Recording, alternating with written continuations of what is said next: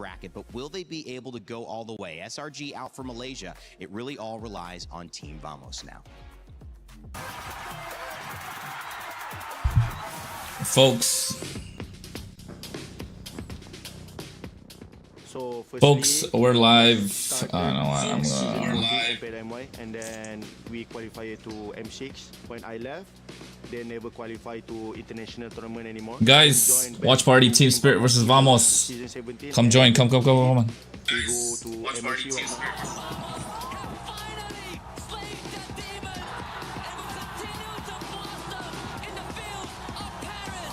Season 17, Team Vamos is a last minute roster, right? For me, I think going to EWC is a miracle. So when we qualify to MSC. Hello, what's up, everybody? What's up, Shub? Nice to see you guys.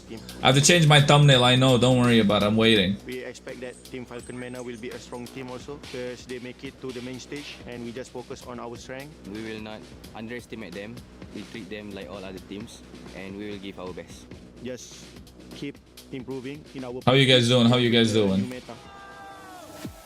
SRG always get the podium, right? In top 3 in every tournament. Number 2 of Malaysian team need to step up to become like them. If we doesn't have SRG, then Malaysia is like nothing, right? Keep improving and keep climbing slowly. Just prove them that we can be a strong contender in this tournament. In the grand final of MPLM Boys Season 17, we are losing to SRG 4-0, and that time AURORA was crying. I feel disappointed with myself because I think I can do much more better.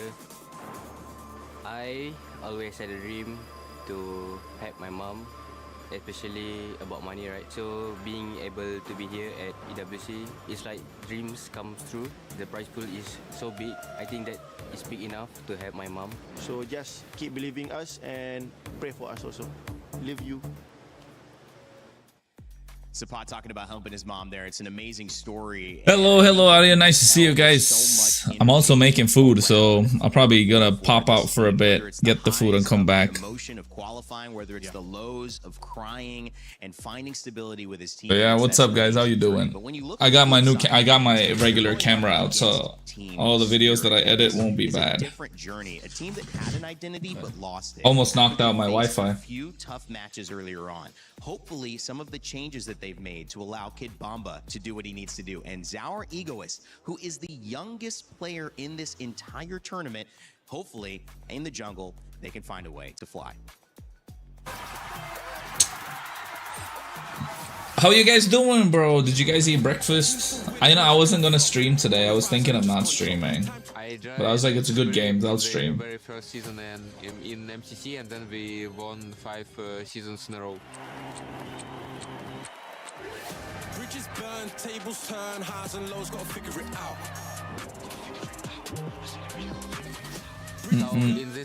So yeah, it's gonna be fun to watch. I was watching the HOK games. Aurora ONIC, I want Aurora to win. Like Donkey in CS2, and he have better communication with team. His mechanics are also great, so we tracking him a lot. It's not that we didn't want to work with him earlier. It's just that it so happened that everything came this way, and he's only in the team now. But obviously, the good thing about him is that he's 16. And obviously very talented, so I have high hopes for him. It's really gonna come down on how he's gonna feel in the game. Tempo versus control, huh? That's what this is. Eating right now, bro. I'm gonna get my food too. If you've been watching MSC up to this point, you know that even if you have a 7, 8, 10,000 gold lead, a game can still turn around. It's very sad to lose like that, especially in the last game where we have a 10k gold lead and then. Like losing 10k gold lead affects your mental a lot. Known as a team that's more concentrated on their micro, more on fighting. We tilt, we choke. That's the opinion of the other teams. But this year, this tournament, we have new goals and we really have been working on our attitude to get better in game and outside of the game. So I really hope that we won't let the fans down and that we're gonna give a good show. All right, Kid Bamba, let's see it happen. That we can beat tier 1 teams in South Asia, like. In a way, starting from zero, but also in a way. Is my camera tilted? No, right? And trying to improve everything. Nah, I'd rather let it be there. We Normal. always confident, but this time it will be like better results and not only words.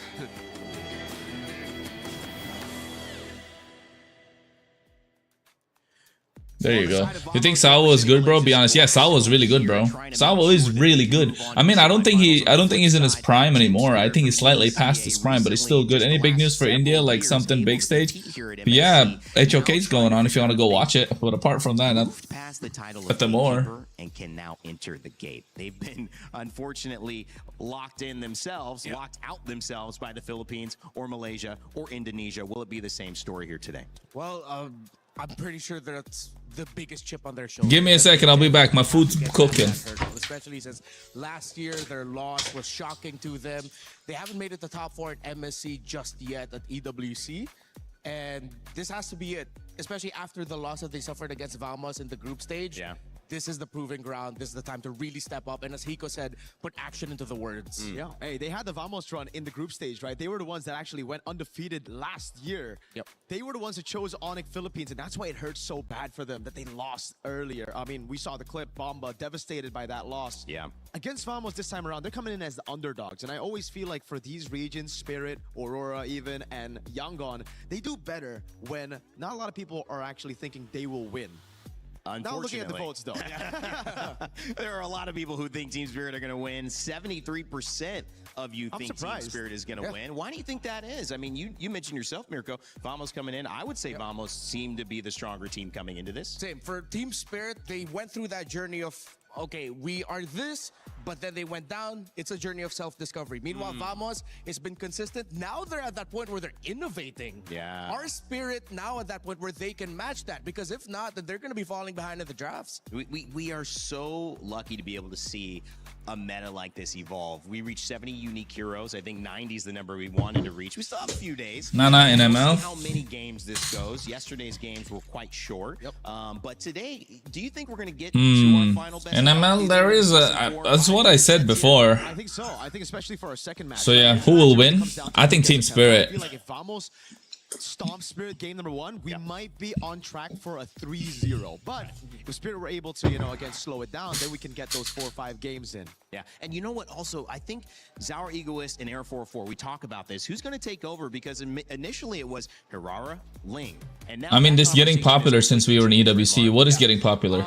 It's going to be a little bit more difficult. Is that new about India MH? Bro, I told you guys, bro. I told you guys. From what I know, I know. Air 404 has just been on an absolute tear, incredibly talented. But I'm looking more in the gold lane. We need to feel some Hiko mania up in here so Team Spirit has a chance. I feel like take him away from the Claude, put him into faster scaling gold laners. I agree, putting him on a winning matchup puts Zaur on a hero that can capitalize on that. We were talking about it earlier, or not earlier, yesterday, about those picks for Young Galacticos as well and for Pro. So right now for Spirit, it's the same thing. Set your side lanes up for success and capitalize with an assassin. We've been focused so much on the jungle and the EXP because that's kind of the natural symbiotic relationship. But the gold lane has proved to be the answer or the problem. Which one will it be for Team Spirit and Team Vamos? Both teams coming in with a lot to prove.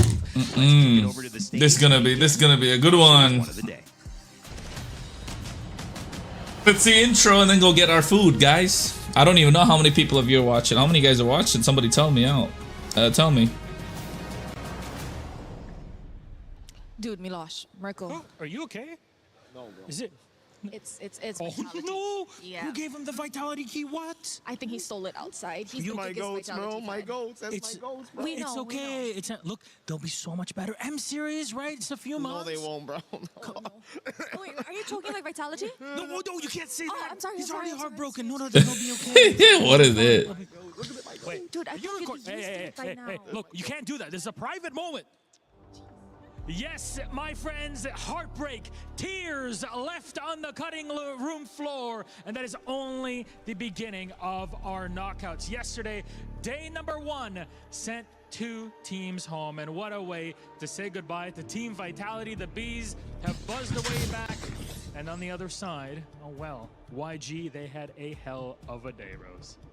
Yes, indeed, Milosh. But today, we will find out the last two semi-finalists that will be competing for the grand finals ticket tomorrow. Today, two best of 5 will unfold here at MSC. Yo, what's up, Jennison? 2026. 2 keys will be shattered and 2 will continue their journey. It's the beauty of the tournament here, and it's a beauty that we have so many, well, pretty much every single rematch that you could ever ask for inter-regional, and that's what makes MSC so damn special. But we got our day ready to go. Yes, indeed. So, for our first matchup of the day, ladies and gentlemen, join me in welcoming Malaysia's finest, Team Vamos!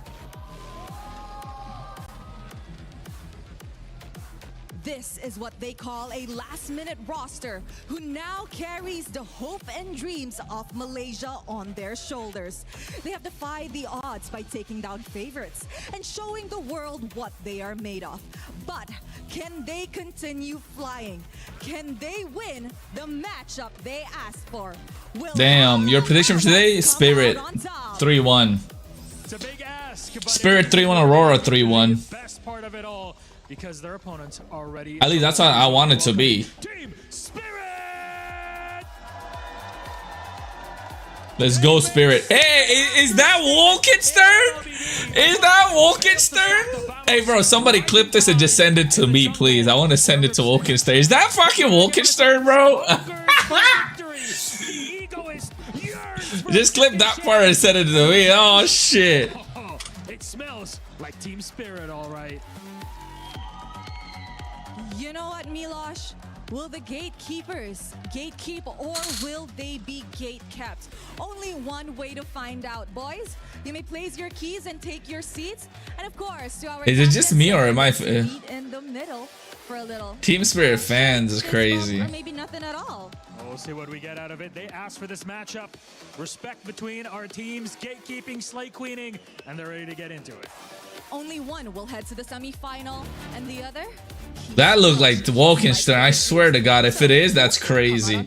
No way, I'm gonna DM that dude.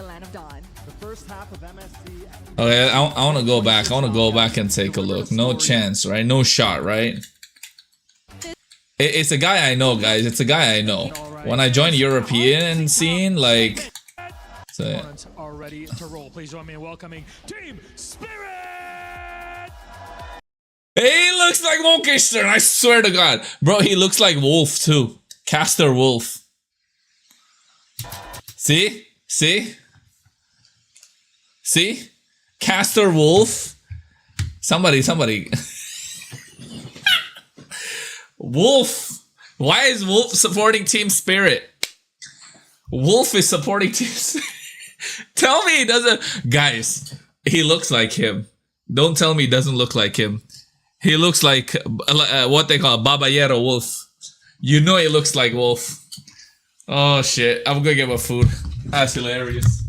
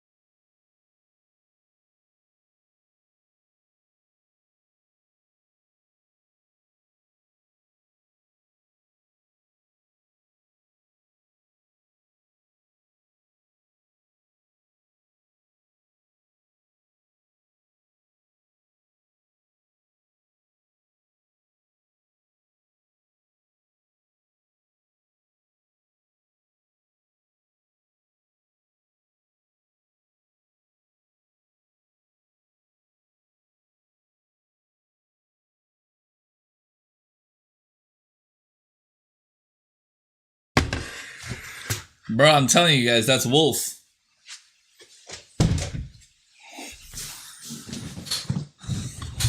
That's Wolf. It looks exactly like him. Okay, I'm gonna go live. They've made statement after statement. Up against Vamos. MLBB brought us here, bro. It's a beautiful thing. And what EWC has done this year, I mean, just incredible. Being in Paris, the quick transition, I mean, how hard must that have been? But it's all led to these little things. And we talk about the little moments, right? The little decisions. And I know it's kind of a meme from yesterday, but the Barats is also a big part of Team Spirit. And Kid Bomba is a big part of making this team be the success that we know they can be. My question is, after seeing yesterday, having gone 3 wins with Barats and no losses, do we see the same prioritization? Does that become an Achilles heel that they play into, or do they go, wow, let's pull back? I feel like as long as they don't stretch it to its limit, maybe for a game or two, if they want to prioritize it, sure. But the moment it stops working, change your priorities. We were talking about it with Vitality yesterday and showed. You thought me Wi-Fi like? Nah. I went to get food. I told you I'm gonna go get food. It became even more demanding for the ESP laner to pull off properly. Ooh. I made food, guy. I need to eat breakfast, you know, but technically, if I eat this, I'm not gonna eat lunch. It just becomes too one-dimensional. Damn, referees look baddies, bro.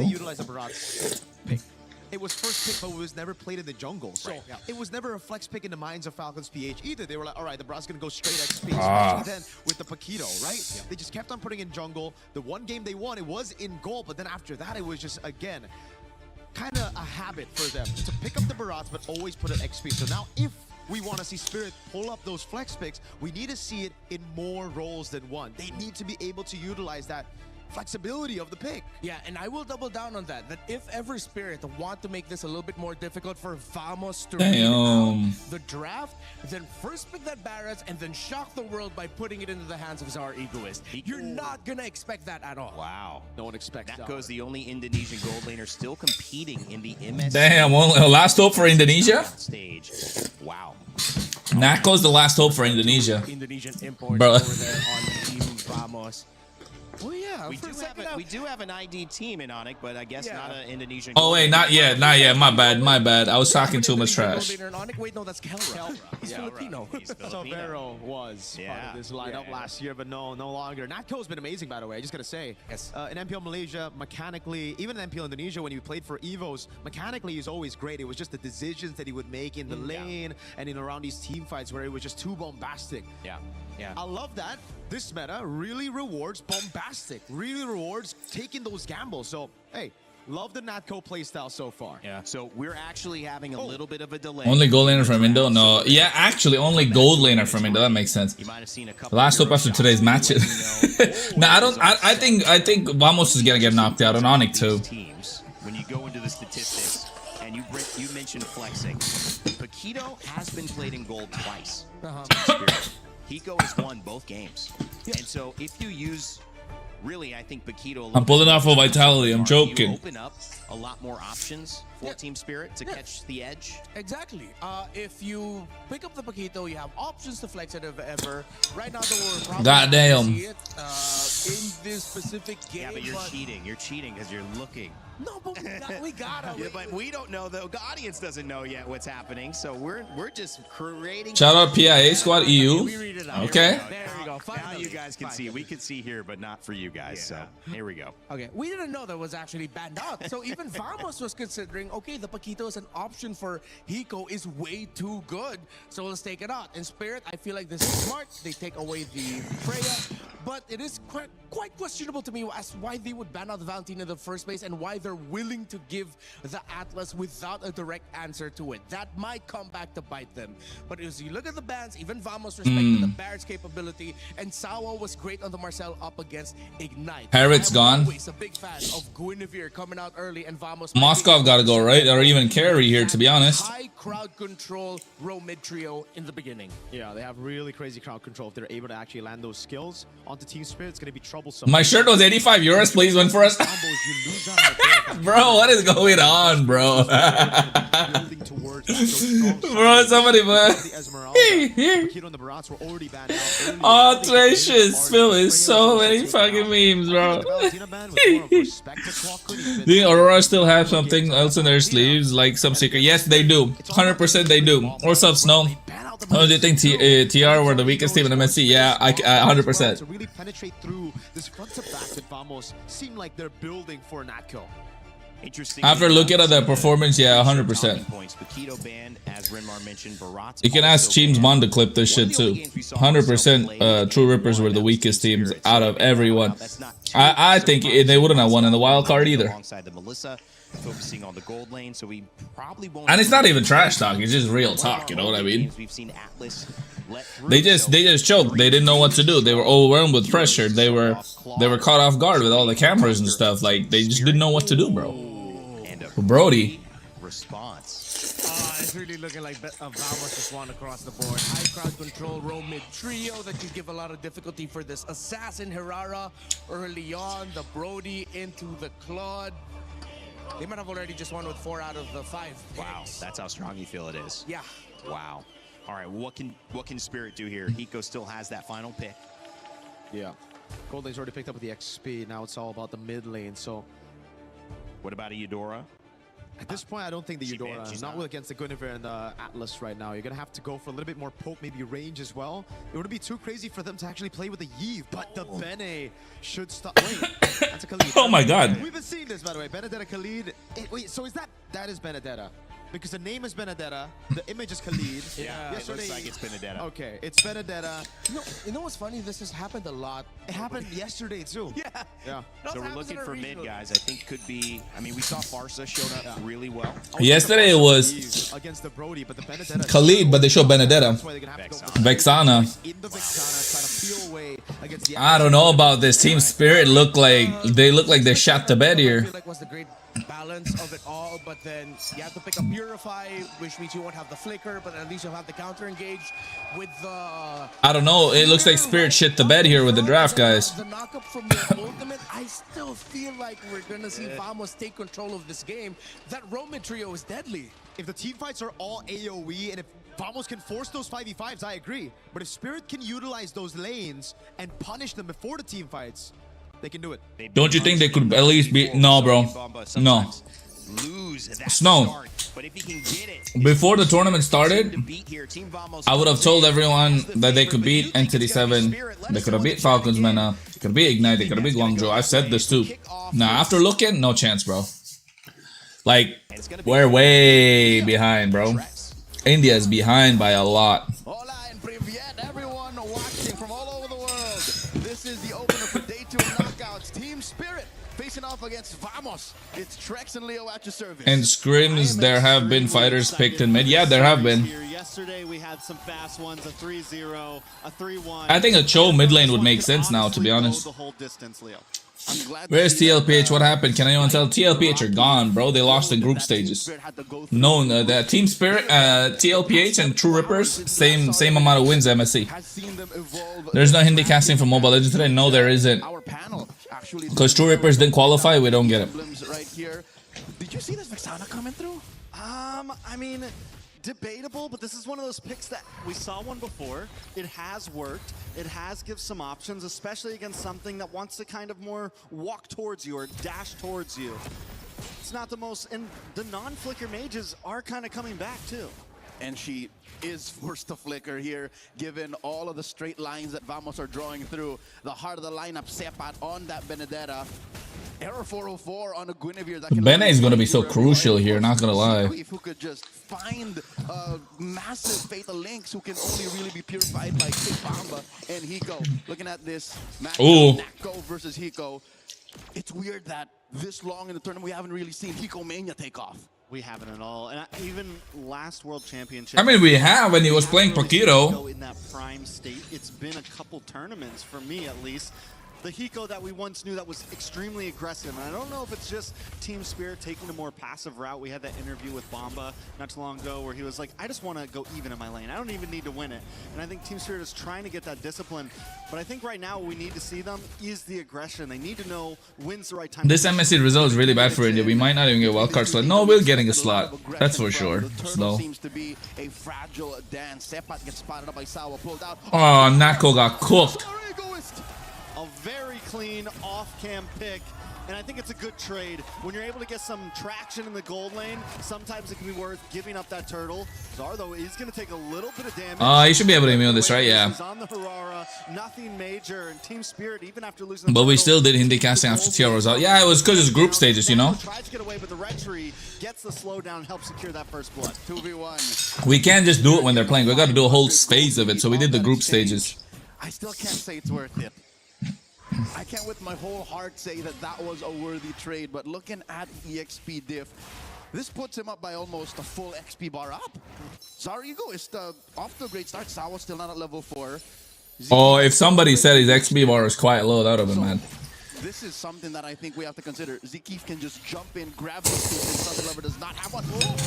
Beautiful knock-up. Sawa goes down. A little bit more damage with Fatal Link. Let me eat, bro. Almost just tries to get away. Kid Bomba with the rotation down. It's actually surprising. He's out-rotating the Benedetta right now. He's winning out in lane as well. Team Spirit making some plays on the map. Contrary to what he mentioned in an interview, you said he just wants to go even.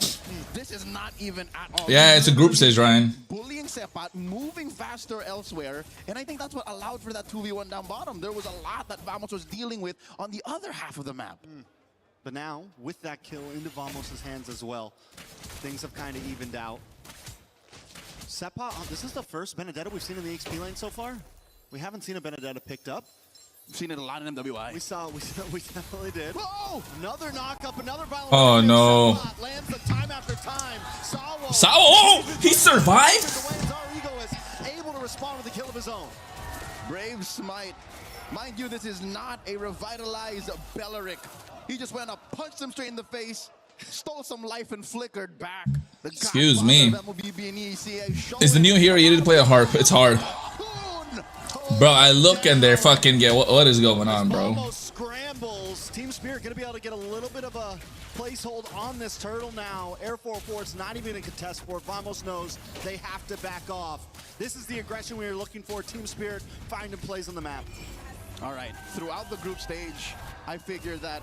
But Vamos still have a good shot, to be honest. This for one step, one misstep, a failed bait, a pickoff straight into a turtle case means Team Spirit now, everything they're building up to is worth it. I'd say 1,000 gold. Let's go Spirit, you're right. Evidence to say that the first 5 minutes belong to them. What's amazing about new hero is pretty hard. Sawo willing, knowing, I'm gonna hang out just a little bit. Whoa, another violent Why?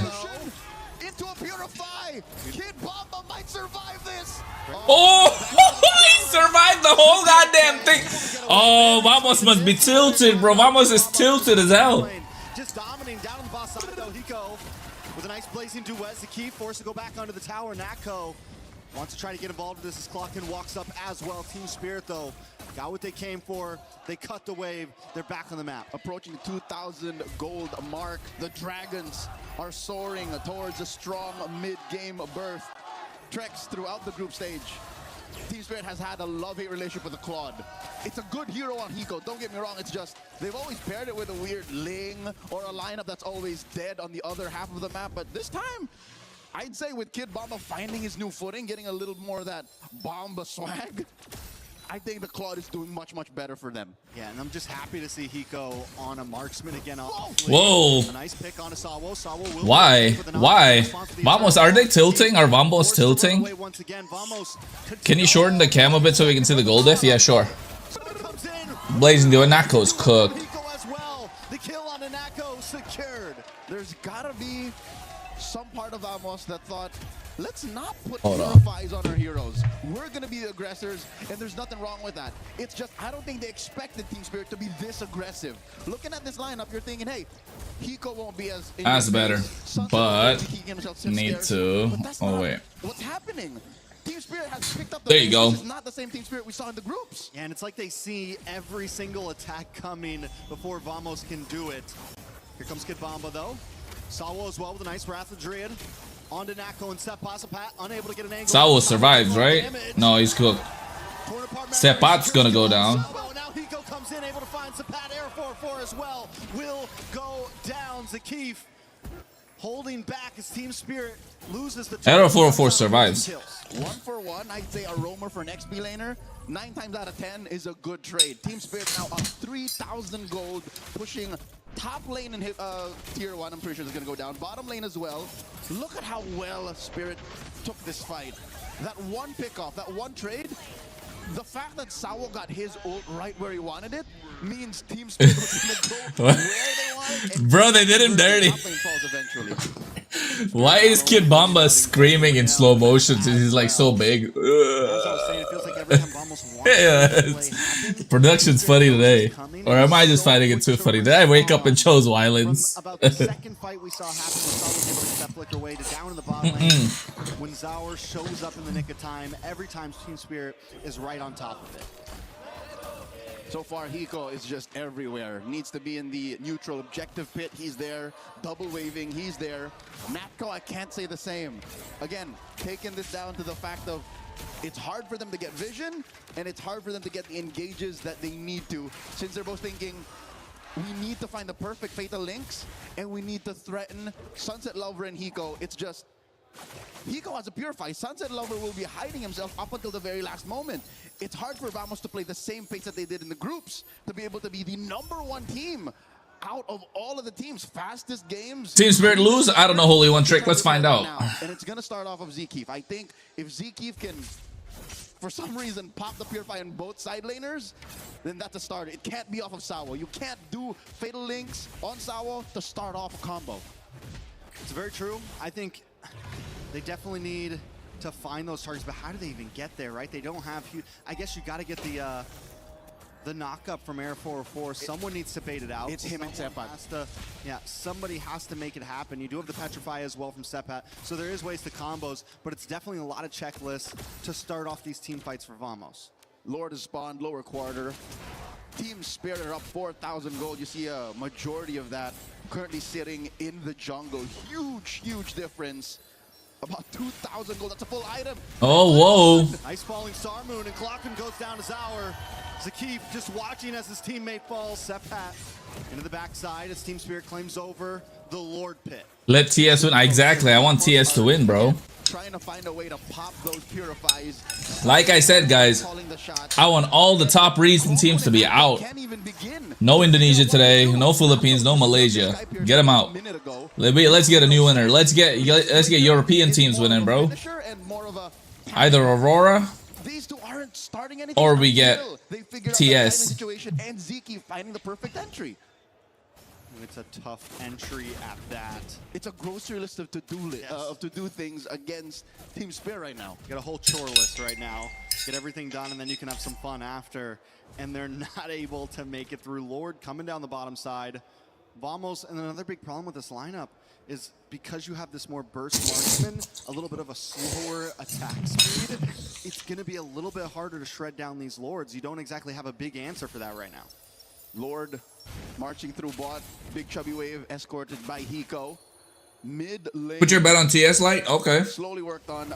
Team Spirit more deserving than Vamos. I agree. Grand Theft Orange. Oh, who'd they put it on? Oh, Arrow 404 still gets it. Good use of retribution. So Vamos aren't taking this line down.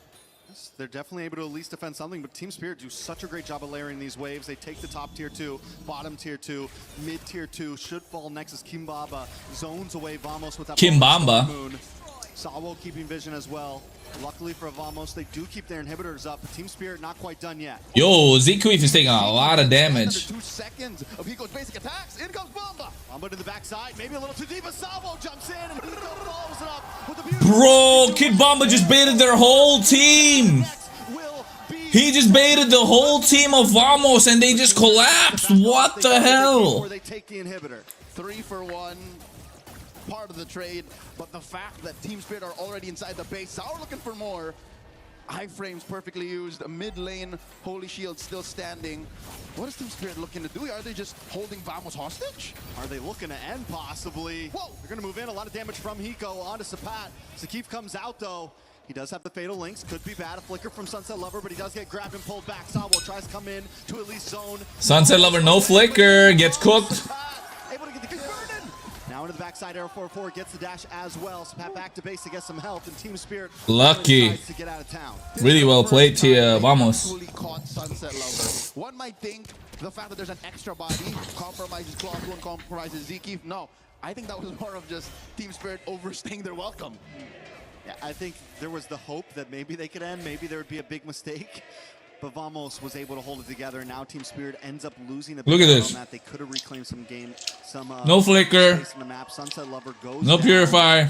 Nako getting that kill as Yeah. well, which is something they need right now because he's got those Sky Piercers. Hiko! The damage on a Nako. A nice Nah. knock with the Violent Requiem, and down goes Hiko. Arrow 4-4, able to slow them down a little. So with Hiko Unnecessary. on the map, traded out for a roamer, this is one of the first few jabs that Vamos has actually put up against Team Spirit's chin. I don't think that's enough though to stop him from actually starting up a slow but dominant. It's a 7K goal lead. Something I love. But Spirit threw a 10K one. I just noticed Team Spirit and Vamos are having match against again before they had a group. Yeah, they did. That's what.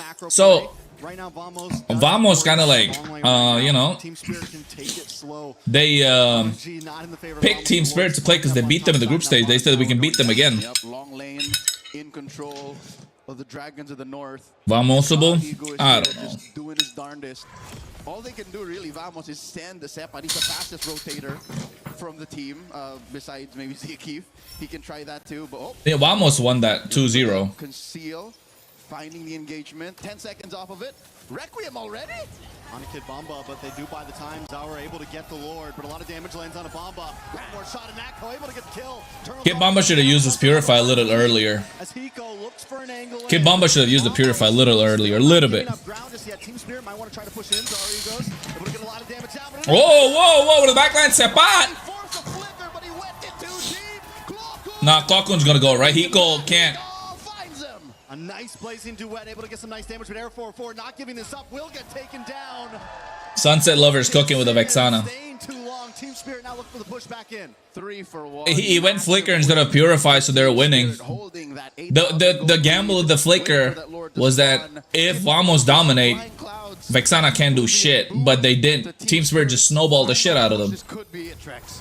Team Spirit, one big hit. They don't have a wave on the top or mid though, so it's all gonna have to come from the bottom here. Sawo comes in. Oh, what happened to Zeke, bro? He got destroyed. Oh, whoa. Zarigos just goes in and still gets it. Oh no, immortality. Oh, yeah, please. Oh my god, Team Spirit gonna get this one. Oh, they can't end the base. They don't have minions. Violent Requiem. Winter Crown. Oh no, they gotta end this, right? They're gonna end this.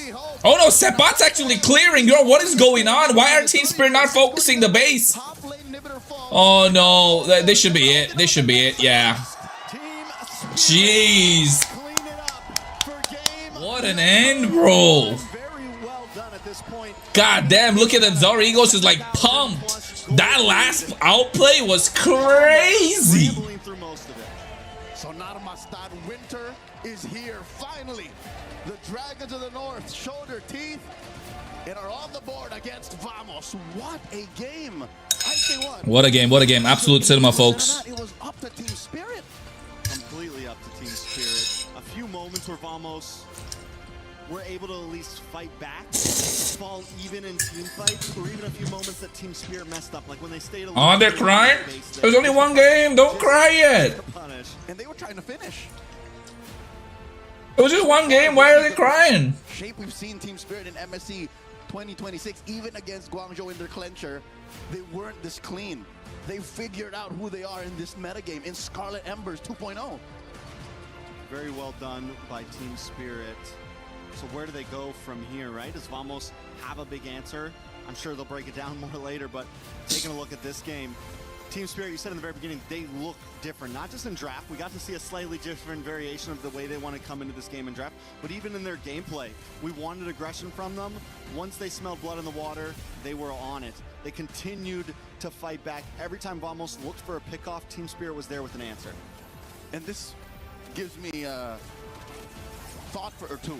I think our panel should be able to break this down. What's going on with Vamos? They're usually the team, again, that plays the cleanest. The easiest equation, 1 + 1 = 2. They took so many steps to try and figure out how to take down Spirit. Next thing you know, they got cooked, bro. Vamos got cooked. All the while, their base started to get taken down. I'd like to think that there's a lot for Vamos to figure out. We'll leave it to the panel to break it down after game number 1. Rain Day, it's all you. Thank you, Leo and Trex. Wow, some emotional stuff there. You see Kid Bomba's mom and sister in the crowd reacting to his big win on Team Spirit, as they should. What an incredible start there for them. And as we continue on in this game, the answers are going to now have to be found by I know, right? It's just one game and they're like super happy, super like crying already. I mean, they're happy tears. I know that. They're family members of Team Spirit, but like, god damn, it was just one game. I mean, that's how much it means to them. But in just a few minutes, that game was a 7,000 gold lead for Spirit. Claw didn't seem very late game to me there. Yeah, Spirit decided to expedite the process. They gave up the first turtle and then ganked the Brody, meaning that Hiko was comfortable in the laning phase. That simple little adjustment made huge differences for Spirit. And it was also just subverting the expectations, right? When you pick up a Claude, it's weak side automatically, the Brody on the other side. You wouldn't really expect Team Spirit to be ganking that lane. Instead, you'd be expecting Team Spirit to actually go and contest for these neutral objectives. So really good eye, really good vision and decision from all of the members there. Because again, even up against the Guinevere, we've seen multiple teams try to double down on neutral objectives against Guinevere, and it doesn't pay off. And it's not that Guinevere is the guaranteed win on an assassin right now. We know Era 404 can do so much, but we have seen more success with the AURORA, and we have seen more success with these different choices. And now it's kind of gone back to it where you see that given to Zaur Egoist, and he has a fantastic game. But break down these stats, guys, because across the board, it was Team Spirit from beginning to end, Mirko. It really was. Kid Bomba, Taz, and Yum should be in one. Bro, why, bro? Why, bro? We're tired. Why you're doing it? Me and Renmar, we identified it earlier in the Hey, yo, you guys could hear me eating? I'm sorry. They can force the 5v5s. If they can force I've heard people want to see me do mukbang and stuff. So, yeah. By the way, guys, I think this is too tiny. Not gonna lie. Over in XP, that literally just took everything away from. I'm gonna keep it this big, bro, at least. So I don't look like. No other choice for Subpot to choose in the XP unless they wanted to completely sacrifice the team fights. Because again, they pick up the Benedetta, they wanted to layer another Bomba army with already the Atlas, right?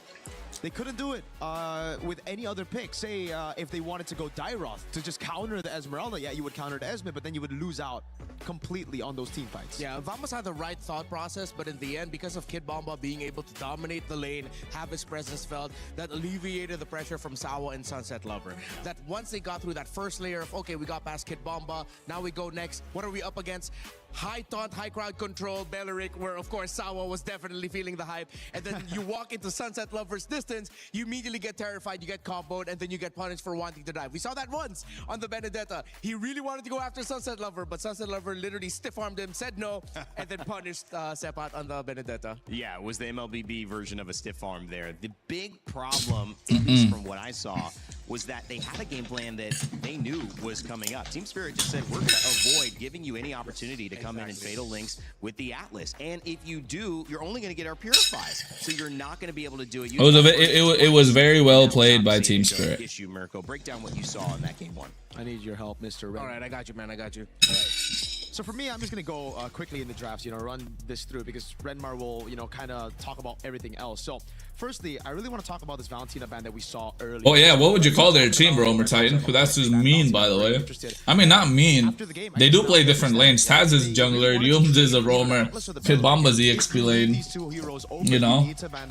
Just because again, whoever so yeah, I guess. On the Valentina plus the Atlas or Belleric, you're gonna have another. Who's gonna be mid and goal lane, bro?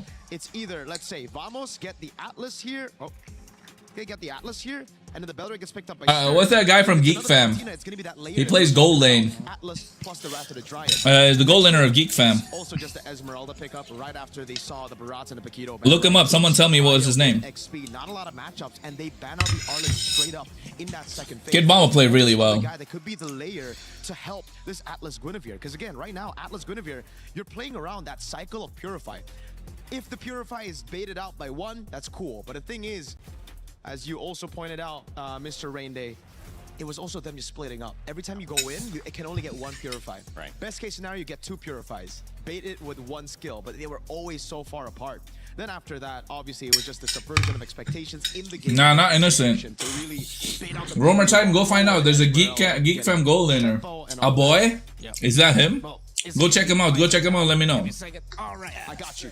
All right, thank you. You're gonna have to also hold my mic over there. Teamwork. All right, it's just how come I made more old man noises? My age is growing. I don't know why. All right, this one.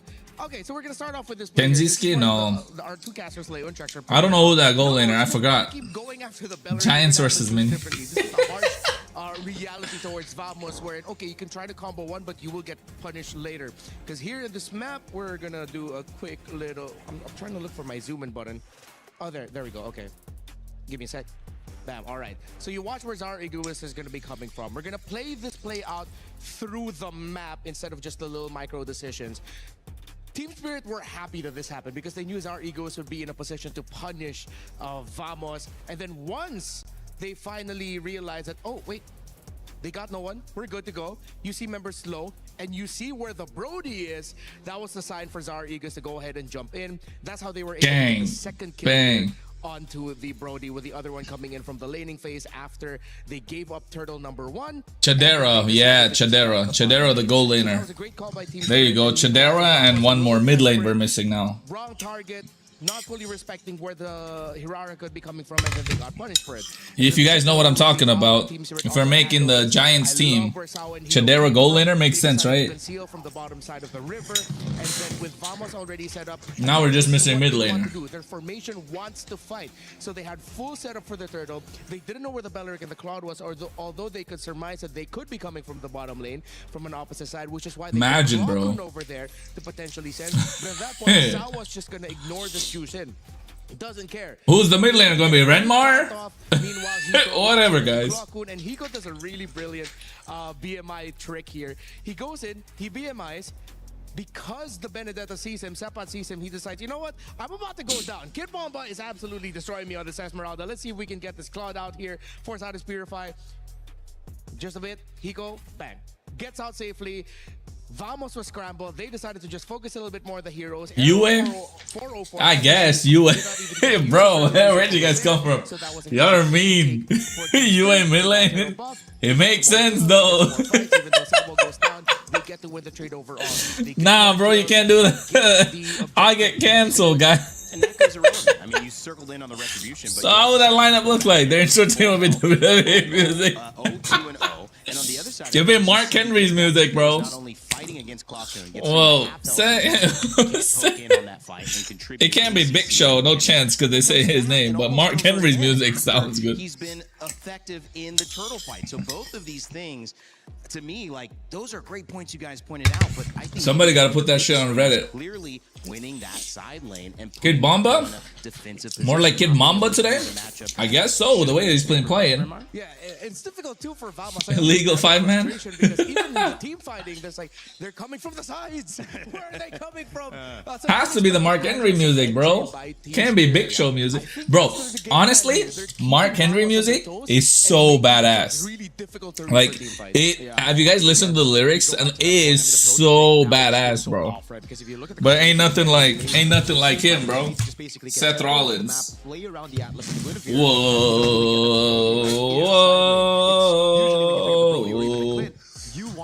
Excuse me. I'm a master WWE fan, by the way. I watch it every week. I could make reaction clips of me watching that too, but I don't know.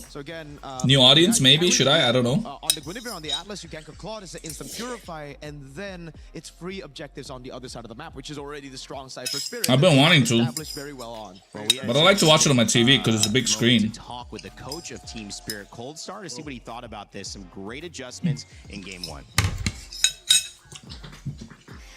here now with Coach Star, Coach Cold Star. Welcome, Coach. Hello, thank you so much. How are you feeling? What about Undertaker? He's nice. I hated Seth Rollins after he betrayed the Shield the first time. Bro, I loved him, bro. The Shield was holding him back. Exactly. Roman Reigns sucks, bro. If y'all are a fan of Roman Reigns, y'all are just brainwashed. Sentiment to, you know, the players as well? I bet you're a fan of Messi too. We are feeling super confident today. We're gonna show Bahamas that they made the mistake that they chose us. So, okay. Yeah. I like that. I used to like Goldberg back then. I don't know if I wrote his name correct. Yeah, Goldberg is correct. You will see different team spirit today. Okay. Goldberg is the same here. But I felt a bit sad when we realized all stage. Of course, bro. The first time I realized WWE was staged, it's like John Cena. Alright? He was having a feud with somebody. I don't remember who. But then I was watching with my brother. And I saw John Cena's t-shirt, right? It was ripped here a little bit. Like this collar part. I was watching it and I told my brother, hey, his shirt's ripped. Are they gonna rip his shirt right now? And then he just ripped his shirt and me and my brother was like, fuck. Did they like plan all this shit? And then they're like broke my heart, bro. Broke my heart. But yeah. But I still continue. I stopped watching during like COVID time, I would say. Work on closely what we're gonna do today. We're getting a lot of information from players, from coaches as And well. then I started watching again like 2 years ago because John Cena's retiring, so that's it. Lack of preparation? Well, it depends, of course. And But yeah, especially when the tournament is very it was short. great. I mean, kind of short comparing to M Series, for example, when you have more time. Yeah, Roman Reigns fans are boring. More matches, like when you play the Swiss system with best of ones. Yeah. More time, more games. Jesus Christ, Joey. When it comes to one game. It's not only about Jesus Christ, joined esports, bro. Not gonna lie, if he had a longer beard, he looked like him for sure. There's a lot of things, you know, when it comes to a competition at the highest level, it's always about, you know, small things. At least the portrayal of Jesus Christ, but shit. I'm gonna get canceled, guys. Don't do that. Preparation obviously will make it much more difficult to win, but also it can be some sort of mental thing. Maybe some teams underestimate the others. For example, like maybe Team Liquid. I watch F1, not much, bro. I don't understand F1. Like, I get it. Someone's made me try and understand it. I haven't watched it yet. Situation, and we never know what happens inside the team, so only them know. So. Yeah. What about your players? What about your babies? How are they like? Is it something about underestimation? Is mentality a problem as well? Or is it just more so just gameplay and, you know, strategizing? Ric Flair? It was nice. Well, I stopped watching after seeing Kane vs Undertaker match. Bro. Undertaker vs Shawn Michaels? Peak childhood. If you guys watch that. Bro, this is Jesus. It should clip that, bro. That's another meme, bro. But I'm gonna get canceled. As I said, when it comes to the highest level of competition. This person was Moist Critical. Winner becomes Jesus Christ. Cold Star versus Moist Critical. Winner becomes Jesus Christ. Nah, bro. So winner gets to act as Jesus Christ, so that I would say. Fans, you know, just the international fans in general. Yeah, of course. Thank you very much for cheering for us, for rooting for Team Spirit. We're going to Let's go, Team Spirit. European team. Cheering for us, guys. We're gonna show great performance. Let's go. Thank you so much, Coach, for this interview. Good luck for your next match, and we're gonna throw it over back to you. Well, yesterday was red, today's black. An emotional performance. I don't know, bro. Inspiring performance from Team Spirit. I don't try to match my outfits. Like I mentioned earlier, only a few I just pick up whatever I find. A part of MSC. Although I'm in the middle of like changing my wardrobe, cause like changing my style and stuff, because like I realized I look terrible. I actually look. Really? No lie, I know people have told me I look good. Okay, touch wood, don't put nazar and stuff. Nazar na lage.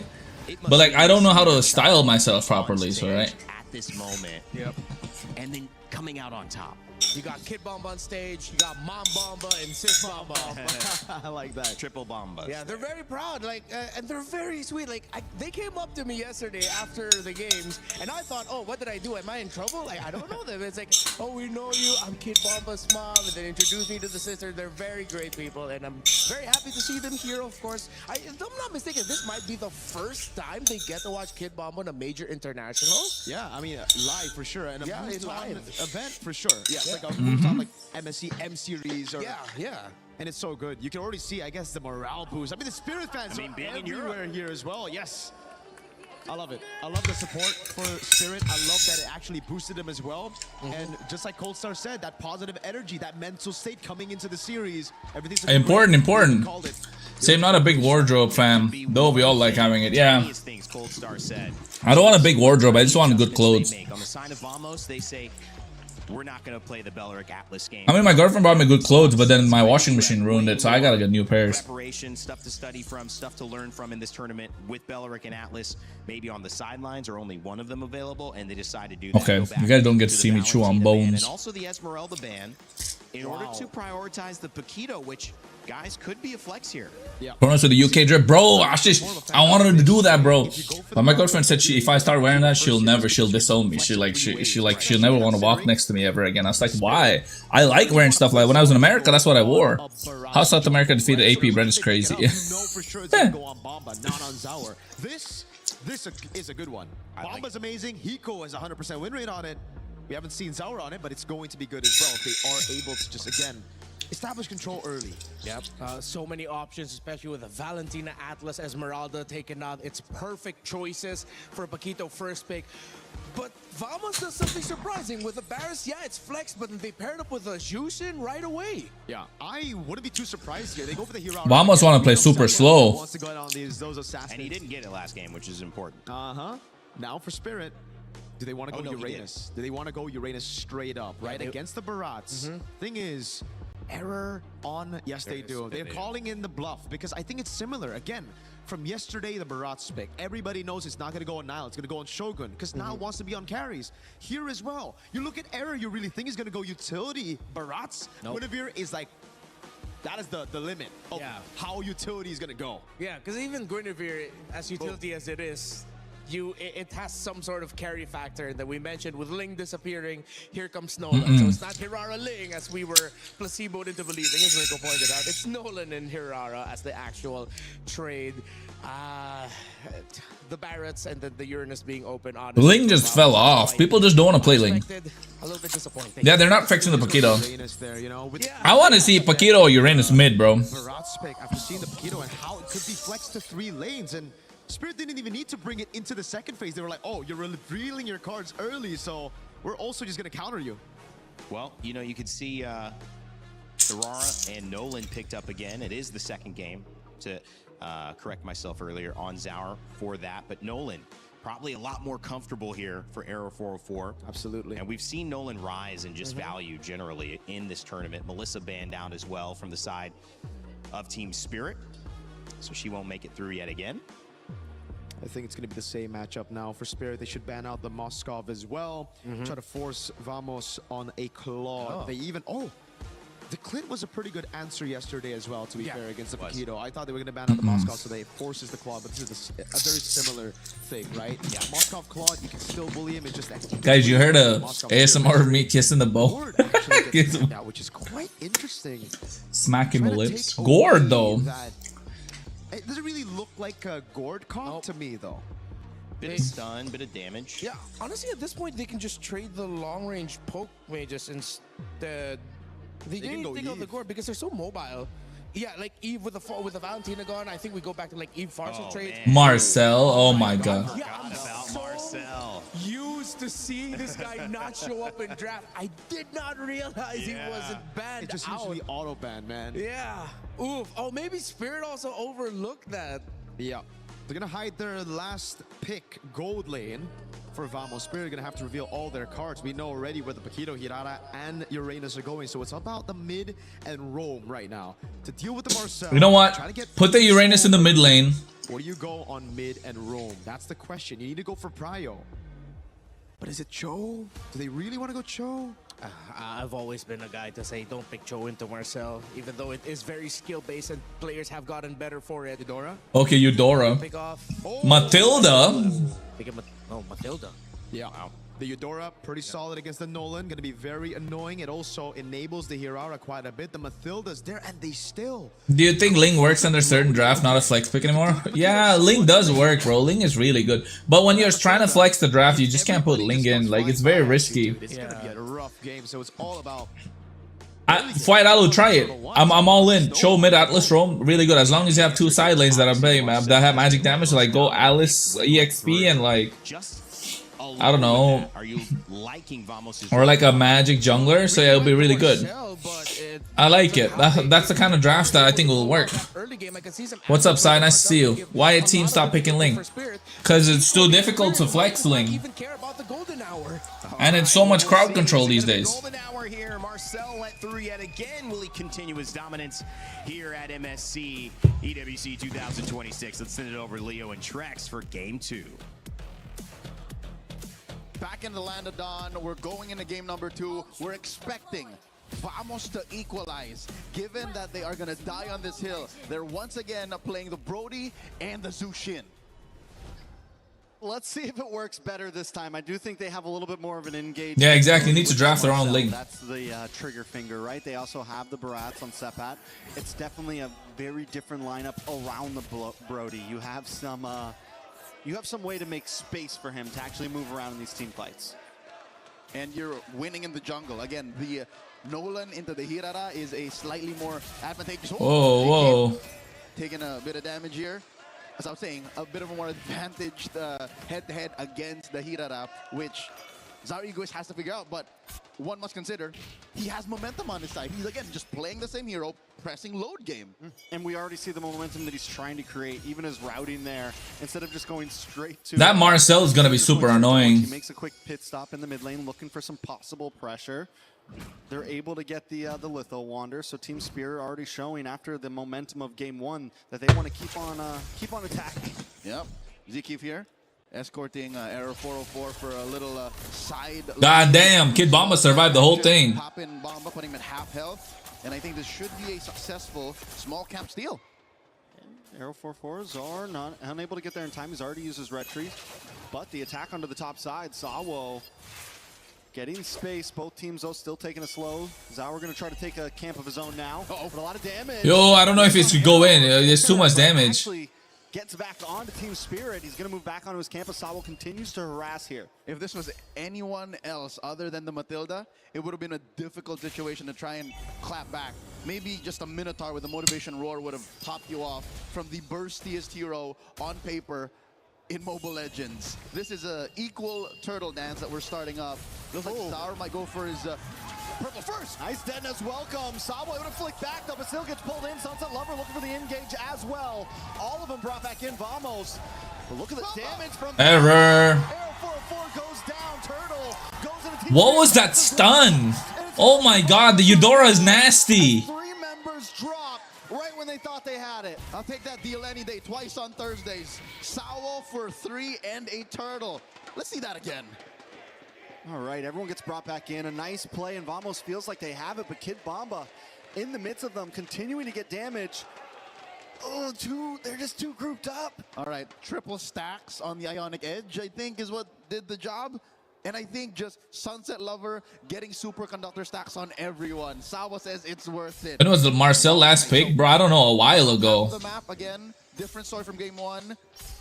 Can they get it flipped over on the bottom side? At least it's a better situation for Natco. Natco did not die in the first 2 minutes. Natco hasn't gone down, but just about everyone else has. Zakif takes a lot of damage. Vamos, how do you recover from that in a fight where you just felt like you had it? And it's the same exact story as game number 1.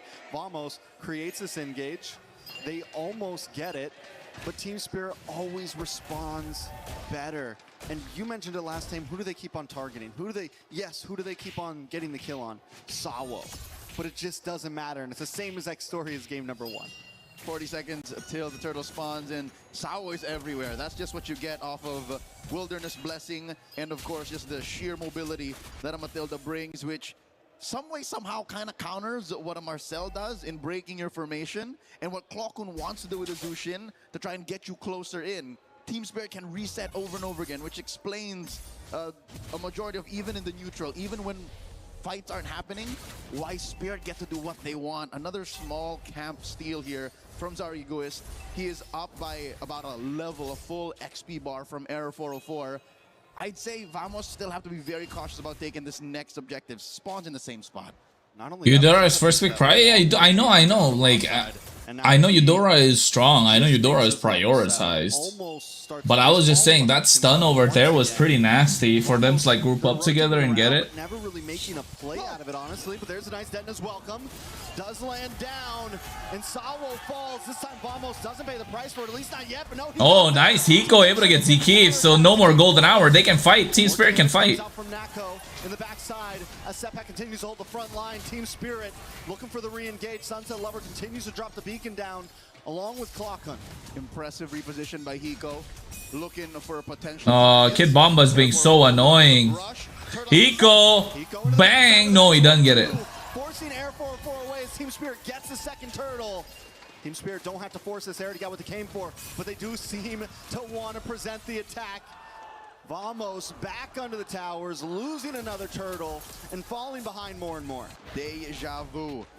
Might not have been as bombastic of a trade, a 3-for-1, but a kill onto Sawa for everything else that Team Spirit walked away with, plus a conversion into a tier 1 up top. This is Team Spirit finding their footing. This is them playing comfortably in the knockouts, while Vamos, again, by picking 2 out of the 5 same heroes, are ending up with the same issues. Once they've used the Detona's welcome, once they've come in with Air 404's kit and burst. Welcome on a Uranus. I don't think they're going to have enough damage for that, but wait, everyone does pile on top. Consecration does. Consecration.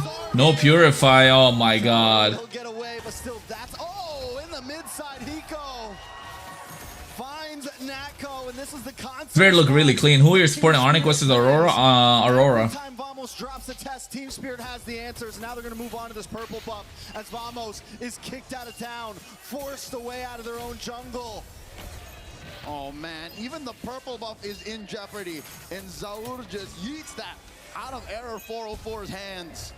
They're propelling up to a 5,000 gold. He's a flicker in. Jeez, the golden hour told him in place, but for how long? Trapped under the tower, but it also stops them from taking tower shots, and that's going to help them succeed in taking that tier 3. Might say European champion. I hope so, bro. I really hope so. Kid Bomba or Mark Henry? Mark Henry any day, bro. World's strongest man, of course. Correct me if I'm wrong. It took about 7 minutes for the first. But anyways, he's being nom-nommed. It could have been perfect. It could have been perfect underneath the tier 1-2, but now Zkif is running for his life, canceling that circling eagle. Natko might be one more casualty, but all while this was happening, the final turtle goes to Team Spirit. It's looking rough for Vamos at this point. Team Spirit consistently has the answers. I got to point out Hiko as well. He hasn't always, I feel like ever since the Gold Fighter really became popular over the past year or so, Hiko hasn't really gotten to shine on one, and this is probably one of the best games I've seen on him on a fighter in the gold lane, the Paquito. He's been finding angles, he's been outputting damage, he's performing today. And it's what you need with this kind of lineup. Again, the forward momentum, catching the Vanguard, flanking from the sides. Even Aero 404 is scared of the Paquito. Hiko's getting punished here by Zkif, but the advantage is just so palpable. It's huge. Kid Bomba chunked down to half. Oh, I thought he would commit for a 4-man knockup there, but he didn't because he got melted. Now, maybe more. Vamos only getting 2 kills on the board so far, losing towers, haven't taken any objectives from the side of Team Spirit. They are smothering, and don't get me wrong, with a heavy frontline lineup that Team Spirit has brought, you kind of expect this power spike in the 6 to 9 minute mark. But Vamos has not been doing a good job at responding. They haven't been doing a good job of finding answers. They've actually been forcing fights sometimes when it's not even their time.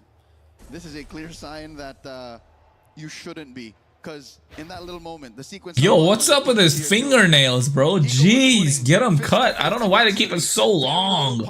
He was doing that with impunity. Sure, Sawa was in the vicinity, but what does VMS do here? Vamos... DNA, like, okay, I mean, I'm like, for me, it's like a big ick. I can't have that. I mean, I've tried. I just can't. Like, that's the perfect picture here, with Sepat being the engagement. That is...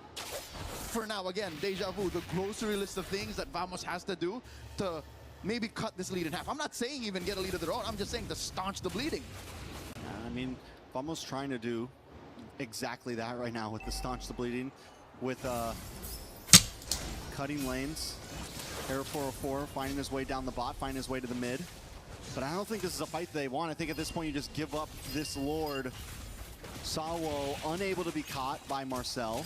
Team Spirit having so much movement on the map that Vamos just isn't able to keep up in any way, not even in the macro, but also in the micro, in these small fights. Normally Zakif wants to run in on a Marcel, get stuns on everybody, but all they're ever landing on is Bomba. Oh, Team Spirit looks for this orange now as well. Even the orange will be denied from Vamos. Now at an 8K gold lead. Putting myself in Malaysia's finest boots, all right? I'd say that little dance or an attempt to dance was more of just to stop Team Spirit from even pushing off lane. Because even the long lane is under the Dragon's control. Mid lane gets taken down. No more turrets outside the base. Even an ideal flare will do nothing because Team Spirit is literally 2 or 3 tax brackets above Vamos.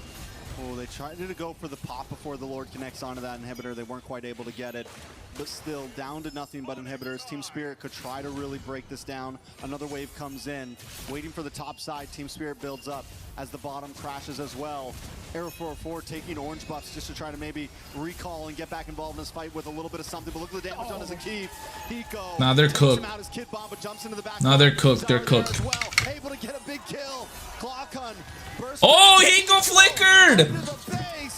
Team Spirit want to close game 2 out just as fast as game 1. They refuse to give. Nah, they're cooked. Over. They're backing out for the Finger rest, maybe? What do you mean finger rest? Bottom lane does have Revitalize on Marcel? Yeah, revitalize on Marcel is fine. That's not the crazy. I think Team Spirit will continue to play Hunger Games. This is where they continue to just deny everything away from their opponents as they push mid lane inhibitor. Jeez, ZK! Oh my god, he got me talking squeaky! Oh, sheesh! Bro, Vamos are collapsing! Oh no, wait, they could be possible! They could pull it back! Kid Bo, they pulled it back! They got a full wipe! No, wait! Eudora! Oh, oh! Error 404, what a drama! Oh my god, I thought it was a wipe! Vamos pulled it back! They risked life and limb. Yo, their mom is praying, bro. And they were moments away from losing, but oh my god. No, they didn't. They're still in it. Game 2. The base still stands. And with the game being just past the 12-minute mark, about 30 seconds for the Lord. That hurts. I thought Hiko could get it, but oh. Team Spirit, though, do you think that was an overstep? Do you think they should have tried to end it there? Do you think it? You know, all right, if you're going to ask me, I'd say the smarter move would have been to back off, wait for it. That's the clip right there. The Team Spirit we know and love. If they can see an end, then they will try to find that end. Truth be told, if they stay there 2 more seconds, free hits on the base, it would have been over. So I don't blame them for finding and trying to end it. No, they're going to fight. I want to go put my plate in the sink, guys. This isn't over just yet. They're up by about 5,500 gold. Vamos looking to contest. Got the Lord. That's a golden hour started up. I don't know. Are they sure now? Are you sure about that? Hiko's cooked. Oh no, Hiko outplays? Okay, got cooked. They need to run. Okay. Oh no, they don't want to back off. Look for the re-engage along with Bomba. Vamos down about 70% health amongst all members. Asawa looks for an angle in as well. Sunset Lover still lives. Nice knock-up. Kid Bomba survives still. No, Nako's cooked. Spirit so good with the re-engage. All thanks to the Matilda heal. Now with an opportunity to fully end this. Now with an opportunity to finish what they started last time. Ah, triple. Zarigo is maniac already. Can't quite get the final kill, but he doesn't have the ego right now. He just wants to end the game. But maniac! Give him the savage! Zakif under the base. Zauer wants to go for it, but he just can't connect. The base goes down. And he didn't get the savage. The West is here to take over, baby. I'll be back. Game after game, they have pushed forth, and they have not denied themselves the playstyle that we have known them for years. It's now up to Team Vamos to figure out how to rope their way out of this 0-2 slump. And that's a long road ahead. It's a best of 5 for Team Vamos to do this. We're talking 3 games in a row. And the way they've been looking, the way they've been playing, it definitely seems like a hard road. We've seen some moments of clean play, even in that second to last base defense. Some ability to turn things around in a team fight. The big problem right now has got to be the early game. And even here in this first 5 minutes, looking at some of those highlights, you see them try to go for plays. How many Detona's welcomes did they land? And it just bites them in the backhand, you know? It just completely reverses onto them. It's Jover. And it's the same exact story as game number 1. Vamos got cooked. 3 out of 5. Team Spirit was still winning the lane draft equation. 2 out of 5, and again, in the small moments where Sepat was able to find an ideal Detona's welcome, even an almost perfect missile expert displaced the formation. The match is just a check out. So now, Vamos has to go back to the drawing board and revisit how they ran a perfect run in the group stage, because they gotta get back in that position to try and claw their way out and maybe hopefully get a reverse sweep. Let's throw back to our panel with Rain Day. Thanks, guys. I mean, you gotta respond. You gotta fix the hair as well, Mirko. Of course, they're coming to you on the jib, man. But you gotta also respond to the emotion. You know, I would say if you saw that clip, you think the series is already done. But what we know in MSC, despite how good it looks for Team Spirit, is that you have to expect the unexpected. We have seen upset after upset, but guys, Rinmar, Mirko, Rene back on the desk, it's really hard to think that Team Spirit is going to let this one go. EECA having a great performance. Yeah, I think we're just going to start it off like how we started off yesterday. It seems like Spirit really just learned from their loss against Vamos, getting pushed to the limit by Guangzhou Gaming, having to reverse sweep that team just so that they make it to this point. Vamos look like they're just absolutely shocked about what kind of team they're up against now. Absolutely, man. There's so many moments in that game where I just had my hand on my head, and that's why I gotta fix it real quick, dude. Yeah, I can back that up. Yeah, definitely. That's what happens. Bomba has an unkillable buff for some reason. Again, could be the family buff here. It's the family buff. It's man. for sure the family buff. But my goodness, 2 times now, right? In game 1 with Esmeralda, game 2 with the Uranus. He gets away from a 4-man gang, this time chomped down. I'm liking Hirara more than more now. She got potential. She definitely is, bro. So when the meta shifted, Hirara just became priority, just because of the fact that like the tank jungles are not so active anymore. But not in draft. They're not like, hey, let's first pick this and just leave everybody else to figure something out. Esmeralda was open, so they took it. Uranus was the 3rd pick for them. They're not giving anything away to get these great picks. It seems like, funnily enough, even though Team Vamos did everything they could to diffuse Kid Bomba in their first meetup in the group stage, now it seems like they're overlooking him too much. Yeah. I feel like, again, for Vamos, they're really taking these picks a bit too fast, and they're really afraid of those flex picks from Spirit, right? Like the Paquito came in and they insta-rushed the Barats. I feel like, again, this is going to be a very good thing for teams who actually have utility jungles in their composition.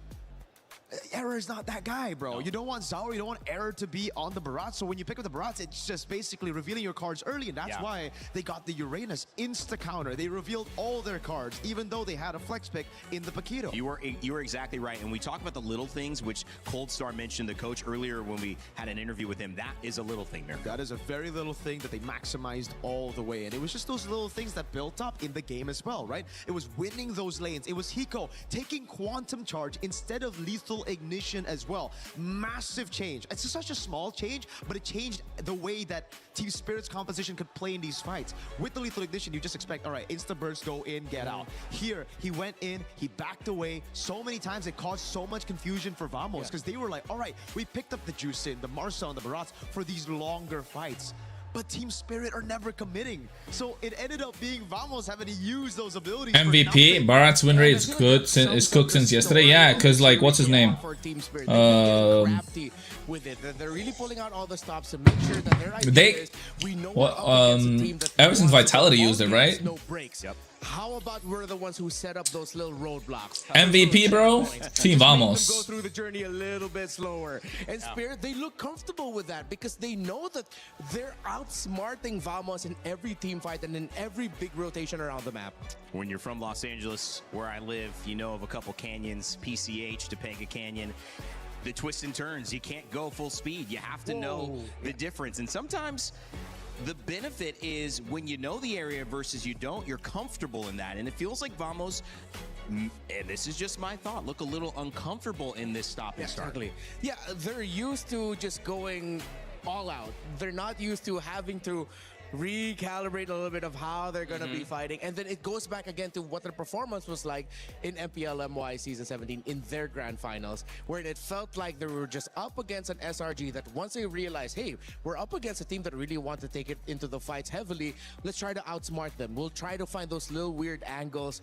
And it hurts for Vamos because they acknowledge that this is what they went through in the grand finals, and now they're up against it again, and they still can't deal with it. Absolutely. And again, it comes down to, again, for Vamos, their strength is also their biggest weakness, right? Their biggest strength is their biggest weakness. They're very decisive. They're a bit too decisive, right? When they want to go in, everybody does. But when teams get the hold of that, when they download that gameplay and then find ways to counter it. Saul is good roam, but not much heard about him. Wish him good. He's been playing since M1, bro. Roamer Titan. Puts Vamos in such an awkward spot that we thought he's one of the OG roamers. But again, with the drafts, they've really he's been playing since M1, and M1 is like super like first ever international competition. How it could be a weakness that could be exploited as well by their opponents. Team Spirit take the second game in this series. Rimar, let us know how. All right, so one play I feel like encapsulated a lot of what happened in the early to mid game and why Team Spirit just ran away with it. This looks so good, right? Oh wow, they get one. That's the Mathildas. That's the Roamer. That's perfect, guys. We're setting up for the turtle. Zoom out. You get the EURORA. That's just right there. Sunset Lover is rubbing his hands together, feasting. Oh, I see 3 members of. I've been watching M2. Okay, yeah, but he played on M2 and stuff. So how did you not see it? What's up, Tara? Nice to see you. Gets a 3-man stun right away, which will set up for Kid Bomba. And again, this is early game. This is first turtle. There's no golden hour just yet for Vamos, but they're fighting as if they already have the golden hour. And Kid Bomba coming in from the wings. It's now his turn to rub his hands together and start to feast, as it becomes the story of the little creeping realization that we may have just overcommitted way too early. We don't get a full vision yet onto where Zar Egoist is. Yes, we took out the Roamer, but this is early game. This is where you don't have the damage. Who won? Spirit won 2-0. Uranus, you took down the Roamer, but the true frontliner is here. Error 404 has to drag out this fight. Vamos has to drag out this fight in the hopes that they'll at least get a turtle out of it, because I feel like this is where they now realize we're probably gonna get punished and lose all the bodies here. Might as well try to get the objective. They try to hold on. Error 404 already committed the dash inwards, meaning that he didn't have the dash out. Zar Egoist got a kill, Kid Bomba got a kill, and again, another brilliant stun by Sunset Lover to finish it off. This is nasty. That is what started the big snowball already for Team Spirit. Because we already saw in the highlights, and it was replayed as well, Turtle number 2, once they had the golden hour, Hiko was right on the money. He saw the Rome Marcel, he saw Zekif, and he decided, wait, I'm up a Quito. I'm actually a really busted hero. Let me full combo this Marcel. He took the Marcel out, even with shields. Man. A reminder, again, how brutal a Paquito with the gold lane is. Yeah, and that's why I gotta go back to the drafts again and think, all right, it's just hello, Nimurmur. Almost to see that kind of composition. And I know him. I was telling that he is not so famous as Kiba. Oh yeah, of course he's not famous. They didn't do that. They went for these teams. That's because the game is more famous in Southeast Asia, you know. But they would always leave the MPL is what we watch. We don't watch the others because there's no regional language or there's no English broadcast for it. It really seems like here, again, they are doubling down on their main strength, but not accounting for their weakness by picking up the Brody all in on early game. I think that is a very strange thing that needs to be adjusted. 2 Brodies in a row. Again, it looks bad if it loses twice. It looks good if you tie it up, right? So they took the risk. Now we probably need to see something different. And that's the thing, right? When you pick up the Brody, again, game number 1, it should have already given them the idea of, okay, what we need to do if we lose out the first neutral objectives. We play around the Brody. We go and take these turrets. We let the Brody play around us, and therefore we get a 5v5 with the Brody already ahead. Yeah. They didn't do that in game. Pac is good against aggressive heroes. Yeah, no, he's good against slow heroes too. And it's clearly what Team Spirit are doing so well. That to me is TS win indeed. This whole thing. Yes, Team Vamos are out of sync but partly it's because of the way Team Spirit are forcing them to play their game. Team Vamos want to play differently. They have not been able to do that. The Atlas was not available in game 1. Now you're seeing the Brody 2 games in a row get behind, and the Paquito shining in gold lane. Team Spirit are dominant, but can they stop it? We still got more action. Game 3 coming up in a moment, but before we go to that, we want to make sure you guys know that you can be a part of EWC. You can co-stream and get your journey started here. Again, I mentioned everybody on the talent team, MLBB, doing a great job of streaming, posting, making content. You want to be a part of that and earn prizes as well, not just gain followers. Oh, let me scan this stuff. Creator program. You might be able to get all the way up that list because of the watch time you get. So you never know. Could be the start of your streaming journey. You certainly have some great competitions to be a part of. Scan that QR code and join us. As we take a little bit of a respite before game 3, I also want to let you know that there is a new way to play. Oh, I think I already have that. In Acecraft. It's a co-op mode, so check it out.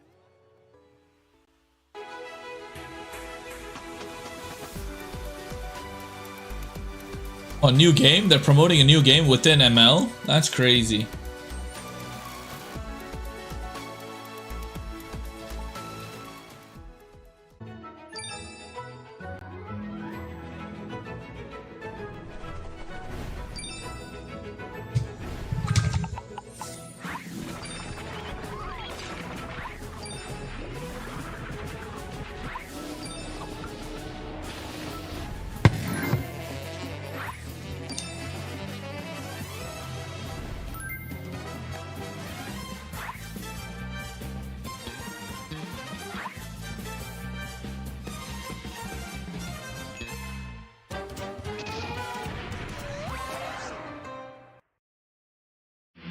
A lot of people are haunted by their past. I'm inspired by it.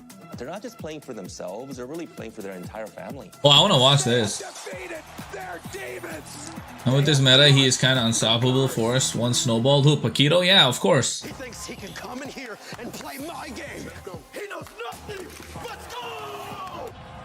Tyler 1, you're done.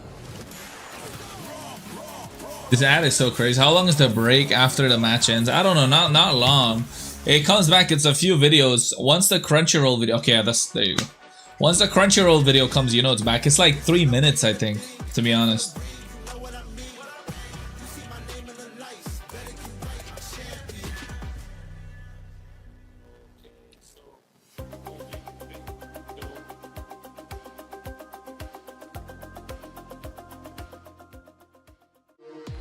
We were there. For every click, every clutch, every respawn. We were there for the years of grind. And we're here. Now. The proud founding partner of EWC. Powering the biggest event in gaming. Shoulder to shoulder with the world's best. Making history. Greatness deserves a stage. Lenovo Legion. Reach your impossible.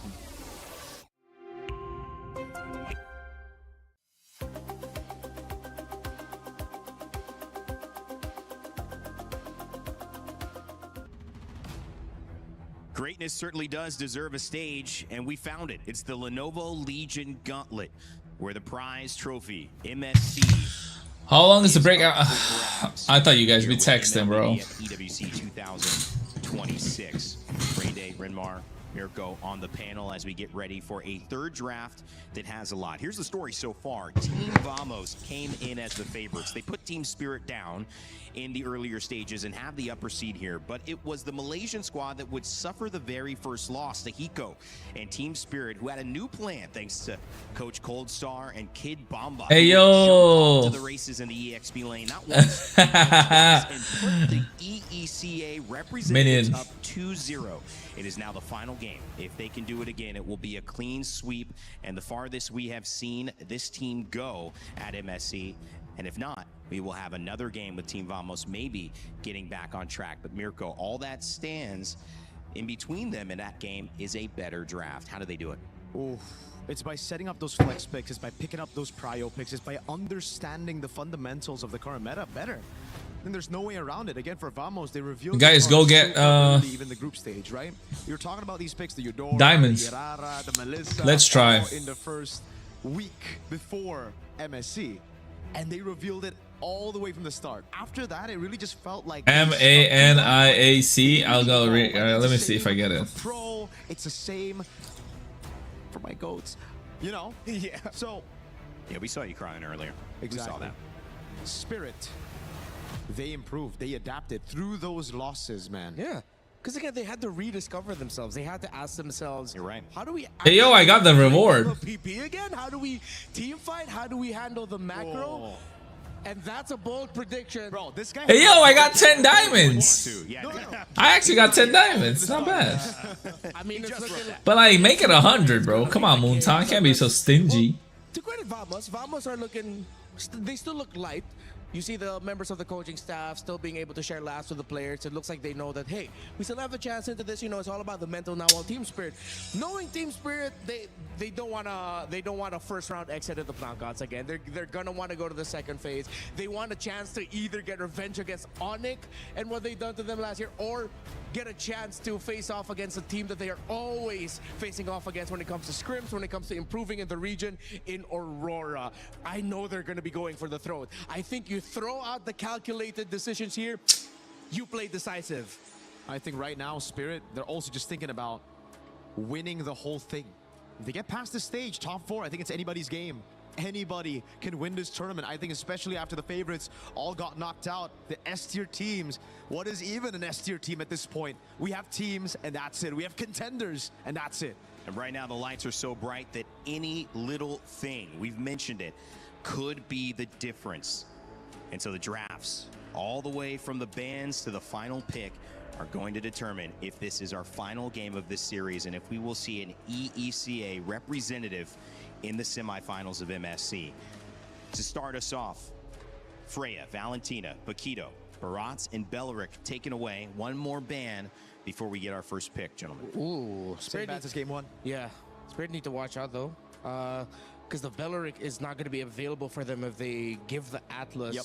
So it's going to be a different roam pick here. I mean, if ever Sawa can still dig deep, if they want tempo breakers, they get Badang. That goes up against the Vamos playstyle. Whoa, so they hard. ban Hirara. Whoa, they let go of the Fanny. So if you go Atlas, Spirit want to go for the Fanny and possibly the Cho to beat the exactly. Atlas.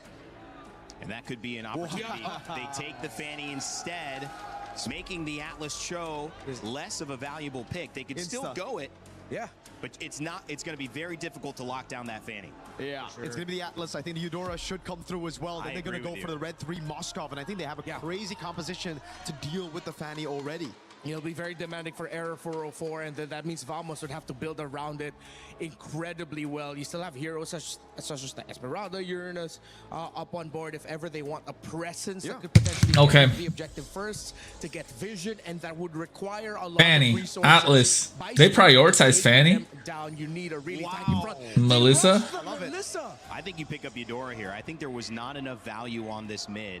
I think they felt the presence of that stun.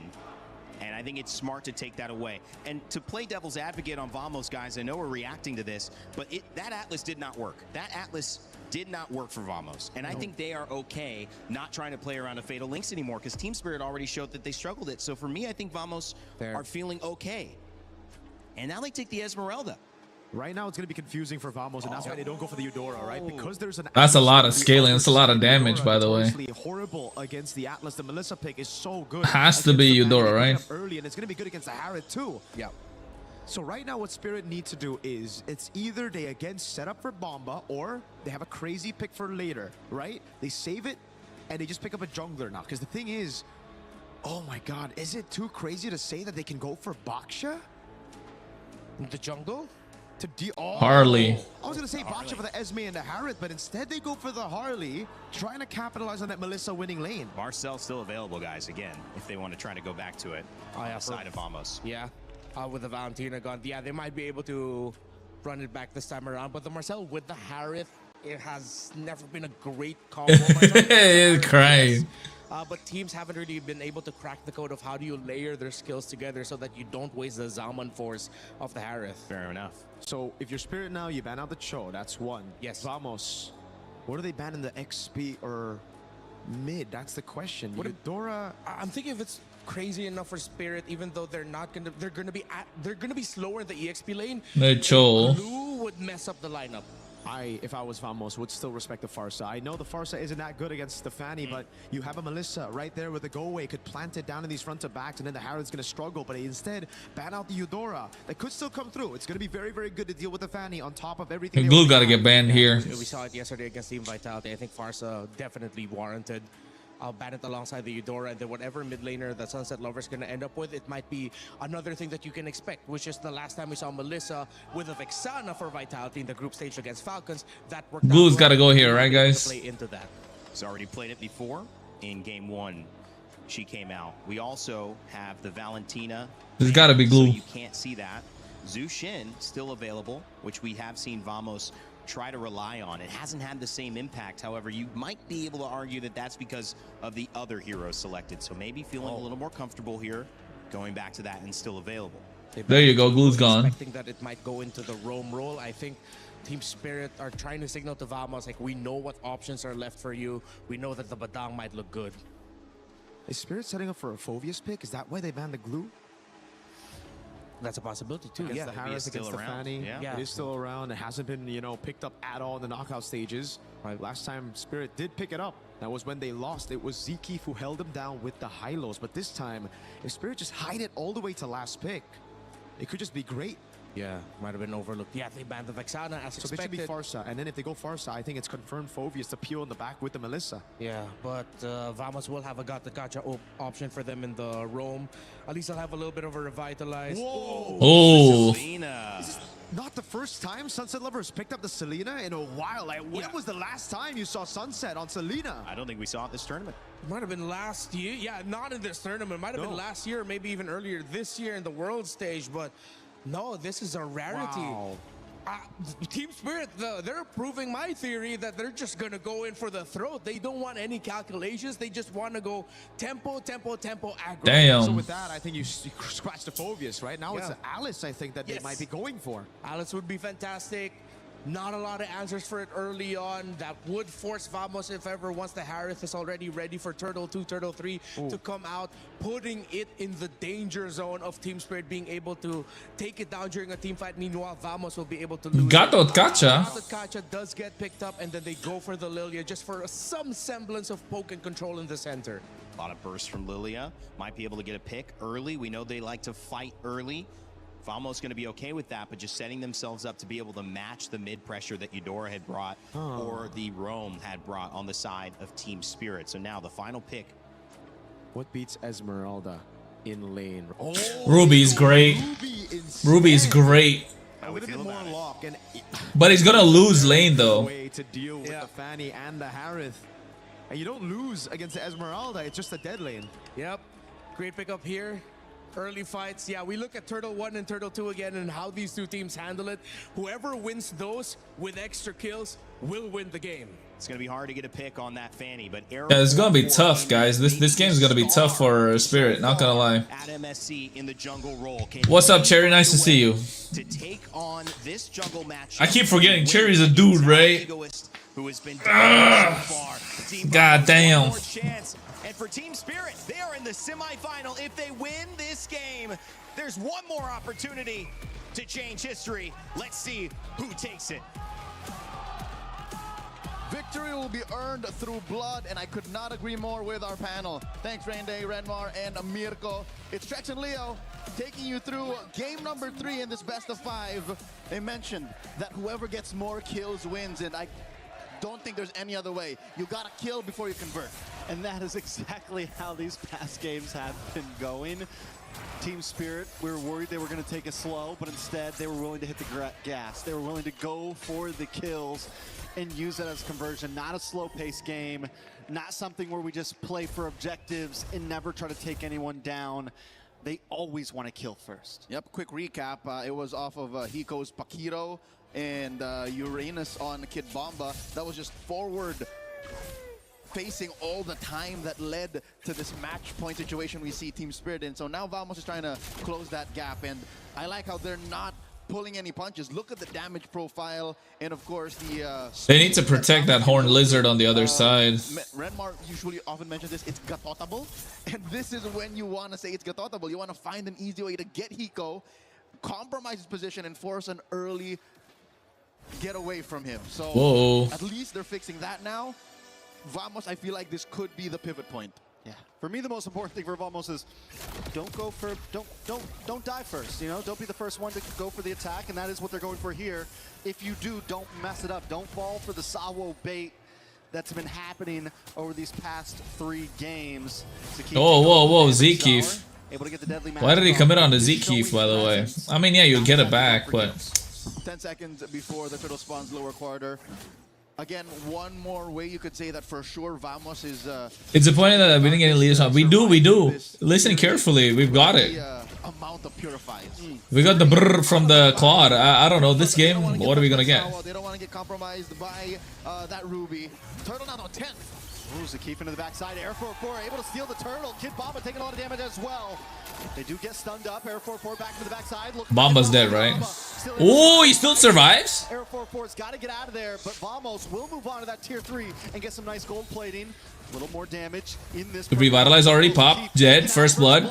Over to Sunset Lover. All right, quick tally of events. Yes, Vamos did yeet that turtle out from underneath Team Spirit. Oh, Clockun. A lot of damage out of Sunset Lover. Black Shoes. He should be fine. Major objective goes over to the Malaysian squad, but Team Spirit, we mentioned the opening seconds of the bout. Whoever gets more kills, and they took down Zkeef with very little fight. I think at some point Zkeef was like, yep, I'm in too deep. This is, guys, just make something else on the map for me. I thought he was going to get him. But I still got to say, with the gold plating that they were able to get on that bottom tier 3 with the turtle, still feels like a good direction for Vamos. This is the first time in 3 games they've had a lead in the beginning. Was that a steal from Air? Did he get that? Yep, a small camp. And that should put him up about maybe close to 1,000 up. So we saw a little bit of the action in the XP lane. Gold lane, though, the fact that Hiko was able to like leave a little bit, join a little bit in mid, and then jump over means he should be close to at least where Natco is right now, but it's close that it's clear that Vamos are on a different tempo now. So at least that decisiveness, that maybe even to a fault, over decisiveness, shows that they have a plan, and now they're finally trying to get through it. Deadly Harley's not able to play so freely. New sound effects? Yeah, let's wait and see. I think up to this next turtle, about 20 seconds up, is where we see the 1,000 gold lead broken here by Vamos. Error 404's got to go, right? No, he survived. Sunset flickered for it too. Beautifully done. Arrow 4-4 getting a kill on the map right before turtle as well. And I don't think it's for a lack of things to do for Team Spirit. Look, they have Sunset Lover, they have the Selena, they have Kid Bomba, given he was down in the bottom lane dealing with Sepat. This is what I mean. Ruby's gonna have a hard time against the Esmeraldas, but they need the Ruby to stop the Fanny. A Fanny from underneath tier 1 like that. So I think Vamos have found the perfect speed. This is the make this a 3-0 already, Spirit. Come on. Just the right amount of pressure to be able to get to that 1,500, maybe 2,000 gold lead up leading into Turtle 2. And it all started with the draft, I feel like. Them taking that blue side instead up on the top. Whoa. Gets the solo kill on Dezour. Finally punishing back. And this is what we're talking about. Vamos have a plan in their head. They have a winning image. And sometimes it doesn't have to involve the major objectives. It sometimes involves just stepping on your opponent's neck and stopping them from moving. No. Air does get knocked up, pulled up by the Fatal Links, but Clock still able to get the kill on the Sunset Lover. They're going to move on to this turtle now. Azaur is nowhere to be found. No way for Team Spirit to contest this. As mentioned, the award-winning film Whiplash, this is to my tempo. This is Vamos just rolling that drum to their beat, taking a turtle to handily here. And Team Spirit, for the first time in the series, are on the back foot. You'll see here, minute 1, Trex. Minute 1, they've been trying to condition Team Spirit to take those fights underneath tier 1, and we saw, I believe, an ult out of Sawo to try and punish that dive from Air 4-4. It wasn't enough. So where does Team Spirit go from here? They do seem to be slowing it down a little bit. Unlike when Vamos was losing, where they would kind of over-engage even when they were behind, Team Spirit is... They're having a tough time. The early game, but he's closing. Can't be just because of the Fanny as well, right? It's the Lilia that's adding the... No space from Team Spirit to do anything. The Gato Gacha just dominating the river, to be honest. More than involved. I think Natco will start fights. Sometimes ooh, that's tough. It's looking rough. Because that's how ahead Vamos is right now. Just to put it into context, Sepat hasn't been in the bottom lane for maybe 30-45 seconds, and that's enough for Kid Bomba to try and equalize. But look at where the turrets are. Literally. AURORA can just visit, maybe sneeze on the turret, and it would fall. That would be permanent damage to Team Spirit's potential to farm, because top lane has already fallen. So this is what we were looking for. In the early days of the group stage, this is what the meta demanded. Easy conversions, kill for a turret, quick take, and then yeah, Whiplash reference, big W. Nice. Oh, nice. I'm offended, but that means Fanny can come in. Fatal Links as well, but they don't have the damage. Sawo's cooked. Team Spirit loses Sawo.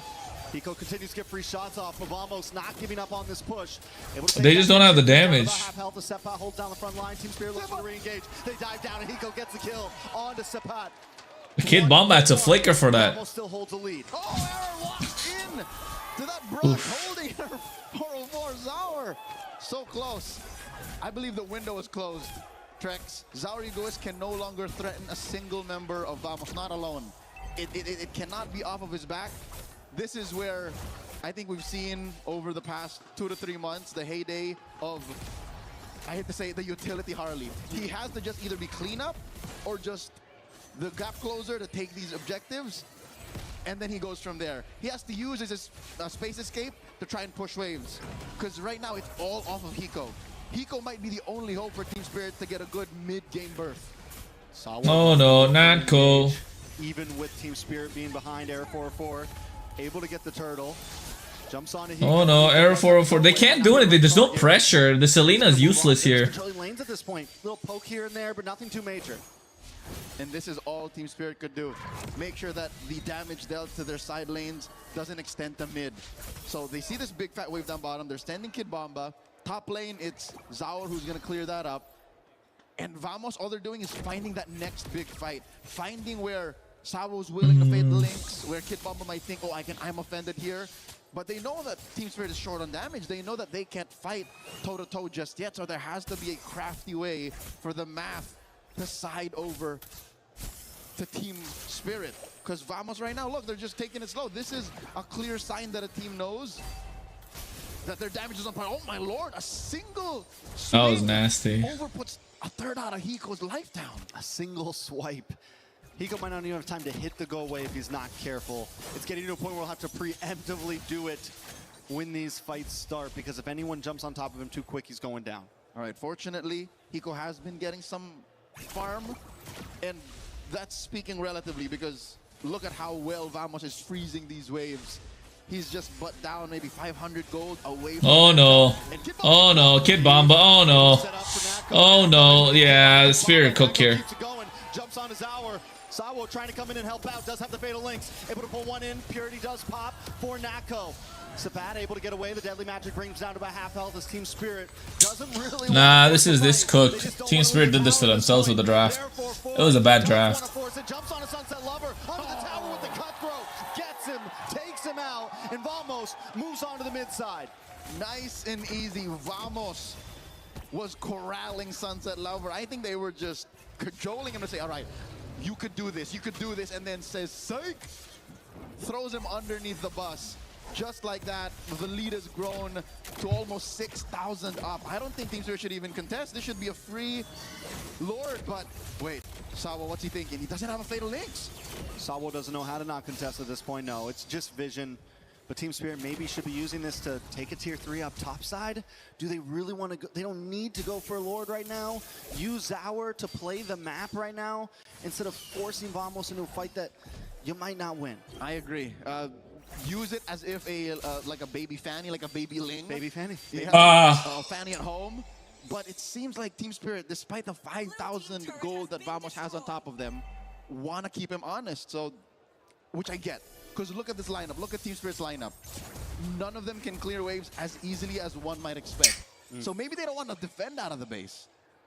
But also, now that I'm thinking about it, an I'm offended inside the base would be lethal. That could be a turnaround that Team Spirit can play off of. Maybe a singular wipeout, but that's neither here nor there. Maybe if you can just slow it down here, right now, in the Lord Pit, they'd rather take that fight. They take their chances here.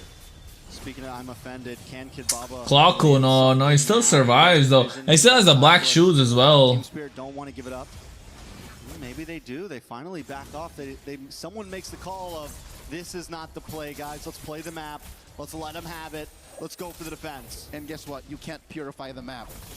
That's the thing that Vamos is thinking right now. They have layers upon layers of insurance. Playing the map doesn't force them to use. It's so bad right now. Maniac 2026. Yeah, I know. I tried it. I got a 10 diamonds. I got. Sunset Lover, I hate to say it, is a non-factor right now. Oh, I'm offended. But on the Z-Keef, I don't know about that. I'm offended. Lands on his Keep. Nako with the re-engage drops him on force. The damage still just too much. Wrong target. Spirit doesn't quite have enough. Hiko does drop the goal away. Oh wait, Nako, since I love wants to flicker for this. If they got that one, that would have been good. Oh, he still got him. Lethal ignition? It must have been the only possible explanation. So Sunset Lover says, Leo, who's not a threat now, but that's not what we were referring to. We were referring to Purify's getting popped. What? The damage on Sunset Lover, we underestimated.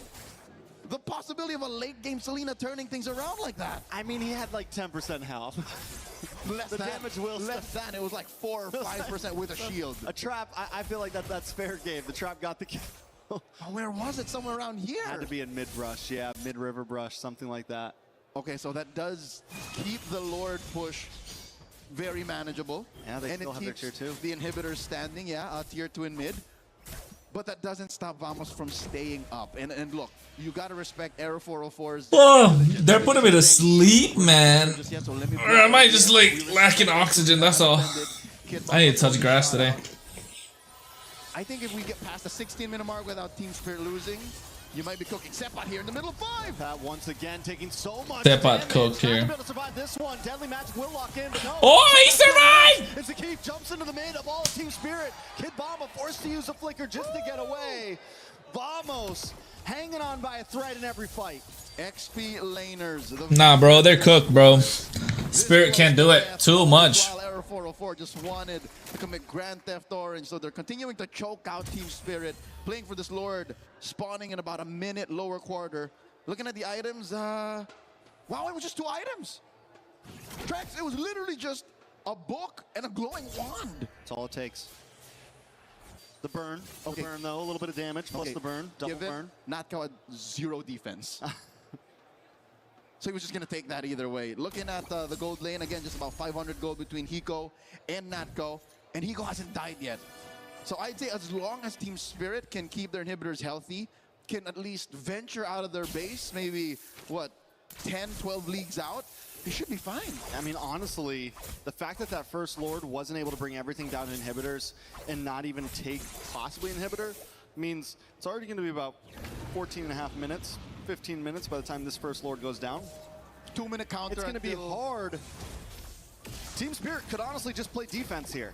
That's they could let the Lord come at them. They should be able to shred. Salvo doesn't want to play defense. Zakif getting pushed away into the backside though. Air 404 able to get some nice damage down onto Zaur. Kid Bomba as well. Team Spirit, like I said, they could play defense. They probably won't lose off of one more Lord push, and then you're in mid to late game at that point. Passive push up top. So this dance has been beneficial to Team Spirit.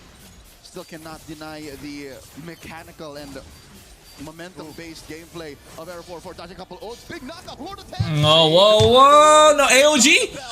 Kid Bomba got the Lord. With the steals, the keep in the backside, able to make sure he goes down as Sepat moves on to Hiko. But they're cooked. Able to pull 2 members away. Nako able to get some free shots back. Oh, wait, Salos has survived. Back to base. They have a Lord, they have a defense, and now they have an advance. A Lord for 2. That's a bargain. Again, looking at Team Spirit's lineup, it's not a lineup that can defend inside the base. Wave clear isn't a commodity they can go off of, but look at the trade. Look at how well Kid Bomba just dug underneath. That Zaragoza was too far off. So that was a Hail Mary play. And it pays off at this point. They do defend. They lose their mid-tier 2, but still inhibitors all stand strong. Vamos has to rethink, and we're getting to that goal. We're getting to the spread. We're getting to 5-item territory at this point. It's going to be another, what, 2 minutes till we get another Lord, or a little more? Yep. And I think we've crossed the point wherein I'd say Team Spirit can contest that Lord. This last one, I didn't expect for them to steal it. I was expecting them to, you know, just draw it out. But the fact that they stole it made this, again, canon moment in this game a little more possible. And here we are now. They're threatening the push in mid. Oh no, they're cooked, bro. Sepat's trying. Bro, Sepat survived again. That must be tilting if you're Team Spirit here. Keeps getting caught. Yes, Oh no, it's too hot. Let me open up the window a bit. too low before that fight Jesus. started. Team Spirit continue to make him a target. I'd say it's worth it, the fact that they were able to protect their tier 1, because that's another point that Team Spirit has to put pressure on. It did not come for free, yes, but he didn't die. Couple of battle spells, yes, key battle spells, but the fact that mid lane tier 1 is still standing makes this Lord all the more harder for Team Spirit to contest for. They will contest, yes, but I don't think I've had fresh air come in here in a while, so that's good. Elsewhere. So Vamos still has more tricks up their sleeve. You can see that Aero 404, 17, 80 minutes in, is still dodging. AOG point blank! Once again. Yo, for what? Kid Bomba.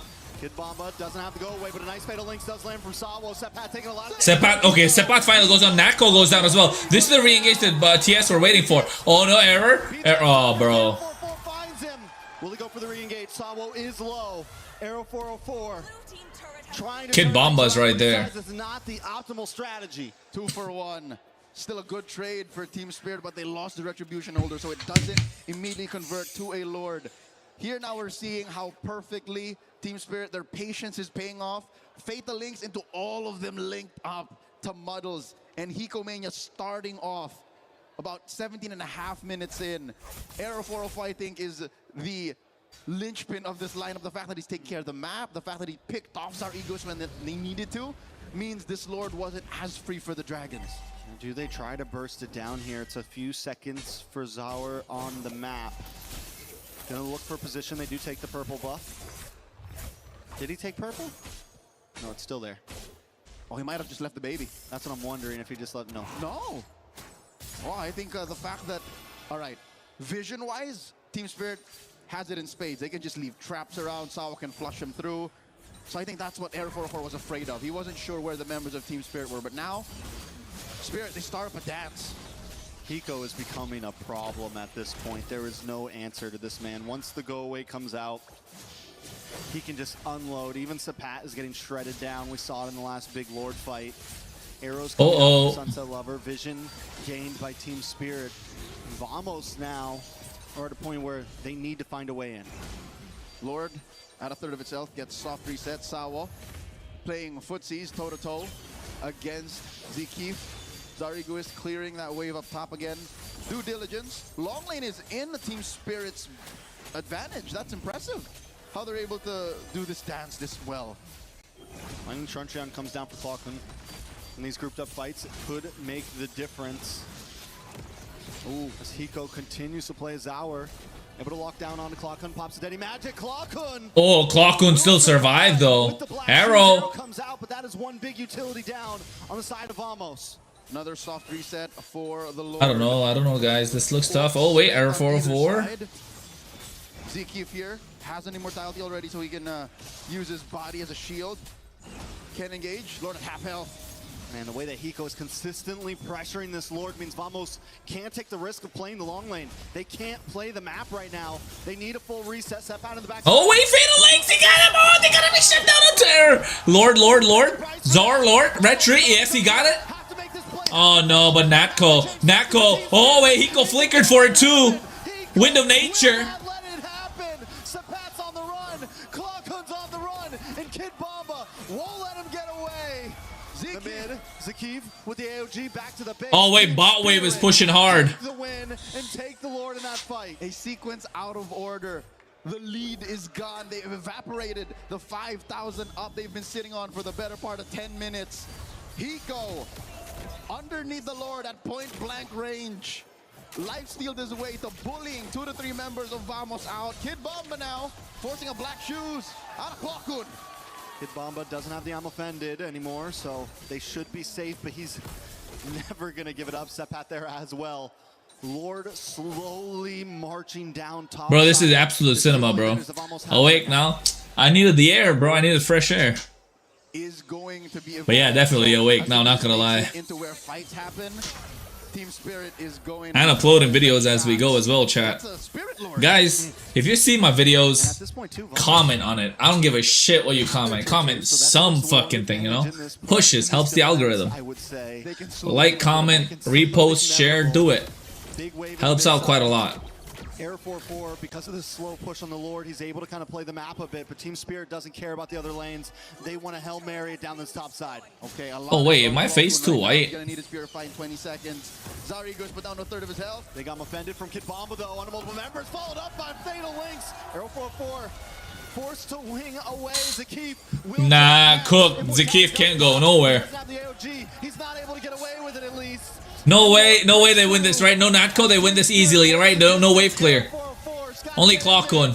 Clockun. Oh, Team Spirit, you fucking beauty. 3-0. Get Bomba thing. Oh my god, bro. This is crazy, bro. They send him home. It seems like knockouts. Hey yo, his mom just ran away straight there. His mom ran straight in there.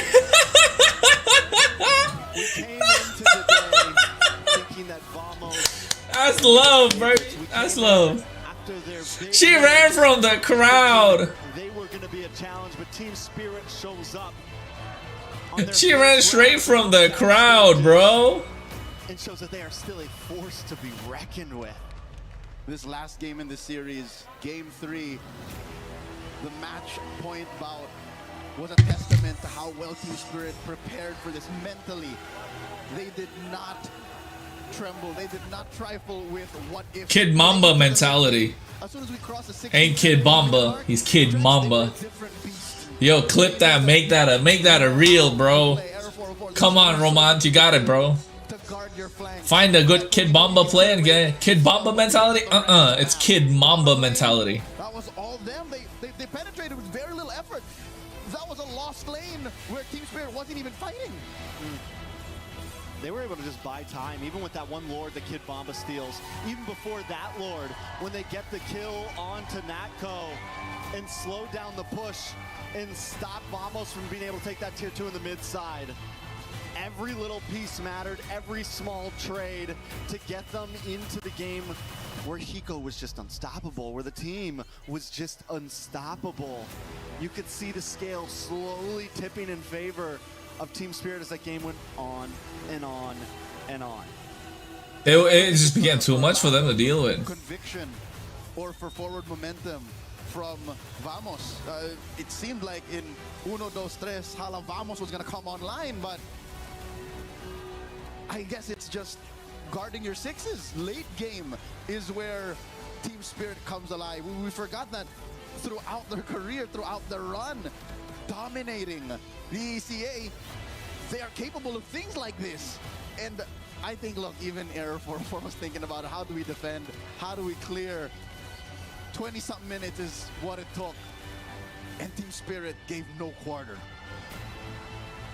Ladies and gentlemen, you see the celebration on stage. Let's go to them now and hear a word from our winners. The mom buff is crazy. The Dragons successfully gatekeeps the semi-finals in a clean sweep up against Team Vamos. And on stage we have Kid Bomba from Team Spirit. Wow. Kid Bomba, let's go straight to the point. They were the first team to pick in the draws and they picked you. You successfully won this rematch up against Team Vamos. And there are so many supporters in the arena cheering for you, shouting your name. And I heard even your family is here who kept on crying and yelling throughout the match. How are you feeling right now? Feeling amazing. We knew that we would win. We knew it would be a 3-0. They didn't do the right choice choosing us. We just played bad the first time we faced them. Now we show them the real team spirit and we send them home. Oh, wow. Kid Bomba, you said you knew it would be a 3-0. How did you know? We're just good like that. Oh, period. He's just good like that. Now, of course, let's talk about what happened, you know. In the group stages, Team Spirit a lot of people were saying you guys looked shaky. A lot of people were saying you guys might actually not make it to the knockout stages. But this knockout stages, Team Spirit looks so different. What happened in the 2 days break that we actually had? What did you guys do? I mean, every team here knew that we are a really good team, you know. We had really good scrim results. Every team here knows that. Every team knows we're a threat. We just had a rough start into the tournament. Now we're back to our prime form, so everybody can be scared of us. Oh! What preparations did you do for this matchup? We really studied them better this time. We didn't underestimate them. And 3-0, that's the result. Yeah, I really do think that underestimating is the most important thing when we're on. Yeah, his personality is really nice. Anything could happen in the Land of Dawn. And of course, heading into the semi-finals, congratulations on that, by the way.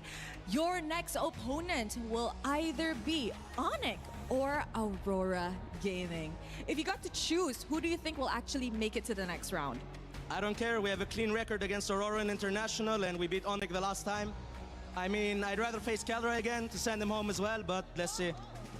Damn, Kid Bomba, the fire. And you know what? I know that there's so many people here in the arena, and I'm sure overseas, internationally, sending you the love. Is there anything perhaps that you'd like to say to them? Thank you for supporting. Thank you for coming here, and keep supporting Team Spirit. You're not gonna regret it. Anything you want to say to your mom? Thanks for coming and watching. Aww, so cute, super duper cute. So now, are you ready to crush some keys? Of course. All right, Team Spirit, come on over. My question is gonna be the biggest question of the day. Who wants to crush Team Vamos' key?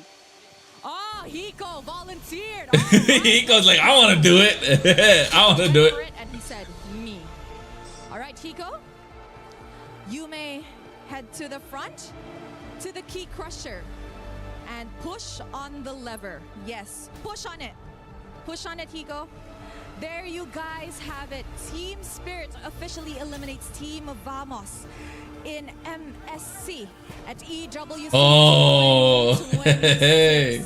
They have destroyed the dreams of the Malaysians, but the Dragons continue their journey.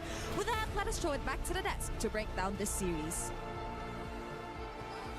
The emotion is so real as a parent, but more just as a person. You can tell what it means to see the success from mother, sister to son, from region to EECA to organization, from the coach all the way down to the gold lane. And Hiko, it was Team Spirit all the way with a 3-0 victory to move on to the semifinals. $150,000 at least secured, maybe $200,000, and of course still fighting for that major prize pool, $1 million on the line at the end of things. What a journey, guys. Welcome back, Renmo, Mirko. After an amazing set, it was dominant again, but this sent a different message, I think, than yesterday's Yangon Galacticos one. Yeah, I think Team Spirit, this is a proclamation and an announcement. They're back. The Team Spirit that we expected to perform from the beginning of MSC. They had to rediscover themselves. They had to be honest with themselves. Even Kid Bomba said, we just knew we played bad up against Team Vamos when we faced them in the group stages. We've gotten better. We fixed that. They said they were confident it would be a 3-0, and they delivered. Yeah, it wasn't just the match against Vamos. It was also back-to-back matches after that, Guangzhou Gaming as well, where we saw that shakiness of Team Spirit. But it was through that hard run in the group stage where they learned, where they improved. And I think we are seeing a pattern right now, except for Yangon Galacticos, right? They're the only ones that went through undefeated in groups and then just popped off. Spirit, Falcons, adjusting, adapting, improving. All that through the losses, through the fact that they got reality checked early. And maybe that reality check is the reason that they were able to come into such confidence, such clarity about how they wanted to play this matchup. We said they were the gatekeepers, and that's true. The reason why is they kind of are the limit test for teams to get into the knockout stages. Litmus test. Them holding out the gates, but not being able to turn and walk through themselves, often stopped by Malaysia, the Indonesian teams, the Filipino teams. And now all of a sudden, they have taken down the last hope for Malaysia. They have turned this into a story about EECA. And they brought some EECA trash talk as well, which was, as someone, you know, as outside of MLBB and loving being a part of it, it was kind of a welcome thing to see. Yeah, I mean, that's why we fell in love with Kid Bomba and the boys from back then. It was Deus Volt, now with the banner of Team Spirit, of course. they love to bring that reality. Guys, do you want to launch the PUBG? Changes to the social aspect of it all when it comes to esports. Yeah. I mean, for us in Southeast Asia, a Southeast Asian dominant game, we're not used to it. We're used to humility. We're used to being humble about it. Good Horrible, luck, have horrible, fun. horrible. All of that horrible. We want more of this. I want to see more of the Exactly. Western teams start winning because I want to see some personality up on stage. Yes, and it's not a critique, it's a difference, and it's something I learned, but it's also something that when you have a stage like Paris, where the world is gathering, where Europe's gathering, you get to see these different voices that in MLBB maybe didn't have the loudest megaphone, so to speak, Yeah. and now they're starting to speak up. Yeah, and not only talk, they walk the walk. They deliver the how their personalities are. You Come can on, see man. it in game. Again, Spirit is back. How'd you like that matchup call out with KRONOS? You know what time it is? It's ONIC time? Aurora, baby, Aurora. We just love the personality. I mean, even for Lunar, right? Lunar, a little bit of a diss back at Kelly. You said you were going to get revenge the first time at group stage. what happened? You didn't. I love it. I love how Spirit played this game, though. Again, we saw how dominant they could be, winning an early game, having plan A go smooth. But I think the real question mark for Spirit would be, what would happen if you were put into the same position as that group stage match against Vamos, against Guangzhou Gaming? What would happen if you lose out on plan A, right? They, through the group stage, have never really been able to stay composed like the previous Spirit iterations of rosters. This time, they showed exactly how good they can be with Sour Egoist. I love that Hiko already kind of teased it to us in the interview before the match. He's like, Donk. Hey, Donk won a major in his first international, in his first major with Spirit. Now, if Sour can do the same. Yeah. Whoa, I was going to ask about legacy here. It's maybe not too early to begin the conversation. Certainly still a lot of, question marks, but a win at MSC. His mom's so excited. That's not even the final. This is the they're like the quarterfinals. Just last year, he couldn't play in the wild card because he was few months away from being 16 to qualifying to play at MSC. It's so sick. Yeah, just when we thought we knew all the stories, we knew all the narratives, we're reminded yet again, wait, there's a little bit more. There's a little bit more the Spirit and other teams could show up with. I'm going to say that I thought this was definitely a mom and sister buff for sure. Front row. For sure. Seeing your mom crying. I mean, you're going to play your best anything at that point. And obviously, Kid Bomba delivered. On the other side of it, the story up until now had been Team Vamos and Error 404. There's no doubt even in that final game, he showed his prowess, his ability technically, mechanically, and his will to win. But it was unfortunate because he was not able to get the job done. We have an exit interview with Error 404 to hear what he has to say. We are now backstage with Error 404. Error 404, how was everyone handling that loss? It was quite hard because we are expecting a win today because we beat them right in the group stage. So yeah, it's quite hard to take the loss. Is everyone handling it the same way?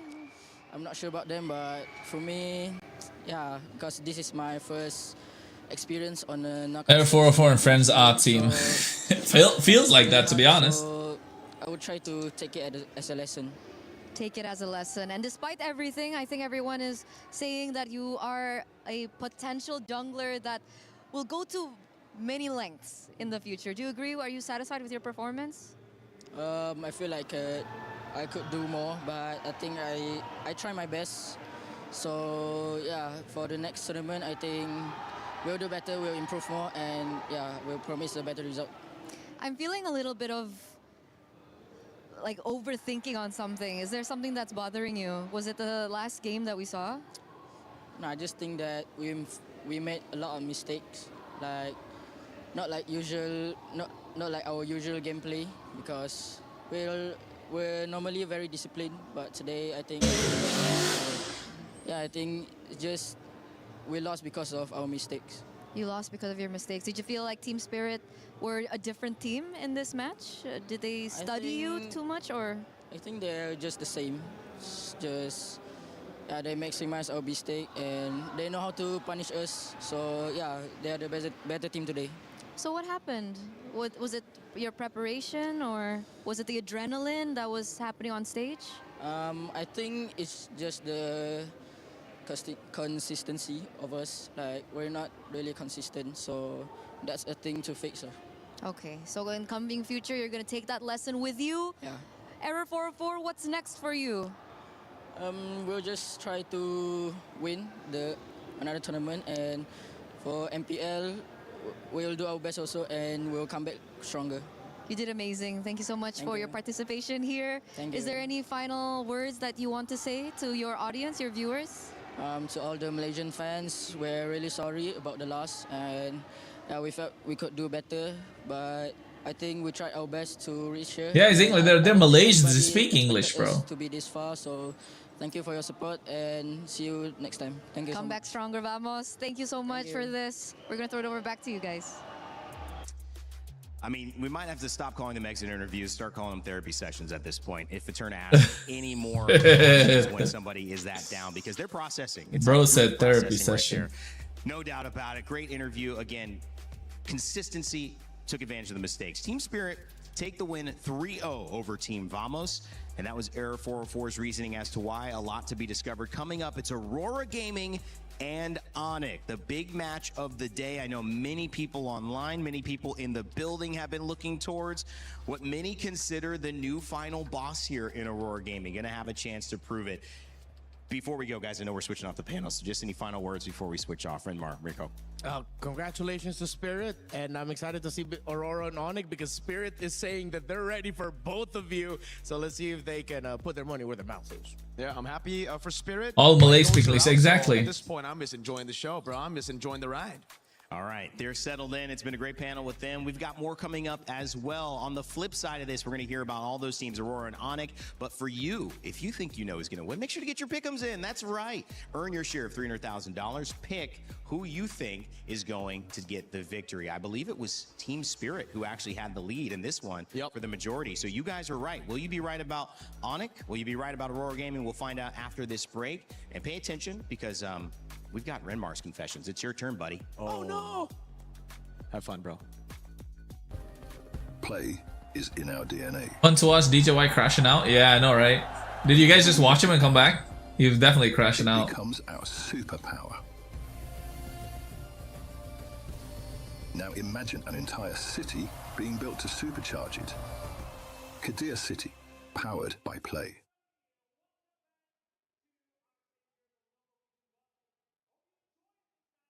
Let's hear it. Renmar's confessions. This is Renmar's confessions.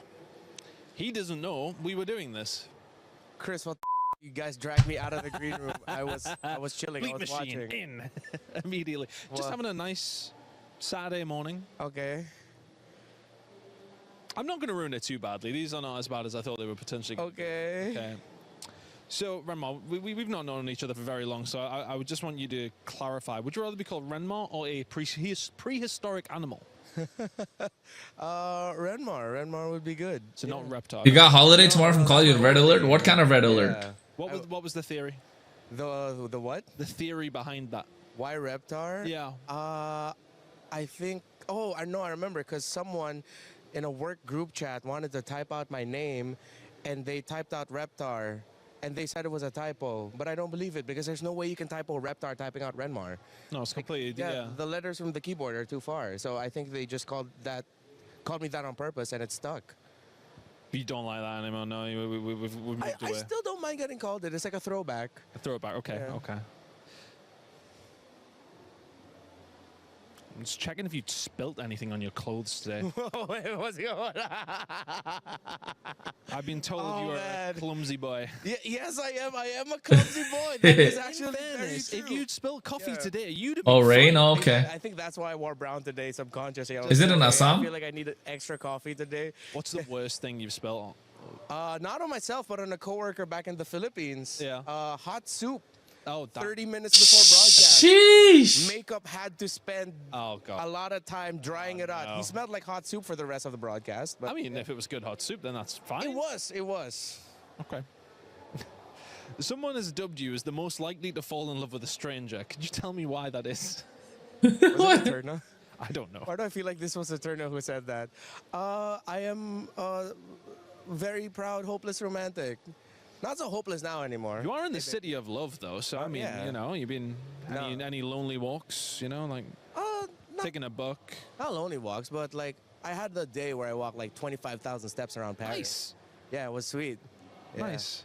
Anywhere in particular, little romantic stroll along the next to the Eiffel Tower? Nothing romantic. I did go up to Sacré-Cœur. where John Wick had his final duel. Oh, nice. Yeah, it was really That's nice. cool. There's loads of spots like that. Like we got spots like in Call of Duty. There's a really famous spot that we got in Paris. There's, I mean, lots of things happen in Paris in gaming actually. Yeah. Come to think of it. Very true. Come to think of it. So what was Gujarat? your actual, Okay. esports journey been like, considering you may never be able to escape Rennie's shadow? My dad? How do you know my dad's nickname? What is going on? Hey! No, I feel like when it comes to my dad, I feel like I've never really been under his shadow. He was a lot of guidance from him, considering that he's also... It's useful. Yeah, he also worked in radio, so... He just gave me some general tips at the start, but at the beginning he was like, he didn't understand what I was doing. At least he didn't like get you the job, and everyone was like, this guy's just got the job because of that. Yeah, You know, yeah, that's a good thing. Like, not at all. When I told him, it's like, Dad, just imagine I do what you do, except it's not delivering the news, it's talking over video games as a sport. That's when he was like, oh, okay, I kind of understand it. You're behind a mic, I get it. That must make it really cool though to have that, like, to have that guidance, that kind of thing. Because my dad just worked in a factory, so he was. My dad still doesn't know what I do. He's like, you working for a My dad doesn't. It took so long for me to make my dad understand what I do as well. He still doesn't understand it completely. Anyway. I think it's a basis of just like broadcast. So yeah. Okay, that has been Renmar's confessions. I'm gonna actually ask for harsher questions last time. Yeah, you're fine. Please don't. Don't worry. I'm good. A lot of people are haunted by their past. I'm inspired by it. They're not just playing for themselves, they're really playing for their entire family.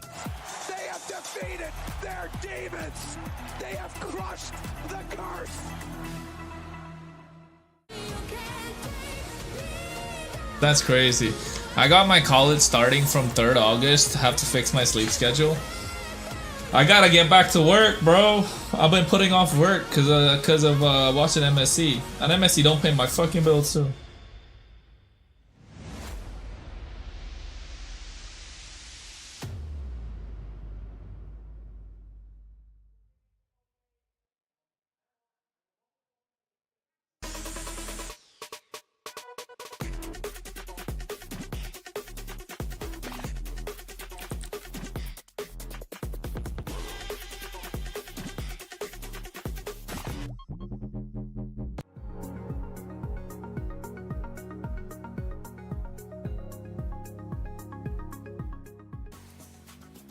It's Turkey A versus the defending champions of 2023 MSC. If they lose, that means we will for sure see a new MSC champion coming up at EWC. So excitement for this second match of the day. It's going to be ONIC going up against AURORA Gaming, and we have so much to talk about. I'm Rain Day. Welcome back to the panel. As I want to introduce you to who we've switched out with, it's Brigitte and LaFell.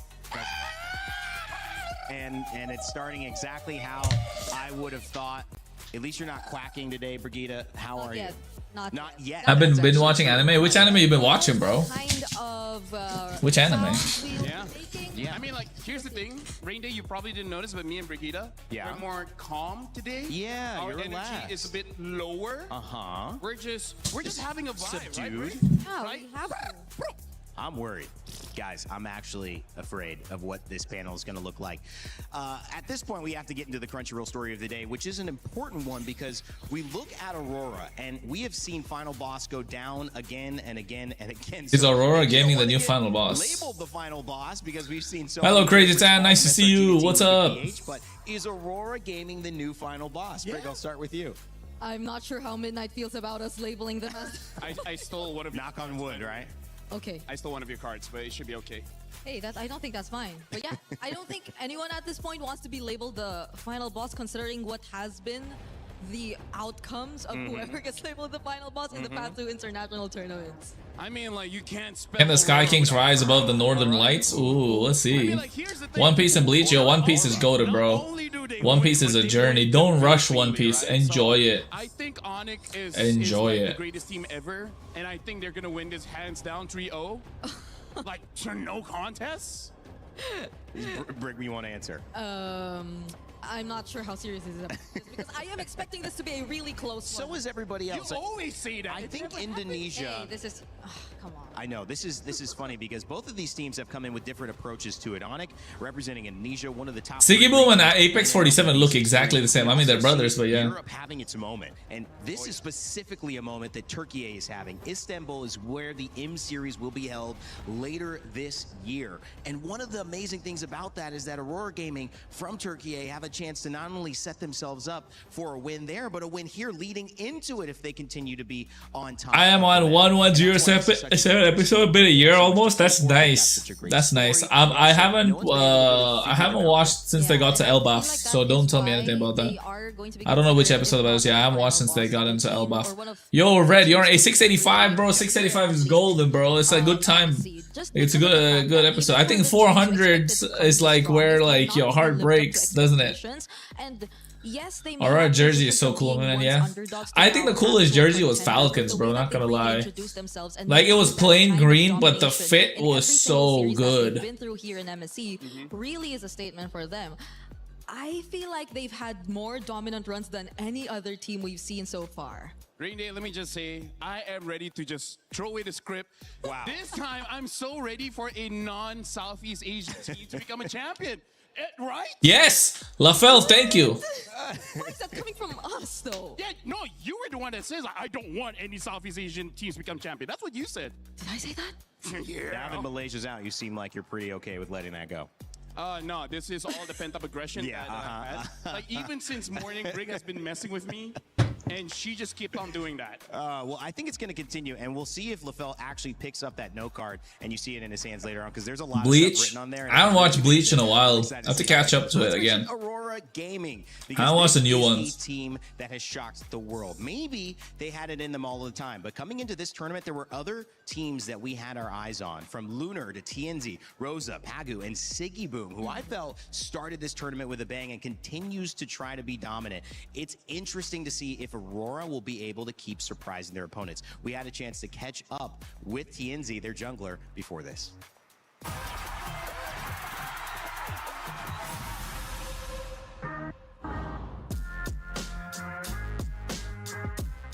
Hırslı ve kazanmaya aç bir oyuncu olarak tanımlayabilirim. I think TNZ is very obsessed with the game.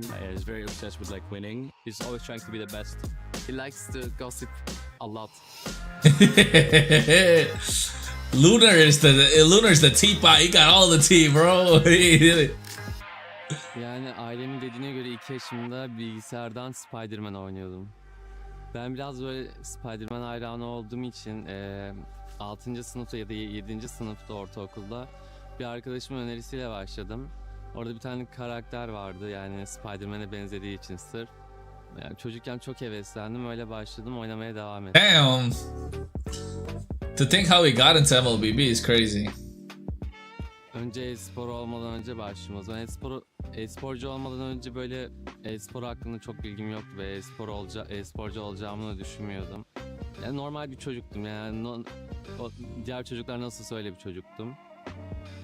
E-spordan sonra değişen, yani ilk seneler çok değişen bir şey olmadı çünkü Türkiye'de o kadar e-spor gelişmemişti. Evde oyun oynuyordum, sonra işte turnuvalara katılmaya başladım, şu an buradayım. But look at this crazy move by TNZ. I mean, a tad bit of luck, obviously. The fact that the piercing spears didn't get him. Oh my god. Niall from Team Vitality says, for me, top TS Vamos match over. Yup, Team Spirit won. Oh yeah, speaking of, I need to change my thumbnail, folks. Şöyle karar verdim. O zamanlar yani daha yeni başladığım için tabii benden daha iyi oyuncular da vardı. Oyunu bilmiyordum.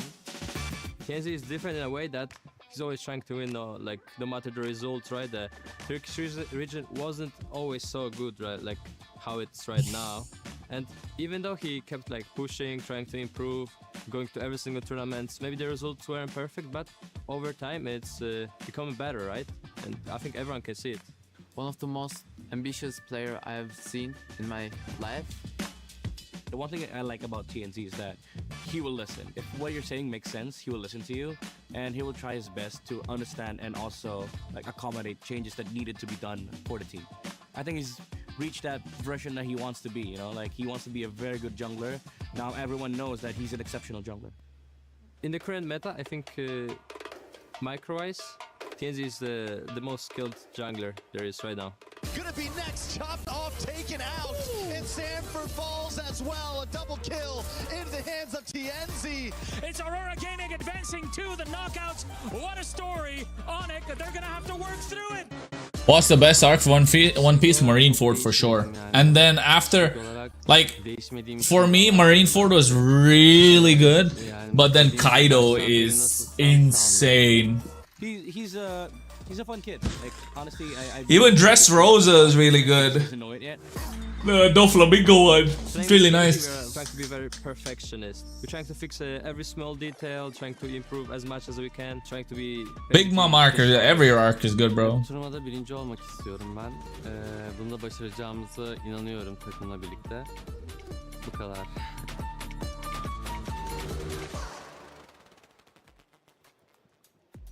All right, well, LaFell still doesn't have his note card. He's been dancing the entire time with Briggs, so have I, and that's why I'm going to throw it to him in a second just to show you what Yo, what the? Again, we have one more piece before we see if he actually picks it up and uses it. Otherwise, he really is just doing this off the cuff. Thanks, guys. Okay, let's go into ONIC, because, of course, they've got a great story as well. Lutpi, Kyrie, Sans, Kidboy, and Kelra, who has received trash talk from multiple different sources, including Aurora Gaming, and now Team Spirit as well. Their coach, CW, had a chance to catch up with us before this match.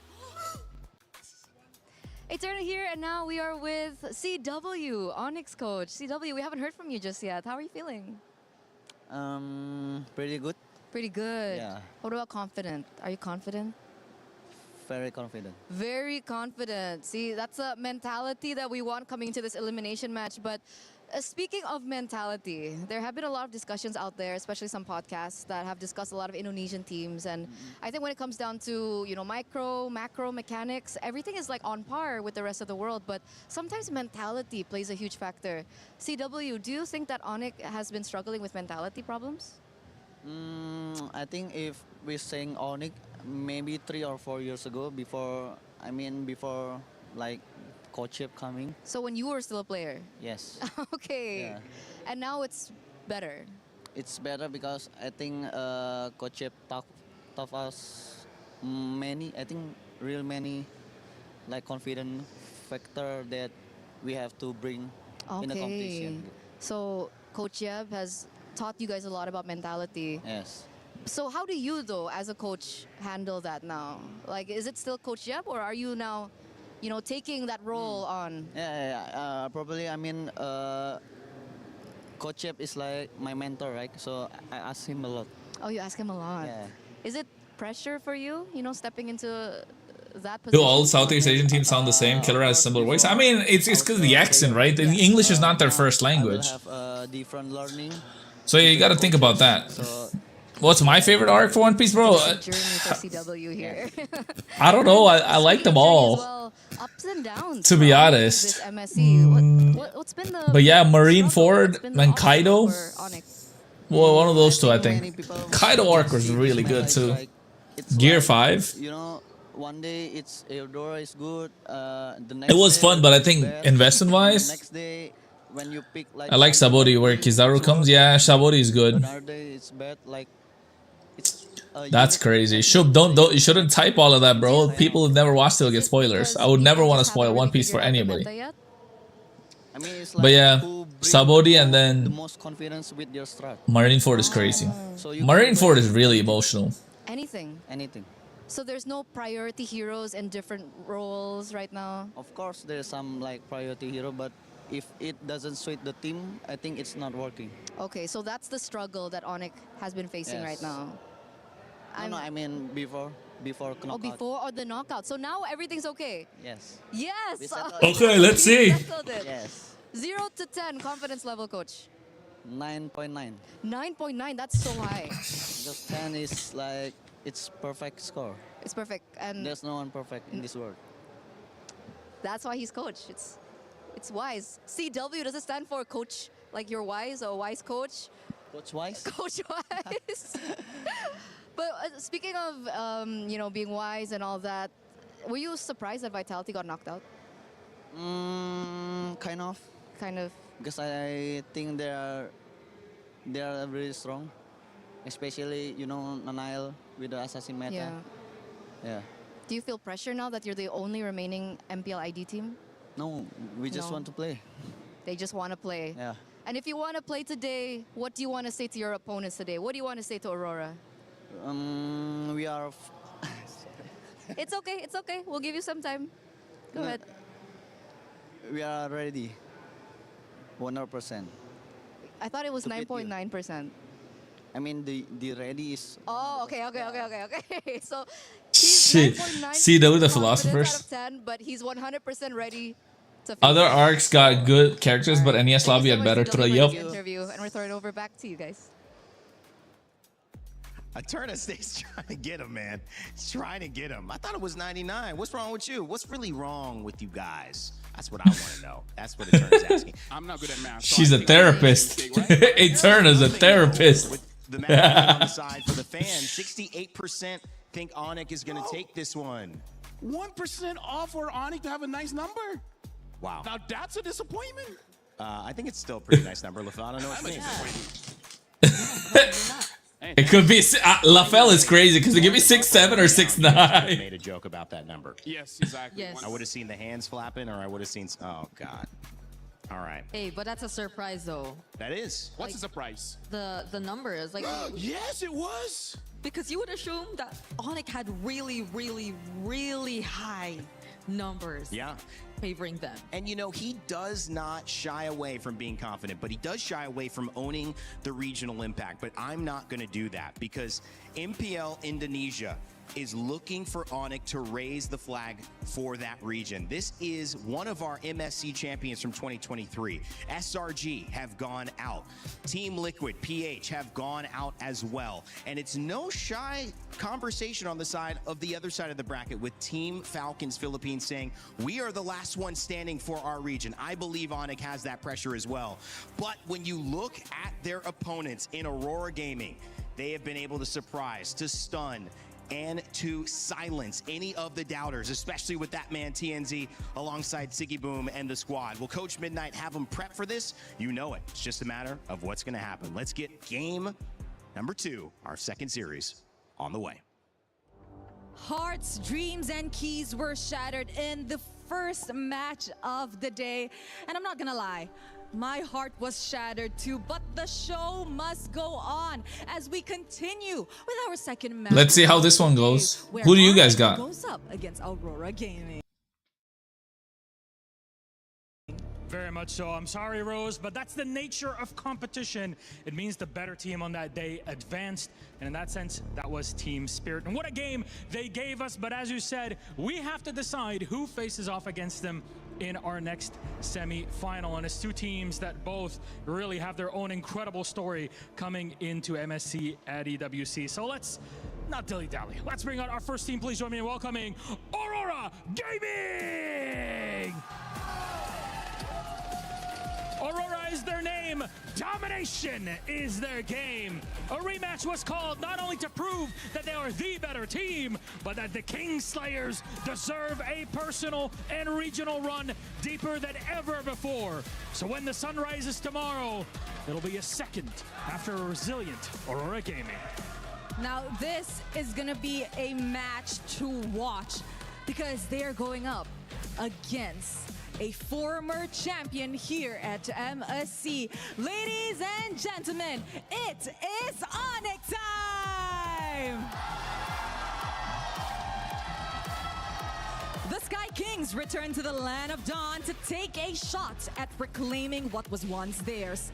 Indonesia's last hope needs to fly higher than ever to take down Aurora. Can they successfully dim northern lights when they are shining brighter than ever? I'll tell you one thing, Rose. It is difficult to hold on to that crown, even more so than it is to have it in your hands in the first place. So let's send our teams in for it, please. ONIC, place your keys, take your seats. Aurora, place your keys, take your seats. An epic semi-final is upon us, and of course, captains, remember— Let's go, fanboys versus chokers. Jesus Christ. and we are gonna get it. So I feel like the winners of MSC comes from this one. Yep, I agree.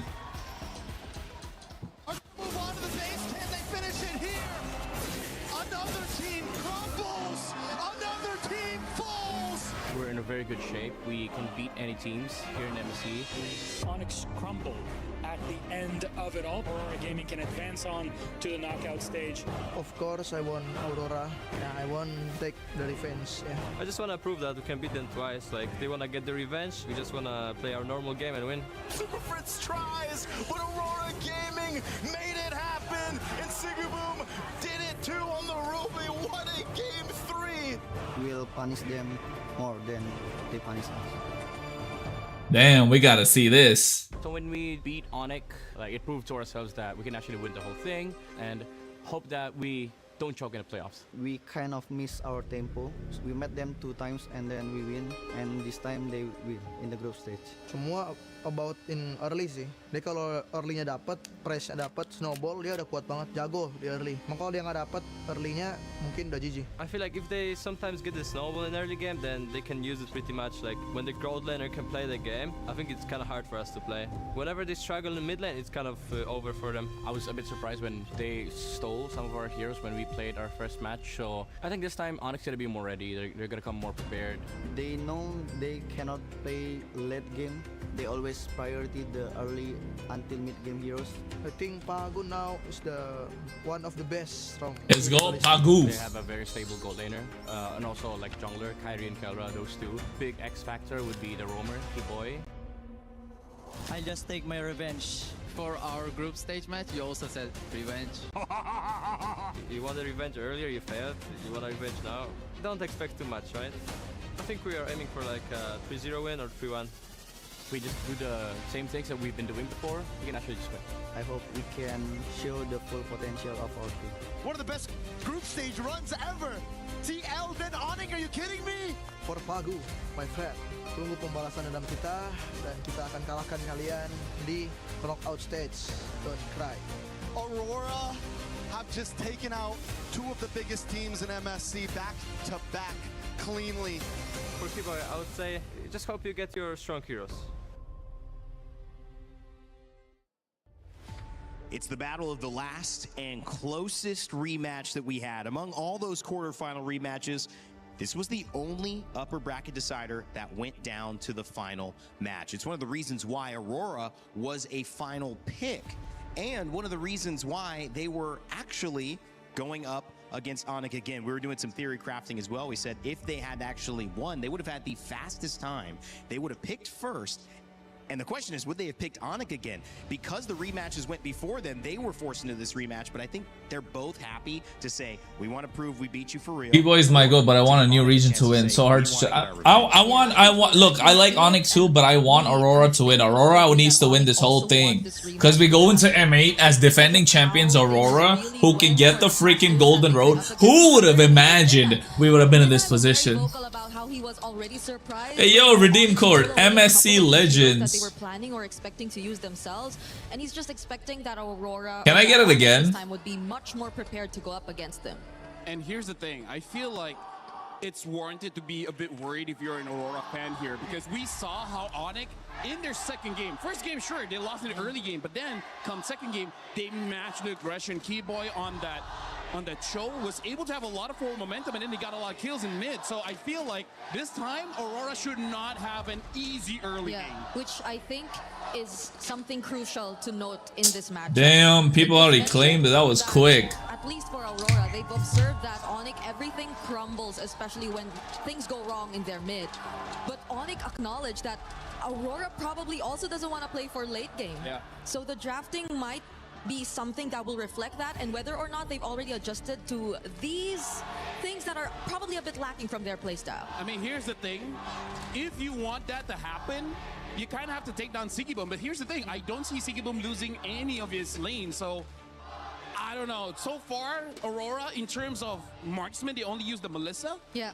I don't know if they have anything else. I think that's another thing to take note of, because I think a lot of question has been put onto ONIC and their gold lane. Yes, he is indeed acknowledged as one of the most stable gold laners there is out there, but we're yet to see how stable he is when you're forced to put him on a fighter gold lane. On the other hand, though, Sigiboom has been nothing less than stable, has been nothing less than consistent in terms of the gold lane, regardless of whatever hero you decide to put him on. Speaking of the gold lane, Kelra, he's had 7 different heroes that he's played over the course of 7 different games. Hero pool is one thing, but effectiveness is another. And that gold lane matchup is going to come down to if they can figure out a way to get him flying. And on the other side of it, make sure that he has a Hey, Wolf! late game. Wolf. Was one of those conversations in mid, so was the Rafaela, the Selena band early. Wolf supporting Midnight. Taking away one of the players. And I'm really liking that because you got to respect Rosa on the Selena. Unless you yourself want to pick up it on the second phase. But now Aurora, they kind of equalize the whole ground. They ban out that Eudora. I feel like for ONIC, they got to open up the draft a little bit. But if you want to ban anything, I feel like Hirara would be a solid ban. But instead, they banned the Fanny. And yeah, that's the thing. If you ban out the Aurora, it shows your intention that you do want to have an assassin. And you being on first pick gives you the Hirara. Yeah, they'll get their hands on that finally this time. But for ONIC on the other side, I would immediately assume or think of a Belleric. But this is ONIC. This is Keyboy. He was mentioned to be the X factor here for ONIC, but they still decide to pick it up. It's gonna be a safe option. Here's the thing, Aurora, they first picked this Hirara. I remember before, it's a hyper. Belleric Valentina? First item is gonna be there you go. Cursor, and then basically all utility. Even the Eudora guy is not coming anymore. It's boring without his rage bait. Who is the Eudora guy? Oh wait, the guy in the chat, bro. That's why I don't ban them. Let them do whatever they want. To be honest. Of a big roam or somebody who has a big impact on team fights. So warding away certain picks, still things like the Uranus available. I feel like Aurora should pick up the Paquito because that opens up a double fighter composition. The Paquito is actually still open. Yes, a flex that they can eventually put onto Sigibum. Yeah, I agree. But aside from the Paquito, I mean, like even Barat's Paquito is already pretty strong. So they pick up the Barats here. And Cho, okay. Cho instead. And again, I feel like this is just them showing that they just. Guy against the Thorn Queen, who earns their crown today. That's a nice one. Kid Boy, who had a really good performance as well. Yeah, they gotta be very careful about their jungler here. There's just so much setup potential, and it's very specific. It's a lockdown type of composition from Aurora. We haven't seen the Ling, and hearing from scrims, it looks like Ling has really fallen off. So I don't know. The other junglers, Nolan is still pretty good. If you want to go for utility, which I guess you kind of can, but or the Harley. I think Nolan's a choice here, right? Harley. I think this is better because if they went utility, it's still not gonna have a great time. Yep. That's a mid trio right there. Chomped by the Barats. What did they ban out? Jushin? Any other assassin? Because I think Kyrie's only used 3. Yeah. So now in terms of the ban here, I feel like for Aurora, just ban. I think banning out a Paquito already helps you out quite a lot here because I feel like for ONIC, one of their win conditions is to force Aurora on a traditional marksman, giving much more value for this Harley. And the Belleric. There's a lot of marksmen that Kelra can actually still pick up if they really want to go for Shred. Because here's the thing, Aurora, I think what's smart about them is that they have this Cho. Meaning that they can use something like a carry. Right? Like having a Cho really opens up quite a lot in draft. Uranus banned out from and Aurora. the Rafa. Yeah. But it's ONIC picking next after this phase. So fun fact, Uranus and Rafa, they have a relationship together. Do they really? Yeah. In the land of Dawn? Yeah. Are you like lying? Uranus is fond of her for some reason. Yeah. Brigida can't believe it. Yeah, I mean, just play the hero. You're spilling the tea. Yeah. Spilling the tea. I mean, did they want that coming out at MSC or trying to keep that on the down low? Well, it's out now. Knows, yeah. It's out now. They're fun. Okay. Nolan and wait, who's his relative? Layla. Layla. Yep. Why'd you point at me? I didn't abandon my daughter, man. She was took her to breakfast this morning. You're a great dad. Thanks, bro. I appreciate that. I just dad. Oh, even the juicing. Okay. I think Matilda, Aurora? Be an okay ban as well, but they ban out the Lapu here, so I feel like they're just gonna have. It looks like they might go for a traditional marksman. I'll tell you what, Aurora would be crazy if they went Harriet plus Matilda here. Honestly, Harriet plus Matilda means Aurora are fucking cooking. I'm not gonna lie. I could see it happening. It works. You lane bully. My question is, are they doing something funky? I mean, that's my question. Harriet Matilda, I'm telling you guys. If it happens, you better clip this shit. But Belleric Belleric EXP, I mean, it would be weird. I'm telling you, Herod, Matilda will be so good for them. Outside of that, catches Aurora off guard. I'm just wondering if ONIC are trying to... But they need the massive early snowball. No, honestly, that's a good point because Belleric is not great if you're going up against a very fast EXP laner, right? Like a Benedetta, like a Lapu, but you're going up against a Barat, so you're equally... Probably a Paquito on the other side. So that it's not a or maybe a Glue even. ONIC can still flex the Belleric, honestly. And you can pretty much say the same for the matchup in mid if they really want to rotate fast. Okay, no, they don't. If they take away the pack, Louis. Sheesh. I understand it. Again.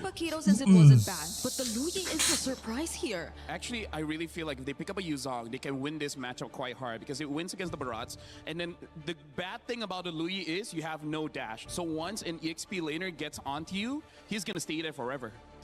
Final pick here, ONIC. To me, could... Bro, they won't be mid lane if they do that. No, it's Matilda mid. And they don't. They go Esma. That's a very safe pick. It kind of nullifies that lane. Yep. And it can still jump on the Louis. And one of the heroes that can use a Purify, which I feel like this is one of those games. No, they do have physical damage. They have the Cho, they have the Barats, and they have the Hirara. So I don't think physical damage would have been a problem. To at least penetrate the back lines and go in for pickoffs because apart from I would have done that.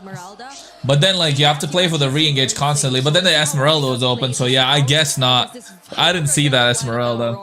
ONIC knows they're trying to survive. They're not trying to lose early because if they go late game, they can get these fans at the Lenovo Legion Gauntlet even hyper than they are to kick off this first game. It's time to begin our second and last series of the day. It's ONIC versus Aurora Gaming.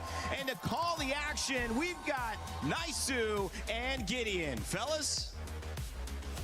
Thank you so much, Rain Day. Welcome, everybody. The series that everybody has been anticipating for. It's Aurora. Bro, it's like a battle of monsters. Who will be the one? I want Aurora to win. Of ONIC, but everybody has seen Aurora as a legitimate threat to the throne. But who is going to come up on top here? Man, you know, today and the past couple days have been a whole lot of sweep action that we've seen, and hopefully this one goes the distance here because, you know, moving forward, semifinals next, you want to go ahead and see them bring it the distance, and the drafts will have the distance for Aurora. I mean, the Louis Yi pick has only been brought up, what, one time? This is now the second time Louis comes through. Again, leave it up to Coach Midnight to make these drafts interesting, right? And sometimes that can work for you, sometimes it works against you, but we have seen some amazing setups with that diversion play. Yep, some really great stuff across the board, and I want to see how creative they actually went through. We saw, you know, Coach Midnight already talking very expressively to the rest of his players about what exactly may or may not happen, or certain mechanics. We're not 100% sure here, but really that diversion could be the difference maker. They're playing a double fighter comp, which is already pretty scary when you don't have like a dedicated scaler, so we know that Aurora are the ones on a timer in comparison to ONIC. We're seeing Wilderness Blessings, we're even seeing a Brave Smite coming out of Rosa, which is atypical for low Yis nowadays, because dear lord, like LaFell mentioned, once Lutfi is on top of him, it's going to be difficult for Rosa to get away. I would say if you look at this for Aurora Gaming, one of the great things about the composition that can go against that setup from Luffy or anything else is they have a ton of options to just set things up, you know, between pick-off potential here. Looks like Tianzi's going to do a little bit of damage to Keyboy, but just keeps him at bay. And whether that's the kick, you know, from Pagu with that Way of the Dragon, or, you know, Lunar jumping in. I mean, how many times now have we seen the Barretts be placed into that XP lane? Yeah, Aurora draft is good, but it's very early. If they don't win early, they lose the game. Daytona's welcome combo is kind of insane. It is. It's really good, but at the same time, right, there's still also the Valentina coming in from Sans. Now, this fight could be a make it or break it here, as we can see that they don't have first position, but here comes the TP. Well, Pagu just trying to buy some time for that diversion.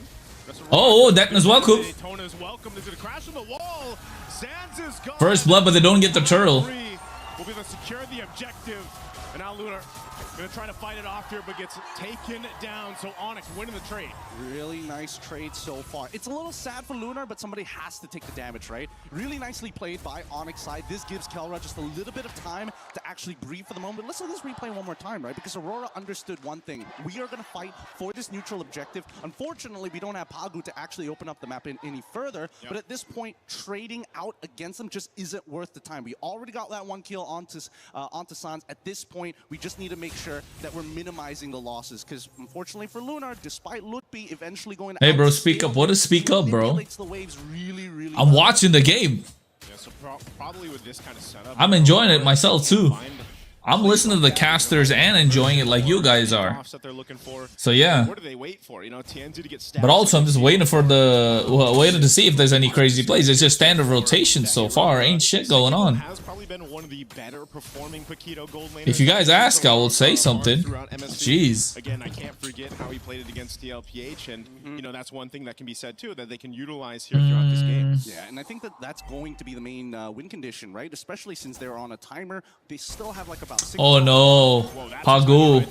He's trying to get okay. He tried to get a kick, but he couldn't. He got the knockup though. It's just again, all you have to do is play around that deadly magic once it's up. Yep. And Oh. Gonna get a quick TP here just to open up the map and get a good idea of where TNZ might be looking to hide, knowing that the purple buff is going to spawn. That's a good way to scout it, bro. We still need to support Aurora ONIC. I like ONIC, bro, but I want Aurora to win this because I don't want a Southeast Asian team to win. I want Aurora to win this, but never know who's gonna win according to you. Aurora. I want Aurora to win this, but then it comes down. This game looks tough though for Aurora because they lost it early. Now we're looking at mid game. This turtle is gonna be super important for Aurora. If they don't win this turtle, then ONIC might take this game. Conversion's gonna be used right to that mid lane. Pagu this time. The difference here is he's actually got the kick available. Last time they fought for this, he was only level 3. Lunar's gonna jump it. Daytona's welcome. Pagu trying to zone out Sans. With the conceal also. Oh, they got Keyboy. Okay. Siggy Boom gets that. Lunar gets the turtle. That's good. Lupi's a massive factor. The Esmeralda is such a pain though. Can they get an engage? He purifies.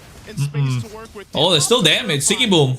And will survive. Good use of the Purify there. I thought Pagu for sure was going to get in clapped on the... Bro, I want ONIC to win? Bro, I understand. I like ONIC. I want Kyrie to win. I want KRONOS to win as well, yes, but I do not want a Southeast Asian team to win now. I think even when we're looking in the jungle sectors, right? Even Kyrie being able to steal away at least one of these turtles puts him slightly ahead of TNZ, while everybody else just doesn't seem to be on the back foot, right? Yeah. Lunar and Lutpi have evened out. Sigabum actually has a bit of a lead onto Keller because of that double waving, and we're waiting for it to accumulate to maximum, a critical mass, as they call it. Oh no, Keller, does he know? Diversion used, Kelra. Kelra found out. He got a slight bit of information. Kyrie's gonna re-enter here. They go in. Rapid Dry to follow. TNZ gets to go. Oh, the damage from Rosa is crazy. Bro, what is that from Siggy Boom? Jeez. Oh, and they get the detonus. Welcome to a boom. Sky Piercer stacks for TNZ. They're eating good today. They're eating very, very good. And Kelra ends up missing the wave this time round. Oh, wait, actually, 1 minion manages to slip through, but Aurora, they're not done yet. They're looking for mid-tier 1. Yep, and Kyrie had to back off of this. So then, oh my god! Devices will get taken out, dissected from the team. Man, you can tell. Siggy Boom is nasty on the Paquito. And a bad bear. It's how they flickered their detonators. Welcome, but the usage of the rocket jets to predict, hey, if you purify, if you flicker, this is the angle you're gonna be in, and I can knock you right back into the fight, making these chases so much harder to leave. to leave. Sultan Robert de Guzman. Yep, that's my king. Coach Midnight again has been a key part of what Aurora Gaming has been able to accomplish so far through this time. Again, this draft, something a little bit different than what we've seen, but it's just this execution from Aurora Gaming that has been so well. Again, there wasn't a huge lead that they had until now. It's not that it's massive already, but it's 2.6K that switched on very quickly off of 1 or 2 fights. And so now ONIC playing on the back foot, they've got to be able to readjust this. This third turtle's coming up here.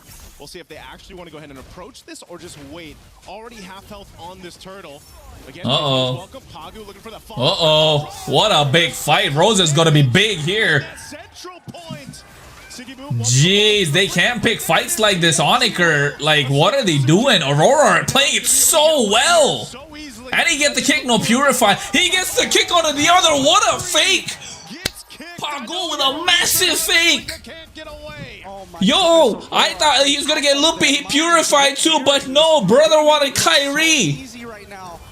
And diversion top 2. Oh, to get the sides under control, so good. Let's look at the replay one more time, right? Because again, this was an incredible catch here, spitting him right into Keyboy's face, making sure, despite the look at this.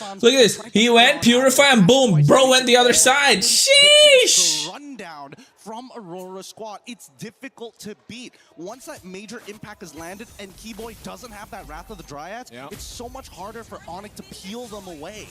The unfortunate thing is once the Wrath of the Dryad is dropped down, that's also just a clear signal for Rosa to be like, okay, you want to fight here? I'm just going to go ahead and get these yin-yang interactions procced off, you know, and pump out enough damage. Everyone's centered around that Wrath of the Dryad setup anyway from Keyboy that the Luyi pick is actually a great counter into that. And that's the thing. It's about finding the anchors here. So far, Aurora, Rosa has been generally untouched this entire game. And, you know, given the caliber of player, Rosa just doesn't seem to ever be out of position. And that's where Pagu comes in saying, I'm willing to die for the Thorn Queen every single time, if necessary, just to make sure that Rosa doesn't fall behind.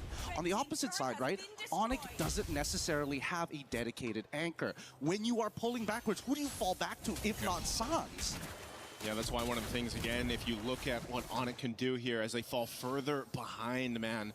7,000. Damn, that was good, bro. Aurora are doing so well. You've got to go ahead and let Kelra get to that point, but then even so... Damn, someone said ONIC needs PH imports. It's going to be the same case. Where you're just whoa. overloaded with that damage, that front damage that Aurora has to play around with, and this Lord is going to go freely over to Aurora Gaming. Well, that's a really good point here. In just a little bit, Zipper, could you pull up the items? I mean, we need to know how far Kelra is from that Trinity as of right now. I think he should already be done with Golden Staff based on the total amount of gold the team has, but I'm not 100% sure. In the meantime, though, Sigaboom, this is probably the strongest he is going to be throughout the game. He legitimately can 1v1 Kyrie, Sans, and Kelra if they just walk into a bush, and I think that's the big fear for Aurora.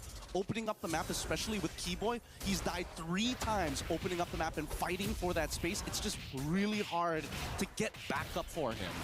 We'll see how they play this out. Lord slowly walking up here to this mid lane. They still have the Holy Defense shields to play around with, but ONIC, again, with this kind of lineup. Conceal. Here we go. Pagu wants to get in the back. The Lord charges in that mid. Purify still there. Lord charges. Wave pushing in as the bottom also turret. Shield pops. Mid turret down. Aurora stays disciplined for now. They'll let them clear out the Lord here and see if they can get more. I like it. I like it a lot. ONIC says, you know what? Mid inhibitor, whatever. We can deal with it no matter what. As long as it's not the long lane and we have to play this awkward Lord fight every single time, especially dancing around that pit, it's just not worth the effort. And ONIC recognized that, right? It's the setup for the later half of the game to make sure that Kelra is in a good position, because so far, there's probably their only win conditions. Damn, show us the items already. 7k gold lead is crazy. And even then, you kind of need Kyrie. There you go. To make that happen. Let's look at the items, because finally, we see 2 already completed for Kelra. 2k gold lead, bro. To go for a more bruiser build for Sigaboom. Not want to die randomly to either Sigaboom or even to someone like Rosa. Yeah, he's kind of has to, you know. Bro, they don't have any defense items. He just goes all in. It was just him being patient. He went in with a retribution, but every single team fight after that, yo, what's going on with the Hirara? What's the Hirara doing? What we were mentioning earlier on, you know, you're gonna pick up that Hirara, you're gonna be able to get those. What is she doing? What? They're glitching, bro. The side attack here from Sigaboom, or even the diversion from Rosa. Hirara's glitching the entire time. Has to be wary of in these team fights, just because of the nature of composition that Aurora has. Oh yeah, and I think that's going to be hard for especially Lutfi. As much as he wants to be in the faces, he needs to act as Peel. He needs to cut Lunar off from certain angles and force him to... Lutfi. Right? It's moments like this where Lutfi, he can't just stay in front of their face forever. He has to pull in and out consistently to maintain his health. Okay. Again, at least some defensive items here being picked up now by ONIC, even an immortality for Keyboy, just to get him there a little bit longer. Kyrie will pick up Genius Wand. Sans has been holding on to the Luyi ult, right? That diversion. Maybe there's some trickery that they can go with to set them out for this fight for the Lord, or potentially take it. I think the winning play is if Sans steals the Detna's welcome, and he is able to combo with the Falling Star Moon to guarantee somebody gets locked against the wall during a neutral objective. That's my best guess. Because so far, I feel like Aurora are hyper aware of specifically Keyboy. They're like, Kelra, okay, sure, we got flickers, we can get out of it. They're using the IMU for diversion. But what else can they use if any? I mean, Detton is welcome maybe if they want to get somebody. I would think that but then he's not super tanky for the entire duration, so I would say maybe Way of the Dragon? I don't know. AURORA got rejected from Hanbi? Is that how AURORA recalls? That's crazy. This Lord should still be able to be dealt with, though, given the fact that you're 10 minutes in. You know, you've got pretty good. This is the game, though. This is the freaking game. Make sure you like, guys. Make sure you like, though, by the way, if you just joined. Like and sub would help out a lot. I'm not doing short stream. But yeah, conceal, Nice, knock up, purify, loopy. No, Wrath of the Dryads, but they kick him instead. Oh my, bro, what's the damage from Rosa? Siggy Boom wants to get better, Rick. There you go. But now, Aurora looking to cap out game of 1. ONIC on this defense. They got to clear out these. Kelra can't even play the game. Oh! Siggy Boom came from nowhere. Facing a tough loss against Aurora Gaming. Beautifully played by TNZ. Yo, Aurora is insane. Just abuse the fact that a lot of her damage is directly tied not only to her items but specifically from the level. So once you hit that level cap, it's only like 3 seconds before you get both of your combo abilities back up. That's why he's going in and out constantly. Insane. Baiting a reaction from ONIC, and that's something that they're gonna have to remember for the upcoming games here. Bro, who's your favorite gold player in EWC? Gold lane, bro? Garcia, bro. Garcia was my favorite gold laner. Garcia, then Doom. Combo is for game number 2, and I think a lot of it is trying to find that punish in the jungle. Man, if they, again, when it goes to the draft, it's like there's always that one pick or that one curveball that you can almost expect from Aurora Gaming. And it's not that the Loi was that entire reason why they it was just, again, Siggy Boom on that Paquito is nasty. Having a hell of a game on the Paquito gold lane, and just even Pagu, man, the amount of times that he was able to lock on the right target, get the kick, serve it up to his team, was hard to play against. It's very, very difficult because imagine if you're Keyboy and you see Pagu doing moves like that. He shouldn't pose in front of your face. Yeah. Do you go for the punish, or is he going to flicker a third hit of G Kundo on your backliner? Keyboy can only do so much. And the problem is that TNZ can do the exact same thing. It's a logistics problem that they solved with Rosa on this Loi, but we're gonna let our panel break it down for you as we throw it back over to Rain Day. Somebody call It Man, because they need an answer to this G Kundo in the gold lane. Paquito and Siggy Boom continue to die. I like it when Cho and Pac are in the same team. I've seen them winning mostly together. Yeah, because they're so aggressive, so much pressure, you know, so much damage, crowd control. They got everything, wave clear, single target, AoE. It allows you to play proactively. That's what Cho and Paquito gets you. I mean, like, here's the thing. Like, sure, we might see the telestrain later on, but here's the thing. Technically speaking, why Aurora has been winning, I feel like in that game has proved it, they're using 2 things, which is number 1, wave management as well as timing. Because you're going to see after 5 minutes, they completely abandon the lane because at that point, Aurora is playing a draft that is strong off of 1 item. Right? You're going up like a Claw, a Hive that you need 3. They're like, no, we just need 1, and then we're going to end the game before you get a chance to build your items. I gotta say, the fact that the Paquito was left open up until the second phase, the very last moments of the draft, and the fact that ONIC 2 have revealed what kind of carries they were planning to go for in the first phase, namely the Harley and both the Claude, especially the Claude. I feel like it has always been a case of Aurora taking advantage of these kinds of scenarios and then revealing that Siggy Boom was eventually gonna get a hold of the Paquito. Because you saw how they were able to clearly shut down that gold lane. Even the rotations towards the gold lane were not as successful. It was only the Paquito that was necessary for them to already pull it off. And again, TNZ, everyone else, the rotations and farming patterns have been a bit too clear and a bit too free.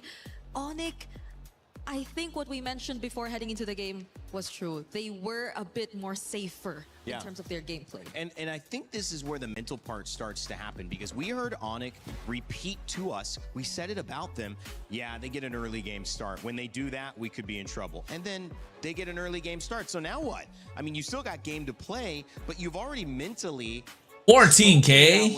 13.5K goal lead is insane.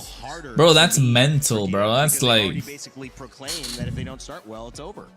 And they decided to reveal with which heroes are they planning to start the game with. They picked and prioritized the Belleric and the Valentina. We did consider that the Belleric might be flexed eventually later on, but I think they were just forced to settle with it in Rome. And the Belleric Valentina could only do so much if you're up against the Luyi, who I think even in the first few minutes of the game have shown us very unintentional yin-yang combos that really put ONIC in a very difficult position over the long run. I think this could be one of the stars. We're not talking about him enough. Sigiboom has played phenomenally. I know Aurora Gaming are barely on screen because they're winning in 9 minutes almost every single game, but he has played phenomenally, guys.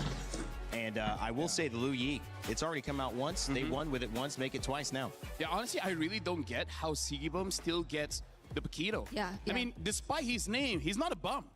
He knows how to play that hero. right? Yeah. Yeah. You gotta back me up whenever I say no comment. I agree. I mentioned it. That was the first thing I talked about. How is he still able to get a hold of the Paquito? Yeah, I agree with you. I mean, this is just, it to me, I felt like ONIC were really worried about what they were getting, not what they were taking away. But LaFell, it's very hard to take away a situation where Aurora Gaming are coming into it almost knowing they're going to have one up on you. They're going to have a double fighter. They're going to have a character you haven't seen before that's not quite in the meta. I feel like that's why ONIC said, let's just get stuff that's good, and then hopefully we can win this and draw it out a little bit later. But what'd you see? I mean, like, the problem is, I feel like even Team Liquid said the same thing, right? Yeah, They were surprised that Aurora played that fast, and then they're like, we're trying to fight it by having late game. But TL did it, and it didn't work out. We see ONIC trying it, also didn't work out. So you gotta fight fire with fire. You come to me. I'm not gonna stand up. Okay, here. Hold posture, man. Here's the line thing test that we gotta talk about. What's important in the draft of Aurora is actually, yes, the Paquito, but also the Cho, because here's the thing of what Aurora has been doing. They need at least 2 people, which is this, to open up the map. So that's step number 1. And then the interesting thing about Yo, what's up, Race Slaves? Aurora winning. Yes, sir. We need Aurora to win. We need Aurora to win. Piercer make it so that he has scaling, right? Coming to the late game, if he can delete you in one combo, you don't need a marksman because you can eliminate their marksman. Because really, I would say the weakness of the draft coming in from ONIC is surprisingly Claude, because again, he takes so long to actually do something in the game. And against Aurora, you need map presence, and we're gonna see why. We're gonna be looking at a clip here where the important thing isn't what's happening, but it's actually the time. It's 6 minutes into the game. Before this fight, we actually see Aurora, all 5 members rotating top, able to get a kill. And then look at the minion wave. They let the minions go inside the turret all alone. They're not destroying this turret. Why? For them to deny minions, right? So the longer the minions stay at that turret, the less gold that ONIC is gonna farm. And also, again, we see how all members of Aurora here, 5 members, 6 minutes into the game, try to get this mid lane. Look at their formation, bro. Draft and for next match? Yeah, sure, let's go. But I'm looking at their formation. Like, look how Lunar is just zoning the rest of the members. Pagu is just gonna go be a threat. Luyi is there kinda as a backup. If you're trying to catch any of our map openers, then we can deal with you. And this is that's what he's trying to say. Lunar is just opening the map. It's so good. Tried to do, right? By having this barrage, you have basically gap closers, and I think that's the best way to express what Aurora is doing early game and gap closers. Because when they engage into the fight here, again, the timing 7 minutes 16 seconds. At this point, if you're well fed, you have 2 items. But with 2 items, they really can't do much against the draft of Aurora, because the front line of the barrage is just too much, and then the damage coming in from TNZ and Sigiboom is also too much. So I feel like if ONIC wants any hope of winning this one, they really just got to make sure that they step by step eliminate the heroes that has a very strong early game. Why did I pick this clip again? I don't even remember. That's because you threw your note card away and you still haven't grabbed it. Don't need it. But yeah, honestly, that's the important thing, is that you have to realize Aurora they're going to spend the first 5 minutes just torturing you in lane. Yeah. Afterwards, they're going to get out of lane, and then they're going to move as 5 and grab as much objective as they can. And by the time you Really try to well fight played. back, guess what, buddy? You're not strong enough. Yeah, I agree. You really can't play slow against this team. It's something that's proven time and time in every single series that they've played. And I can't help but go back to the point which he brought up earlier, because it's very similar to how TL ended up losing against them too, I agree. And it's also reflected in the picks. It's all reflected in the matchups. And I think that plays a crucial role, right? Yeah. The fact that they really went for the Claude, revealed it earlier, and even the mid duo. So it's like you've already shown Aurora how the rotations are probably going to look like, the pacing you're probably going to play with, and who you're playing for. Well, let's take a listen to what Pagu had to say earlier on, because we had a chance to catch up with him before this game. Cho looked good in game 1. We'll see what he thinks coming into game number 2. We are now here with Pagu from Aurora Gaming. Pagu, welcome! Hello. What did you say to me before this interview? Watermelon? What's that about? Just testing the comms, right? Oh. So the sound is right. Where did you get watermelon from? My coach always says it. I don't know. Is it midnight? Yeah, it's all midnight. Always midnight. Always midnight. Midnight. But, you know, going into this match, I think a lot of people are talking about your jungler. Tianzi has been popping off. I think people are saying that he's #1 in the jungle position. But as a roamer, how do you support a jungler like that? So, in this meta, because it's majority assassin jungle, right? So it's important that he's being protected and he can farm safely, right? So you have to provide him vision. You need to protect his Grim camps always. So and the blue buff majority of the games, right? So yeah, you just need to protect him at all costs, even if you're alive. Okay, protect him at all costs. And what happens Makes if you sense. fail to do that? What does Tianzi do? If I fail to do that, the game gets harder, first of all. And second of all, we have to be more aggressive to regain the green camps from enemy side. Does he get angry? In some situations. I mean, if it's our mistake, but sometimes it's normal. Just keep up the good mindset, right? The game is not done. So how do you, keep him calm and nice and so on and so forth? Is there something that's special that you do, or you just have to protect the green camps? If there's a mistake, we try not to repeat it so it doesn't happen again. Yeah, just Okay. learn from mistakes, basically. Learn from the mistakes. We really like that. We really, really do. Is there something that we don't know about Tianzi, maybe? So yeah, as you said earlier, when there's no green camps, he might make sure that next time. He's just repeating the same shit. Still about the green camps. Tianzi and his green camps. There's something about that relationship, but that's really good insight. Thank you so much. And we're also really curious about the rest of your team. Like, what's your team like? Because I feel like in interviews, you guys are very like stoic. So who's more emotion? Like, where's the His emotion answer? come from usually? We should protect our green Player camps. that's a little bit more emotive. When we're talking about hype, I would say Lunar is the most one. In games, when he gets the energy boost, right? If everything is working out in games. So Lunar. Lunar, when it comes to energy, right? Hype, Lunar. Who's most calm? Most calm for me, I think it's either Siggy or Rosa. But personally, I think Rosa, right? As a mid laner, just work for the team, right? Listen to the calls a bit. I get the vibes. What about most nervous before a match? Most nervous? It can be me, honestly, sometimes. Oh, really? I mean, with the green camps, as I said earlier. I told you, he's gonna bring out the green camps again. If you let your teammates play, then game is good, right? If they're having good match. That's a job of a roamer, right? Just play for your team. That's true. You're a really good roamer. Is there anyone that's a little bit more like, does they tilt easy or they get upset fast? Are you gonna say me? Green camps. Green. Oh, okay. I told it. Green camp. Green camps. Confident that you can win against ONIC again? Out of 0 to 10.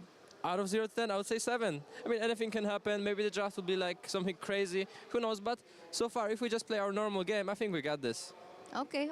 We'll take your word for it. But now, before we let you go, do you have a message to your teammates? Yeah, guys, just keep up the good work. Let's play normal game, no tilting. I hope our Protect the green camps camps. and everything works out. Okay. Thank you so much for this interview. It's been Protect fun. the green And camps. We're gonna throw it over back to you guys.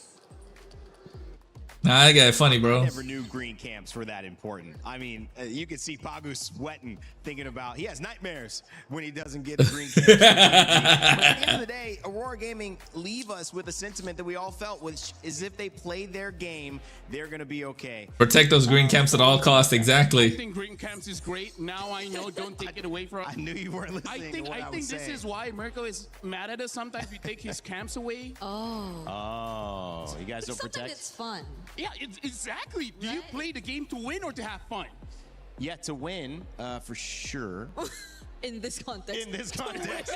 To win, you know. Well, at least we had fun. Doesn't cut it when you lose in the knockouts, guys. I don't think it does as well when you're representing the last remaining MSC champion on the side of ONIC, who's still in this tournament. SRG and Team Liquid PH have gone out earlier. It's just ONIC from 2023 who remain. If they lose here, we're going to have a new MSC champion. We're about to make some history if Aurora keep going, but that's a big if. And I want to bring it back to now, game 2. What do we want to see adjustment-wise, especially if you're being on the side of, you know, devil's advocate for how ONIC can turn this around? Where do you think they got? It's only been game number 1 though, by the way, and it feels like it's been like 2 games. You know, that's the pressure that Aurora have put on ONIC so far. It doesn't apply everywhere. Right here, you gotta go fast. You can't be like a turtle. Yeah, slow and steady doesn't win the race always. Turtle and rabbit. Yeah. Right? Yeah, tortoise and but hare is a different hare way to is say a way rabbit. to say rabbit, and tortoise is a different way to say turtle. Crocodile and alligator are different. They are different, you're right, but So are turtles and tortoises. so you guys only heard of the turtle and the rabbit story, huh? Oh. And the tortoise and the hare. Hey, the rabbit wins. Just kidding. It's a turtle. It is still the turtle or the tortoise. But still, it's just that you gotta fight speed for speed. That's like the main takeaway for this one. Yeah. Because if you lose by the first 5 minutes of the game, Aurora is just the kind of team that won't make a mistake that gives you that avenue to fight back. Well, I think the problem when you get into a major tournament like this is there's a lot of people, a lot of chefs, a lot of cooks in the kitchen, and they all have an idea. You also have an identity as a team, which got you here. And if the identity that's working against you is not the identity that you know, Why is he saying 3-0? way to play the game, it's difficult, Brig. They already lost 1 game. Tortoise or turtle, KRONOS, quick. I mean, both are different. I like them both. Turtles are the ones with the, you know, the things that can go in the water. Tortoises are the ones that walk on land. So, yeah. Usually it's the tortoise and the hare, not the turtle. Need TNG jersey, please. We have a special mention here from someone. Midnight. It's a dinosaur. Wow. It's a dinosaur. Oh. Speaking of dinosaurs, the Barat does seem to be quite a problem. It's just that, hey, I feel like the reason why Aurora keeps on winning, they keep on winning the side lanes, right? So stop that. Stop that. If you can't deal with the Paquito, hey, ban it out. Here our first pick coming. Let's see. It should be banned. It's not like it's prioritized by ONIC in a major way. And it's obviously not only a potential flex to gold lane, which we've seen that again, but it's just too powerful. And when you combine that with the Cho and the Barats, they have 2 literal solo ISO ults and moments to displace members on ONIC, and that's exactly what you don't want. You want to play steady, you want to play ONIC way, and so how do you do that? You eliminate the things that can disrupt you, and I feel like we should see not just a Selena ban, guys. I feel like Cho should be banned second phase if possible, and Paquito. Or pick it up early, because again, Can ONIC come back? Maybe. Let's. I don't know. I want Aurora to win this, to be honest. Super, I would say, enthusiastic to have heroes that are long range, because somehow, some way, Aurora will find a way to close the gap. And ONIC should take advantage of this blue side, because I think both Ivaro of them first really pick. favor blue side, but they banned the Barretts instead. So Atlas is up. Okay, it's still gonna be Hirara for ONIC, but as you mentioned, the Atlas, even the Belleric, and that Paquito is still open. What did they want from this? Are they trying to open up Paquito early? They go Atlas plus. I feel like for Aurora, because they battled the Valentina, they should be picking up the Atlas here. Atlas Valentina. Okay, Valentina's got Atlas plus something, I right? feel like it's not a bad time to pick up a Paquito. Because he could. Oh, Uranus, okay. Wait. Belleric Uranus. That's interesting. Oh, but here's the thing. Uranus and Likewise, rooting for green camps. Yeah, exactly. What do you think of global bans in ML, KRONOS? I get tired of watching the same heroes. I'm like, yeah, I would love global bans. I would love global bans, regulator. Honestly, if they're an MCT. So yeah. Hopefully next year we have it. Nah, they went Belleric Uranus. I understand. So it was either Atlas plus something or Belleric plus something, but they chose Belleric because AURORA is such a melee hero. So when you dive, but you don't have those, you know, those iframes, you just root. In the EXP, at least for the matchup, the gold ring is really what matters at this point. Yeah, Esmeralda. Picked up and it did not work. Paquito? Okay, Jushin again. Okay. Listen, they're actually going to go away from it. Jushin and then the Rafaela. Okay, ONIC. This is a problem. They don't have enough bans to take out early game junglers. I feel like maybe they can take out. Yo, that's too much heal, bro. What the hell are they gonna do? It's just a bit too much. That was a very fast Rafa pick, and I feel like it's gonna be good to deal with all three members of ONIC here. Just the slow. That's a lot of heal. That's a lot of HP right there. Uranus, Belleric, revitalized, Rafaela with the heal. That's crazy. Damage early game to potentially deal with the Uranus. Yeah, because you're already seeing the Jushin. That's gonna be fast moving jungle and Jushin and AURORA, because if you're looking at them and the possibility of them scaling, then you might have to have another source for mid to late game damage, which I feel is something that's gonna be very tough for ONIC because the rotations. I don't know. They anybody dive agents? AURORA, you're already expecting for them. I would say so. Mid game jungler as well. Is this wait, hear me out, guys. Is this gonna be Uranus jungle?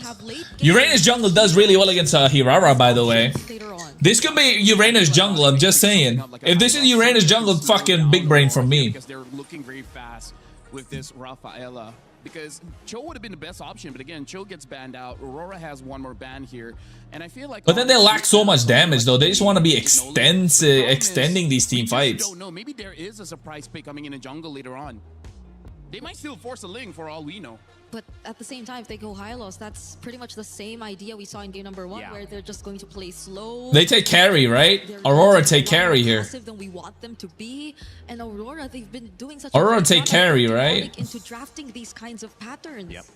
They've been fantastic with it. This has been a draft masterclass so far from AURORA yet again. You look at carry, right? No, you go carry here? On AURORA's side, it's going to be difficult. It's going to be an early game problem.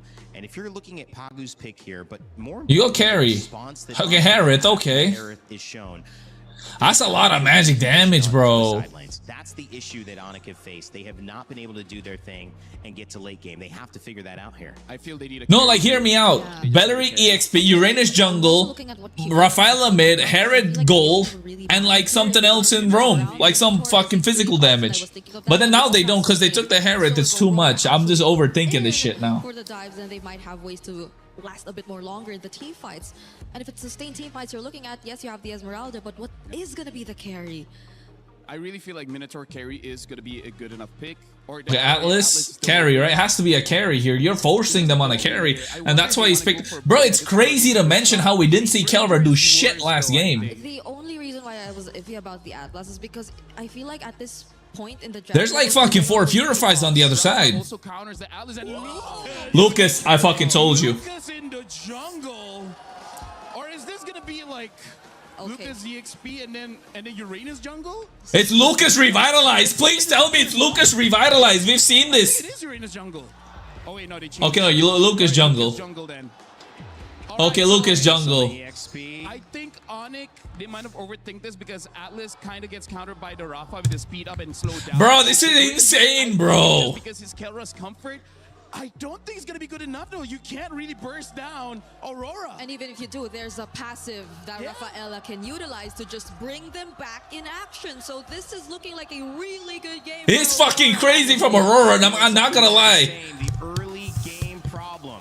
Don't know if ONIC have found a solution, but this is the time to test their theories because they are only... Granger ain't going to do shit, bro. AURORA trying to go 2-0 up here over ONIC.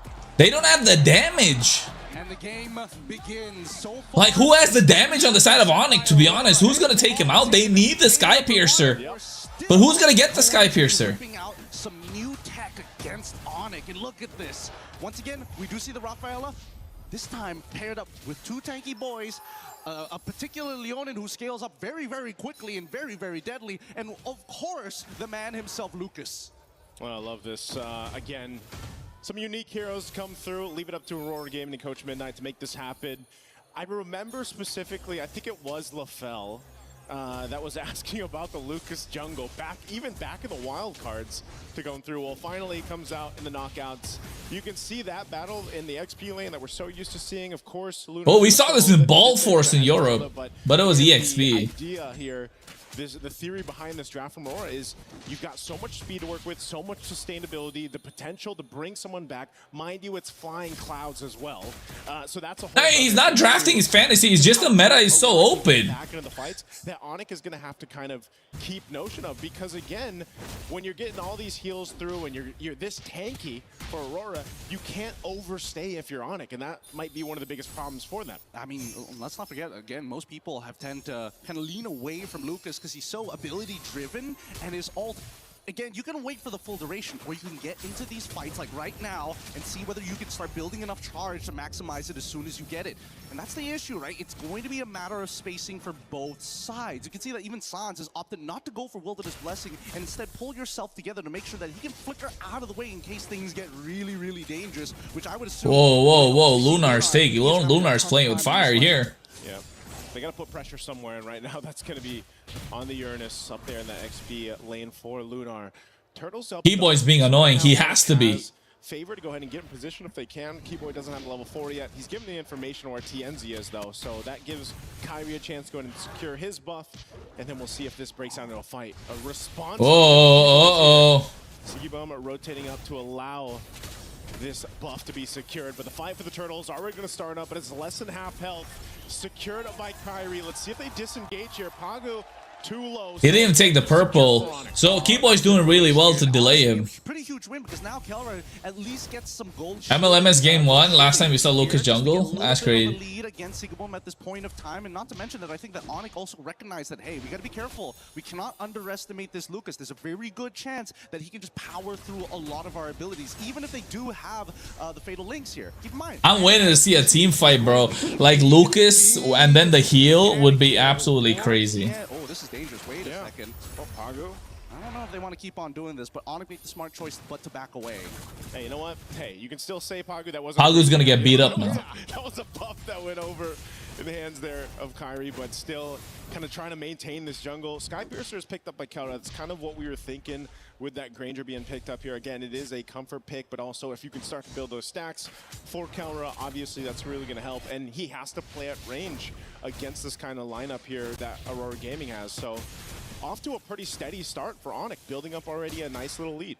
But like Aurora want to play mid game, they don't want to play early game here. The game until everybody's got their ultimates and they find the right position to do so. And I think as long as Aurora recognize this, hey, we need to fight on our terms and only our terms. There's a lot of things in the early game that actually. Oh shit! Here in the mid lane, this is gonna matter. Keyboy fallen, first blood to the hands of Sigibum. What a rotate here through. It's not over. It's not over. Oh, Lunar's gonna get thrown around. TNZ though, they're on this side. He wants this purple buff if he can take it from Kyrie. This is a bit of a risk, but they're gonna go for it anyway. Loopy on this offside goes in. Falling Star Moon. Pushes them back, but again, they just don't have that follow-up damage just yet. They'll bring back Lunar. Lunar might try to split things up. They still survive. To keep the rest of Aurora up as Lutfi will take Lunar down. Okay. At least he gives that kill over to Lutfi. And he's back. At this stage of the game. But for now, you can see that Aurora, they can kind of fight forever. And ONIC also recognized that. Now, at least first items already done. Turtle. ONIC shouldn't fight this. ONIC should be very careful while fighting here, not gonna lie. Aurora have drafted it, bro. This is a beautiful draft, bro. I love the draft from Coach Midnight. But now that he's got the extra plating as well, he should. Sigibum. He got Purify though. Okay. Didn't have to pop the Purify, just dropped down the Zaman Force. But yeah, as you mentioned, he got a lot of the extra gold off that turret. That's kind of what Sigibum needed. But again, he did get that first kill too. Sigibum, don't get outplayed. That's a Sky Piercer on Kelra. The killer instinct for him, knowing Zaman Force wasn't available, makes a move, and now bottom side. TNZ, no, ONIC are getting them. Can't escape, and Pagu gonna be next. This is the snowball we were looking for, ONIC. Sky Piercer for Kelra. Great knowledge Kelra, he understood what the assignment was. Hey, no Zaman Force, you don't have a flicker, you can't run away from me, and I love it. If you want to just sit underneath their turret, I can harass you for days without anything left. I think at this point, Kelra is going to be a much bigger problem to Aurora now that the game plan is starting to fall apart. Luckily for Sigaboom, he doesn't lose too much here because they still have the passive from Rosa to get the revives down. But Kelra now building up on these Sky Piercer stacks. It was good from ONIC. This is very good. At some point in the game. Yeah, ONIC is so cooked in late game. True. You don't have the Zaman Force available for Sigaboom. ONIC will take advantage of that. So a really good decision there. Pagu obviously need to pick up a little more defensive-ness. Gets a Radiant Armor locked in. No, ONIC play their game. They gotta protect Kelra. Protect the president. Building up on this lead very early on is going to be great for them. ONIC don't need. Yeah, ONIC don't need. ONIC are playing for early mid. Now Lunar could possibly be in trouble. The rest of the teams here though.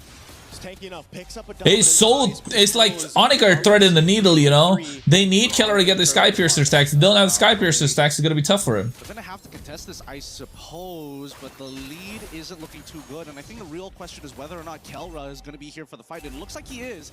They've already taken the tier 1s on both sides, both, again, losing lanes for Aurora at this stage, considering everything that has happened. But if they can find the opening, and here comes Lunar. Yep, they're gonna go for Oh, Lunar's tanking a lot. Purify too. Consecration. TNZ looking for his own opening. Oh my god, what a Wrath of the Dryads. Jeez. Bro, the Wrath of the Dryads is nasty. Pagu. Oh, they got the turtle. Taking out Pagu too. It's a trade. And now with the speed, they're able to get some distance here for Aurora Gaming. They're going to go ahead and respawn, revitalize Pagu back up. They lost the objective fight, but it looks like Aurora still willing to take these fights. That was beautiful stuff. Like, Lunar got a lot out of ONIC. Sans even using his ult as well, making sure that they got basically everything down. Kelra trying his best, but Pagu switches the role with TNZ, he used the retro early. To make sure that nobody else is Yeah, their win condition is just basically stacks on Granger. fine. 2 people, too much. Ooh, Malefic Roar now picked up too. Again, a final. Oh. Well, Fatal Links, instant kill. That's 40 stacks. Not going to be able to just keep respawning Pagu now. Whoa.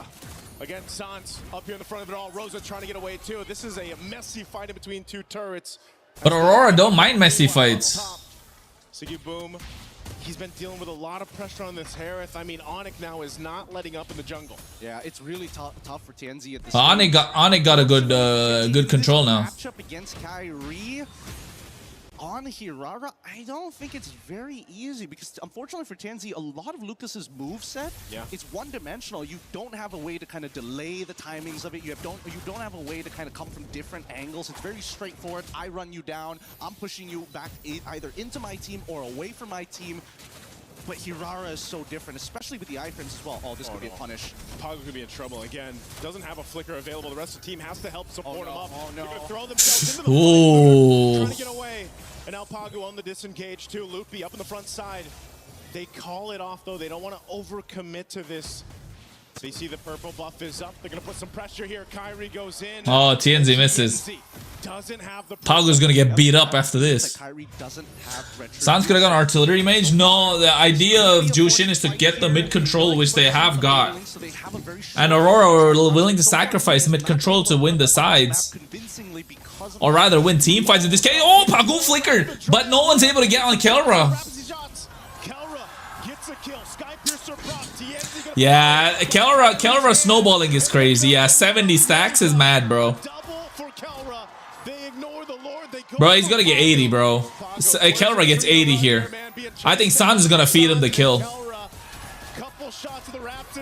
80. He's max stacks. Sans and Kelra are playing out of their minds right now. Sans hyper aggressive, your really big punishes on TNZ, making sure, like, even though TNZ has anti-CC, doesn't necessarily mean he's safe, right? He still needs Rosa to bail them with the extra movement speed to help close that distance, because that's Lucas's biggest problem, right? TNZ jumps into the middle of this fight, tries to make something happen by pushing Lutfi out of the way, but unfortunately the entire time Sans is just building up the butterfly stacks on top of him. Rosa can try and bail him out of there, but once you are committed to that's 80, bro. That's 80 stacks. It's just too much to handle, and I think they just need to take a breath here. think about it for a moment. So far, their main win condition is going to be Sigabum. The early game is done for Aurora. Yeah, this is that's tough. That's rough. Meanwhile, when all that happened, there was a great kind of split. Guys, make sure you like, guys. You know, Loopy Like the stream. turret, that defense shield, you can see it here in the mid too, being down. That's nasty, bro. He's full. Just so much value on this Granger. And Keyboy on an Atlas, now they can dive too. They can seed so well under the turrets. Turret falls, Lord makes its way down bot. Lunar, half health already. Even on this Uranus, it's gonna pop the Consecrate. All turrets are gonna be stripped out of the base of Aurora Gaming. But now with ONIC, a 10,000 gold lead. They dealt with this in game one, and now it's their turn. Keyboy looking for an opening here. Lord's gonna be worked on. Keyboy jumps on in. Yenzi's trying, but he can't do shit. Oh, Fatal Links. On three. Still on the defense too. They got a hold of the Wrath of the Dryads. Kyrie should go down. No. Oh, Kyrie goes. Siggy Boom. All the shields in the world. No, they're base. The crystals are going to be locked on. But Kelra has so much stacks, yo. Kelra has so much stacks. Maniac is crazy. A convincing win for ONIC. Sans, man. Gilak Sans is back. And not to mention every... Freaking Gilak, bro. Winning. Kelra was winning. Lutfi won right at level 1. And I think a lot of this just boils down to, man, our laning phase kind of sucked. And what we need to fix here in the draft is to make sure... Yeah, their laning was terrible. And if it's going to be Sigaboom's lane, they better make sure that he has Flicker rather than the Purify. And that's something that you can't really control, especially since half of those spells are dedicated to this Atlas. Yeah.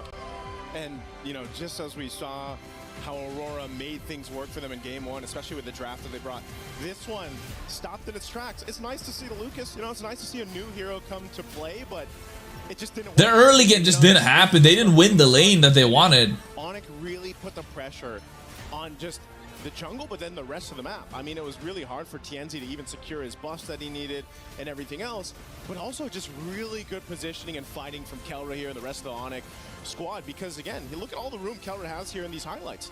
He has all the space to work with, and Sans was so good at playing that Jushin, bringing them back with the Lantern, bringing them, utilizing the beacon if he had it to.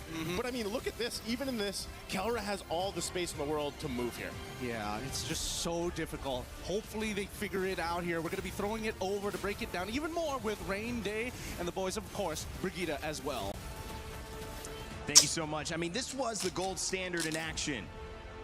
Gideon and Nice, so you guys didn't have too long of a cast on that one either. It's been quick, decisive game. Bro, Kelra got the... Yeah, he did. And now, Brig, MFL, or maybe I should call you both the boys. How are we feeling? She's our boy, man. Yeah. You're one of the boys, Brig. I can we're Lagada. accept that. Lagada? Do you approve of that thing? I don't know. I don't think so. Whatever. Yeah, it's your call now, right? Yeah, no, I don't think so. LB, we're pounds.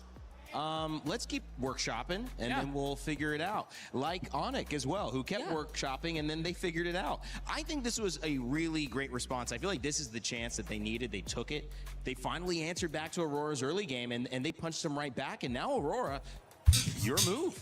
Yeah, the Rafaela coming out was something that really I thought was going to be terrifying, was especially terrifying for ONIC and their potential early game. But it was very visible in that game, also mentioned by the casters throughout the game.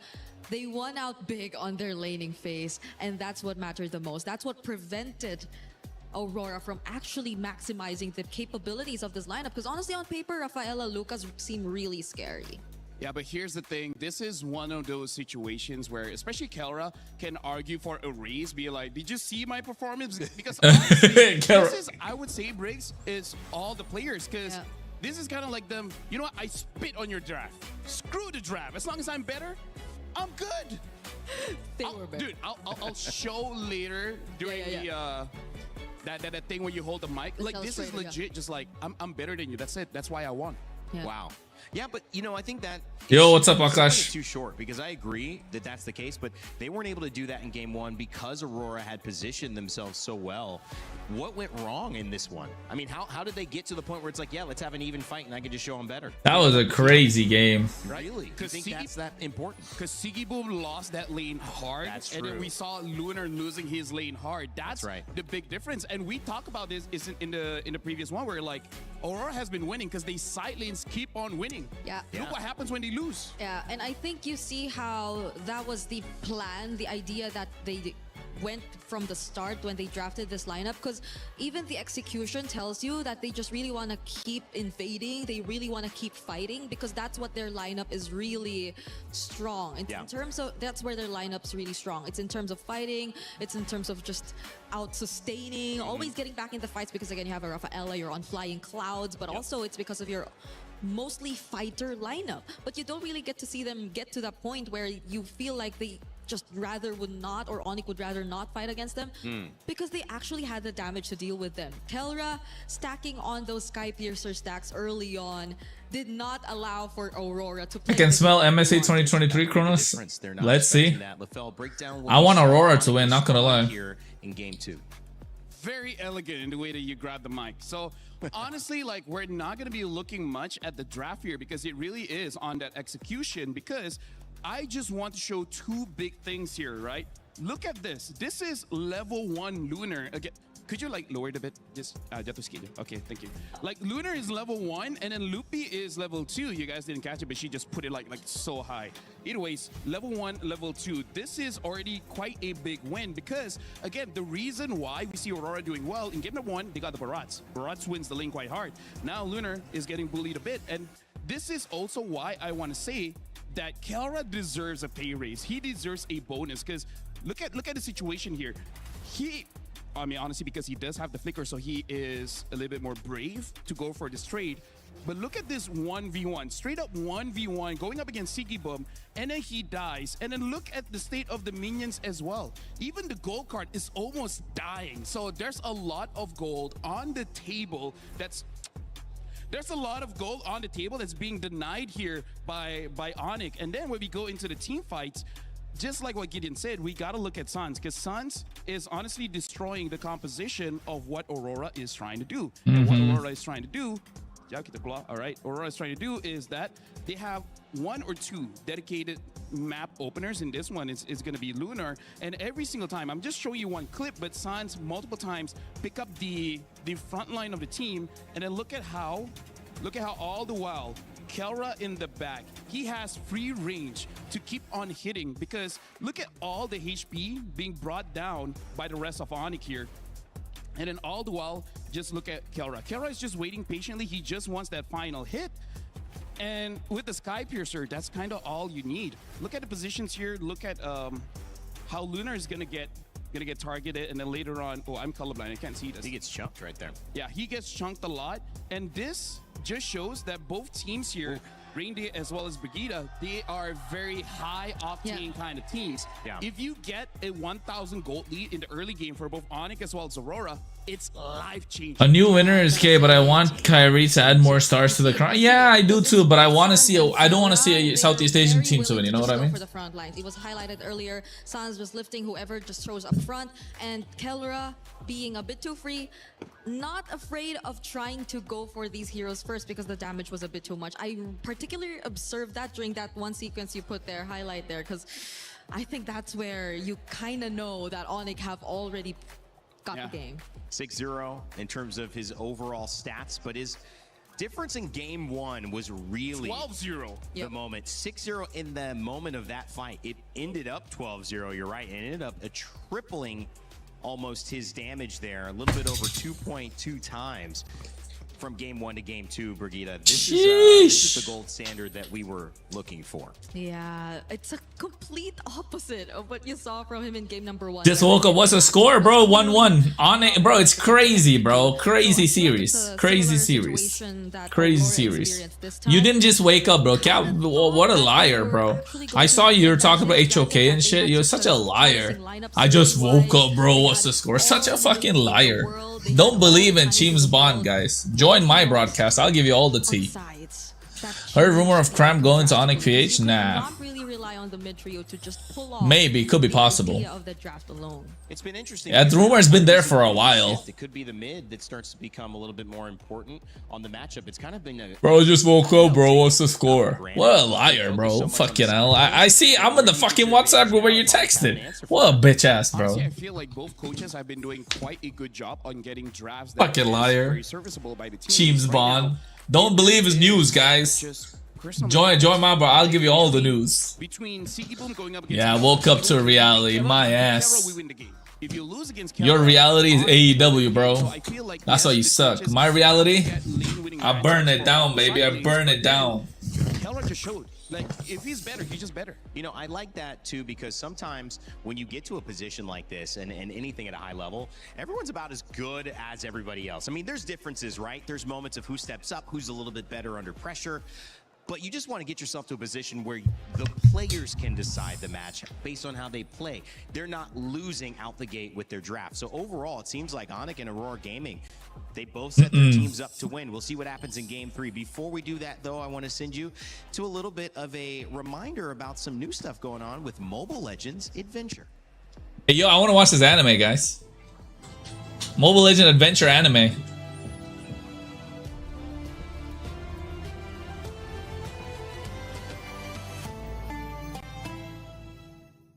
I feel like ONIC PH needs XP and roam since Assassin meta King Kong can do good. Yeah, I guess. ONIC PH do have good XP and roam. I don't know why they need to change that. What's that? I forgot his name. Oh, bro, the anime is lit.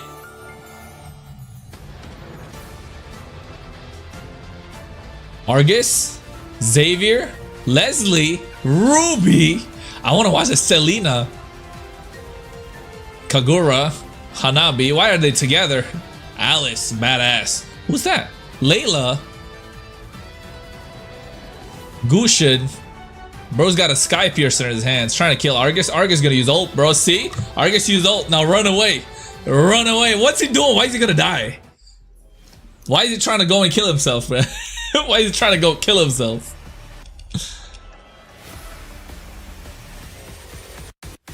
That's a nice webcam. I wanted to get that.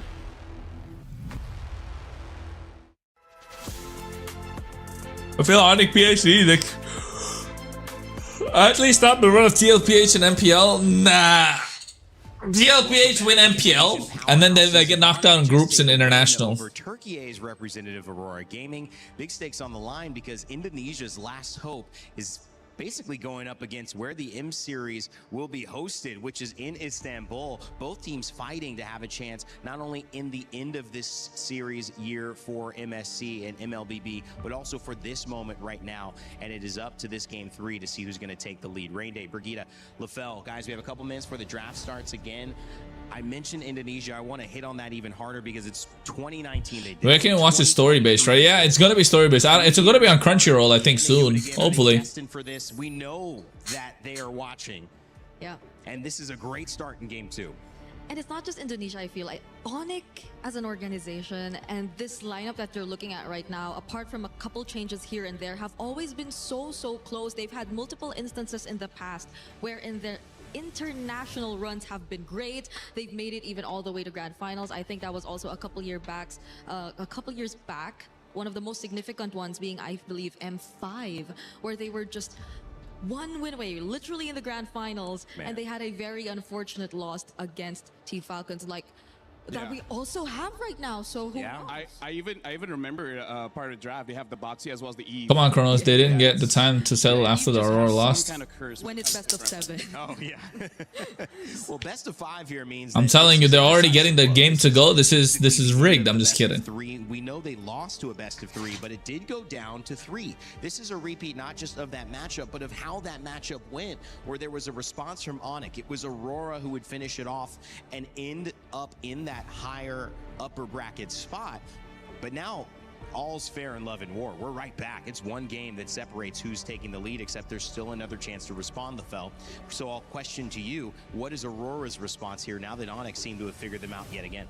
I feel like they try to get the Paquito as fast as possible because, again, ONIC has proven both times now, the first time they met and then the second time, is that they can fight fire with fire. Like, if you want to play early game, we also can play early game. They're from Indonesia. Indonesia is known as a very chaotic, very fight-heavy region. They love drafts that require no items for you to really function. So I feel like Aurora has brought back ONIC to their roots of saying that just keep on fighting. Whatever happens, happens. Just trust your mechanics. And that's what they did. And that's how they won. So going back to what you guys said in the second draft, you got to go back to your own identity. So Aurora kind of pushed them to go back to their identity. And now it works out well. But wasn't that Aurora's identity too, though? It was, I guess, maybe too much of their identity. Who has the stronger identity? Okay, that's the Brigida. Okay. Do you have a strong identity? Maybe. All right, We find out here, though, who has the stronger identity between these two. Because the Paquito is still... You want to see what will be TNC roster? Yeah, TNC always change their roster, don't they? Because it just, like, gives over so much advantage. But let's see if ONIC was... Rosa Mary? Jeez. Yeah, I mean, that's the question that Aurora... Is Rosa gay? I don't know. And I don't know if it would be... I don't think so. It so. would be an okay first pick because you'd still wonder, is this Siggy Boom going to grab it? Or is it going to be something that Lunar plays in the EXP lane? Or could it even be something TNZ plays? Casters reminding of M5 Grand Finals, did 3-0 in upper bracket and lost in Grand Finals, so again, both win the lane, and then that's kind trauma of like for our defense, I know, right? Step 1, win lane. Step 2, win the game, and then they have Freya, and Freya can flex between EXP and gold. Oh my, we missed this. Yeah, because she's always banned, though. You can't blame us. We come in, they got the bans up. Okay, but Stop blaming us, Brigida. No, I blame myself. You blame yourself? Yeah. Hey, don't. No, don't blame yourself. Okay. Guess Freya's open. What did they do? Oh wait, you're a boy. Okay, they countered it straight away. I think ONIC laid the trap here. ONIC laid the Freya trap. They got the Belleric plus the Esmeralda. So now I think this is a trap. They've set the trap. Show their cards for the Freya, but it's the Barats. Barats, okay. Looking like, wait, EXP, yeah. EXP Barats and then gold lane Freya. Gold Freya. Already winning the lanes, and then now with the Eudora as well. AoE crowd control, a lot of damage, much stronger opening for Aurora here. And I feel like they don't mind the Paquito. Can't be a Ling. And Nolan should not be pressured to pick it up even in this particular scenario. If Nolan. they really want to go for a different game plan, because There you go, Nolan. Okay, they don't. Because I can't see anything else in the jungle I here. feel like it's okay because right now the junglers, quite a lot has been taken out. I feel like the Ling is not going to be serviceable in this game, so they pick up the Nolan and maybe even ban out something like a Harley just to make sure that Aurora does not have the early game. I don't know about Harley. Yeah, I guess TNZ's Harley is really good, so you respect ban the Harley. They have very stable size already, regardless of what the matchup is eventually gonna look like.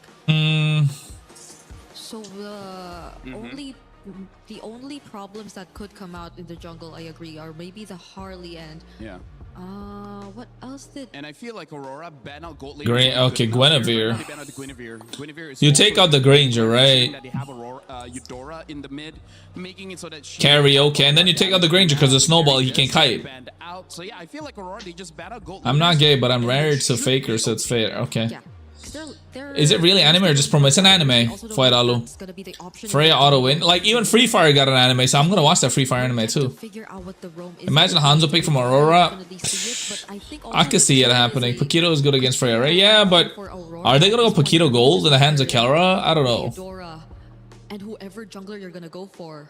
That should be what ONIC is thinking. I think maybe, do we ban this out? That way we don't have a kick into a Leomord? into a bite, into a slam. But Leomord into Belleric is so bad. Characters and they already have way too much to deal with. So ONIC, Coach CW, you're gonna have to see. Do we Matilda, right? You banned the Matilda here? show and ban it out? And it's He's gonna in be shit. YSS. Oh, okay. Interesting. Taken out instead. They are looking for a jungle, so that might make a lot of sense. Plus, we have seen YSS, I believe, in this matchup. Yeah, TNZ has used it before and able to get the win. Yeah.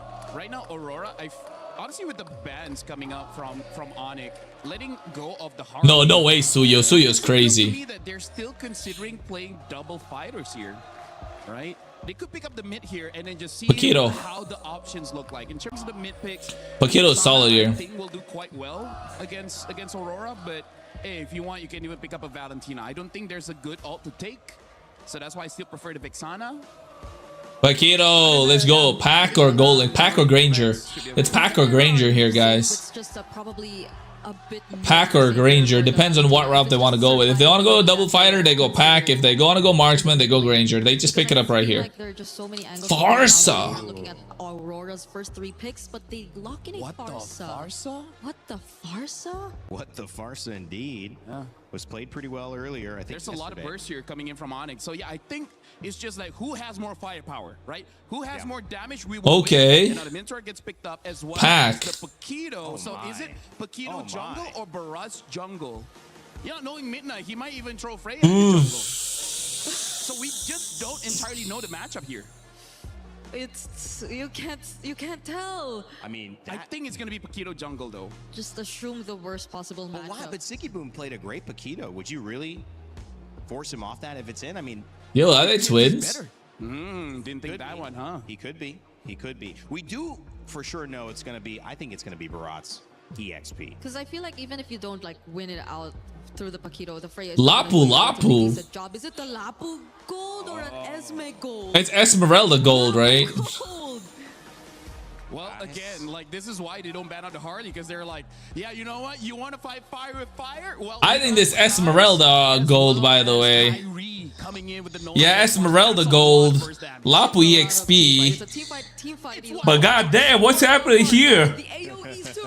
Like, it's Paquito jungle. Bro, this is so like head scratching. Boom will take the Freya in gold. Lunar will be on the Barat. I'm losing my shit.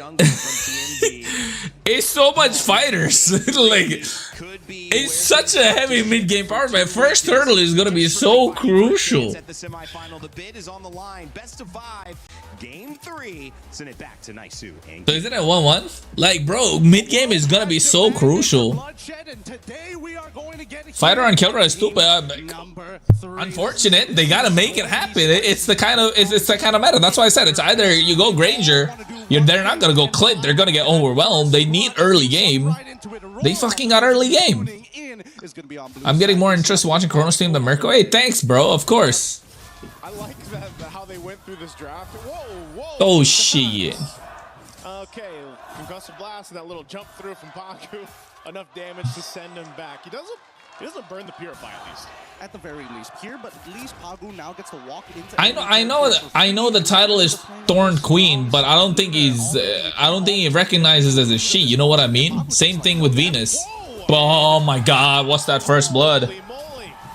I think that is not what I was expecting that early on. First blood. And all of that, why? Because, unfortunately for Sans, he just took too much damage. And now they're going to start pressing their lead to the opposite side. This is the early game that Aurora is most well known. Weird draft by ONIC. You think Aurora cooked? I don't know. And he's already level 3. Yeah, I don't like the Farsa, not gonna lie.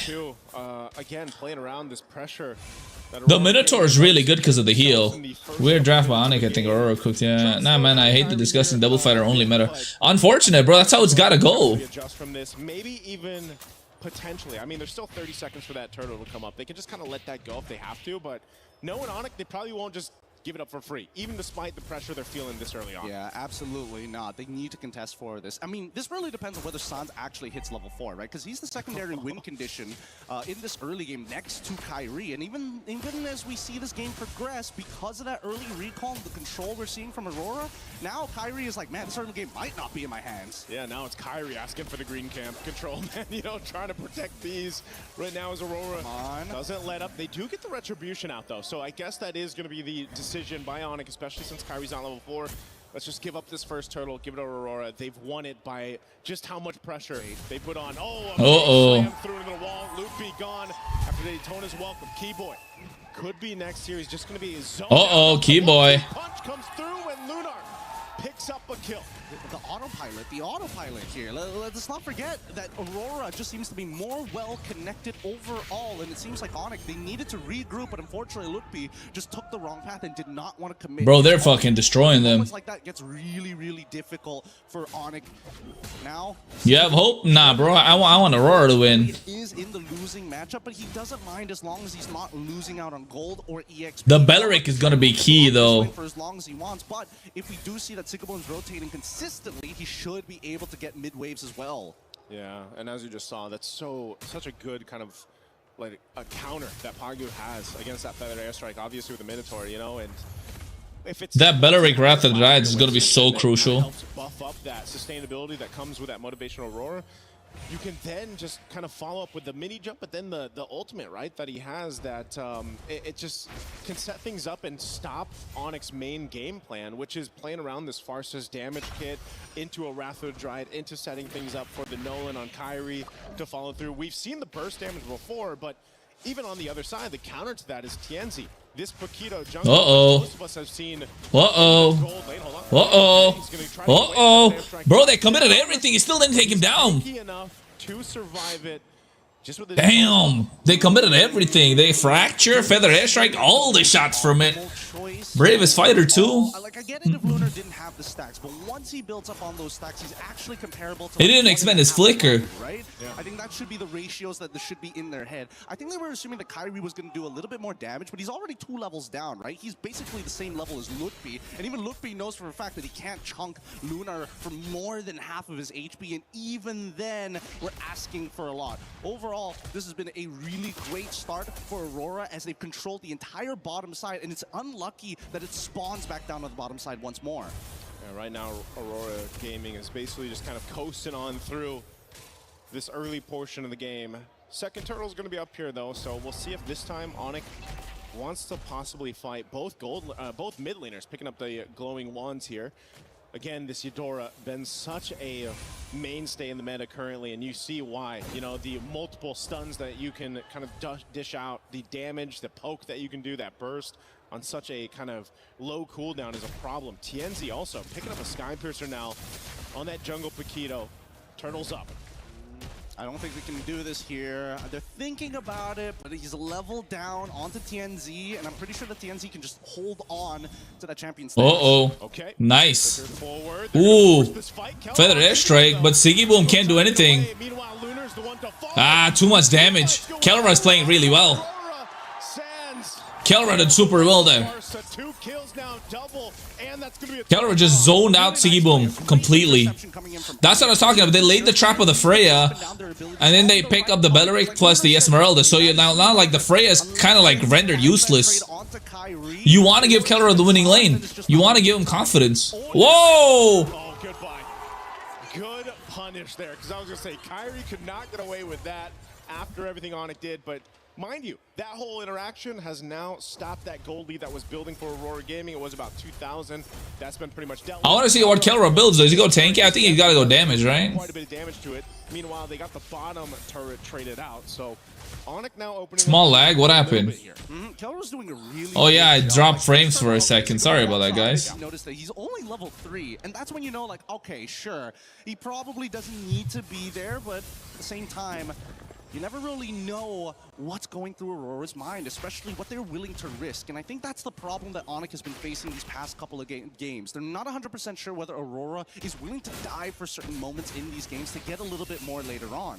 But now that the Feather Airstrike has been used early, they are making the statement, you know what? As long as Sigiboom doesn't scale, TNZ will eventually fall off. Yeah, and that's one of the things, too, that I guess the downside... Oh, hold on. Kelra, he wants this turret. Aurora Gaming wants Kelra. Oh shit, that's a lot of damage. Be able to survive. Is there going to be a counter punch here from ONIC? They just make sure Kelra survives. They're going to engage. Ona's welcome.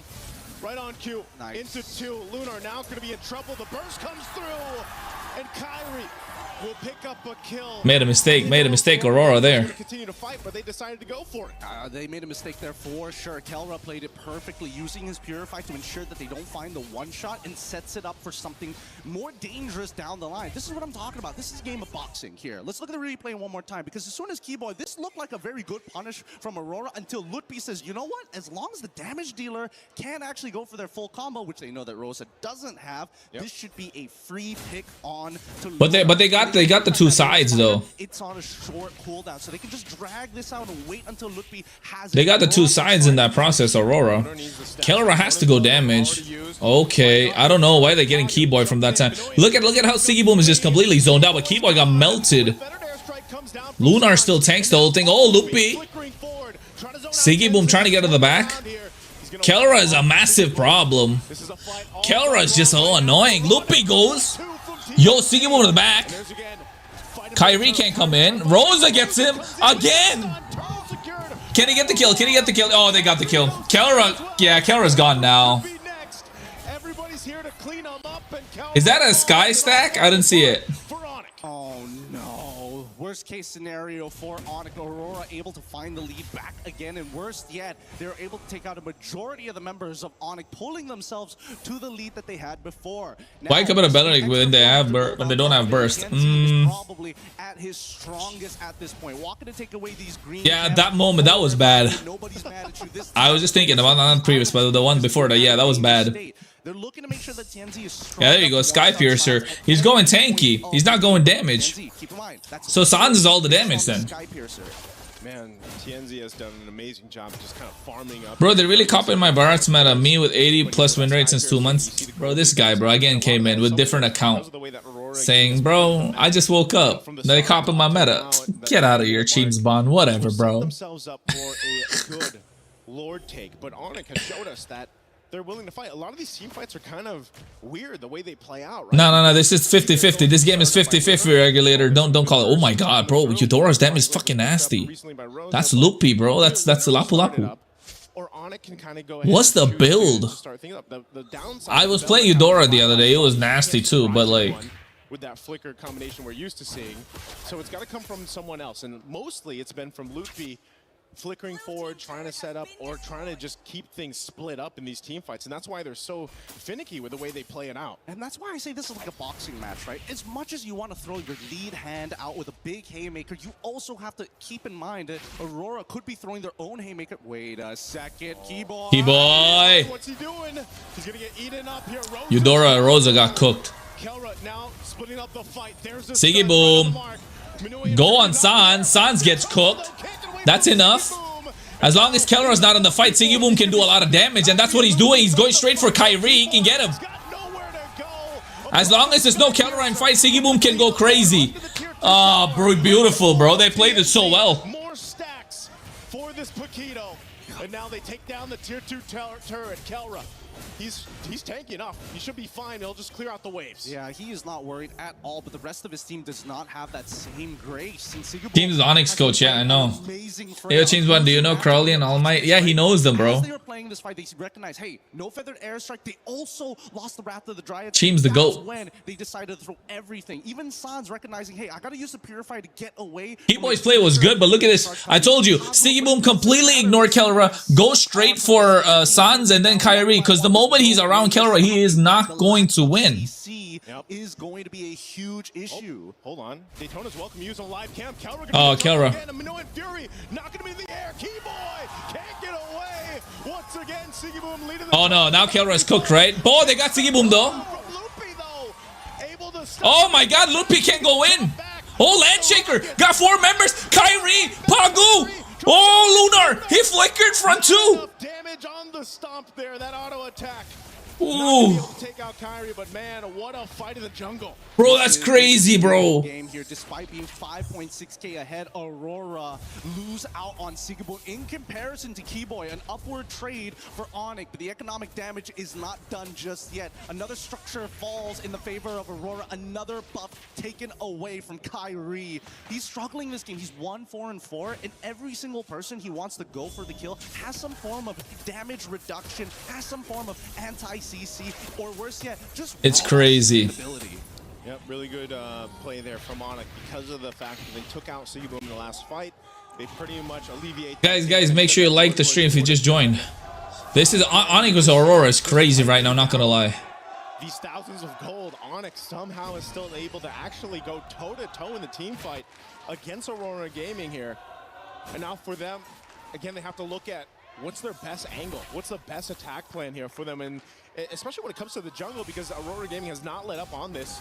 Oh no, oh, whoa, Lunar. I don't know. Minoan Fury, what a commit, bro. Beautiful commit, but they don't have the follow-up. Oh, Siggy was straight for the back. He can get the double. Oh shit, what a flicker play. Insane, bro. They got this game. It's over. GG. Only Loopy left standing.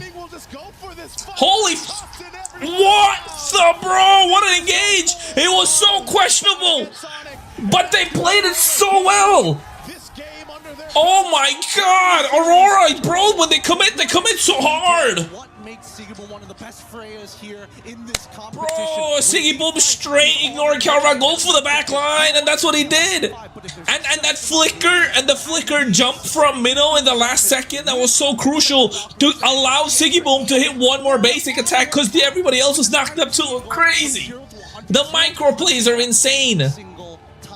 A dangerous game that ONIC is playing here, and one that they need to figure out right here, right now. There's too many holes in that draft. Last time it was missing that Atlas. Now, dealing with the Freya seems to be impossible. Bro, the Barats is too much, bro. But if Kyrie can't find that early game advantage... The Barats is too much.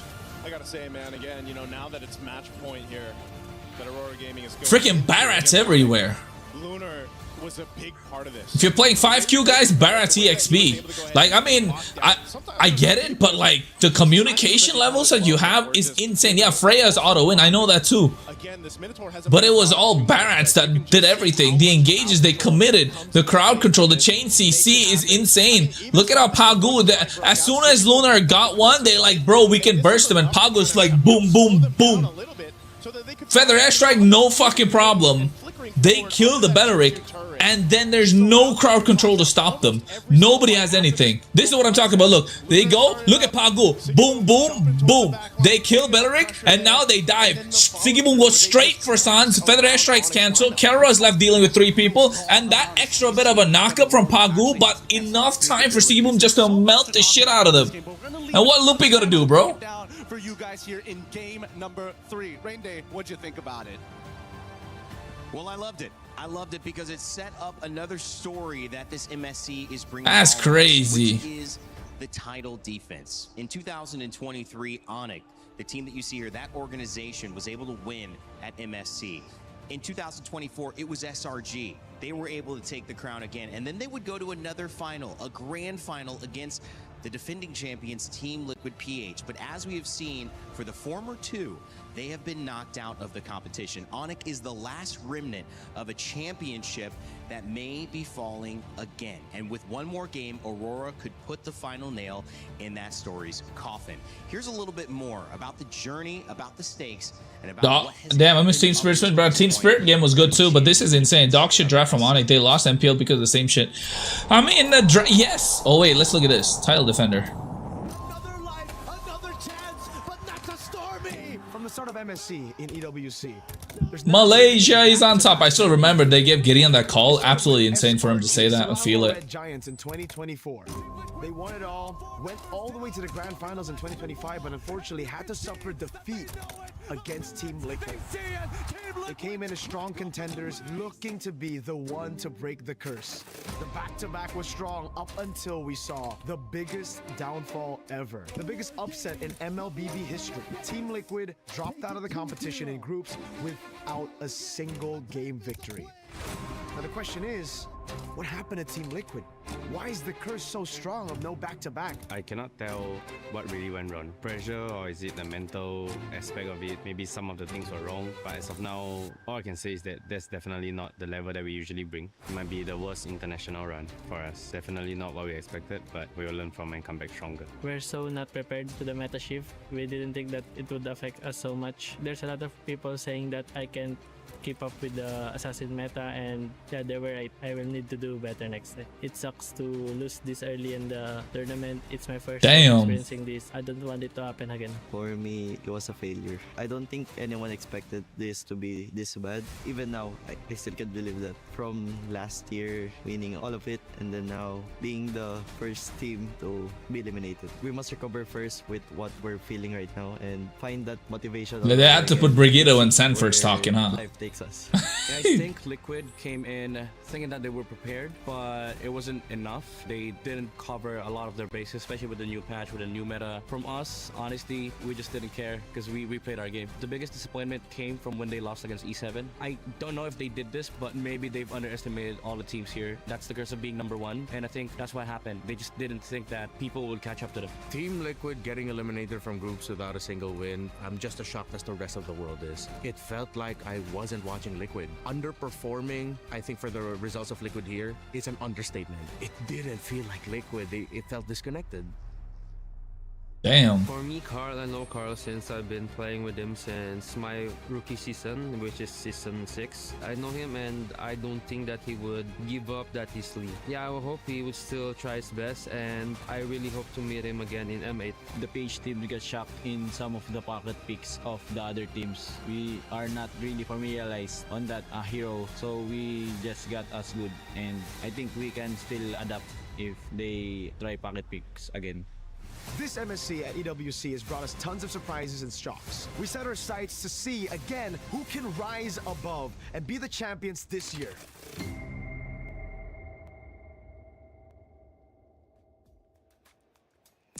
Well, it wasn't easy for the GOAT, Carl TZ, and Team Liquid PH to take that loss, but they've I'm good, Kanzo. I'm good.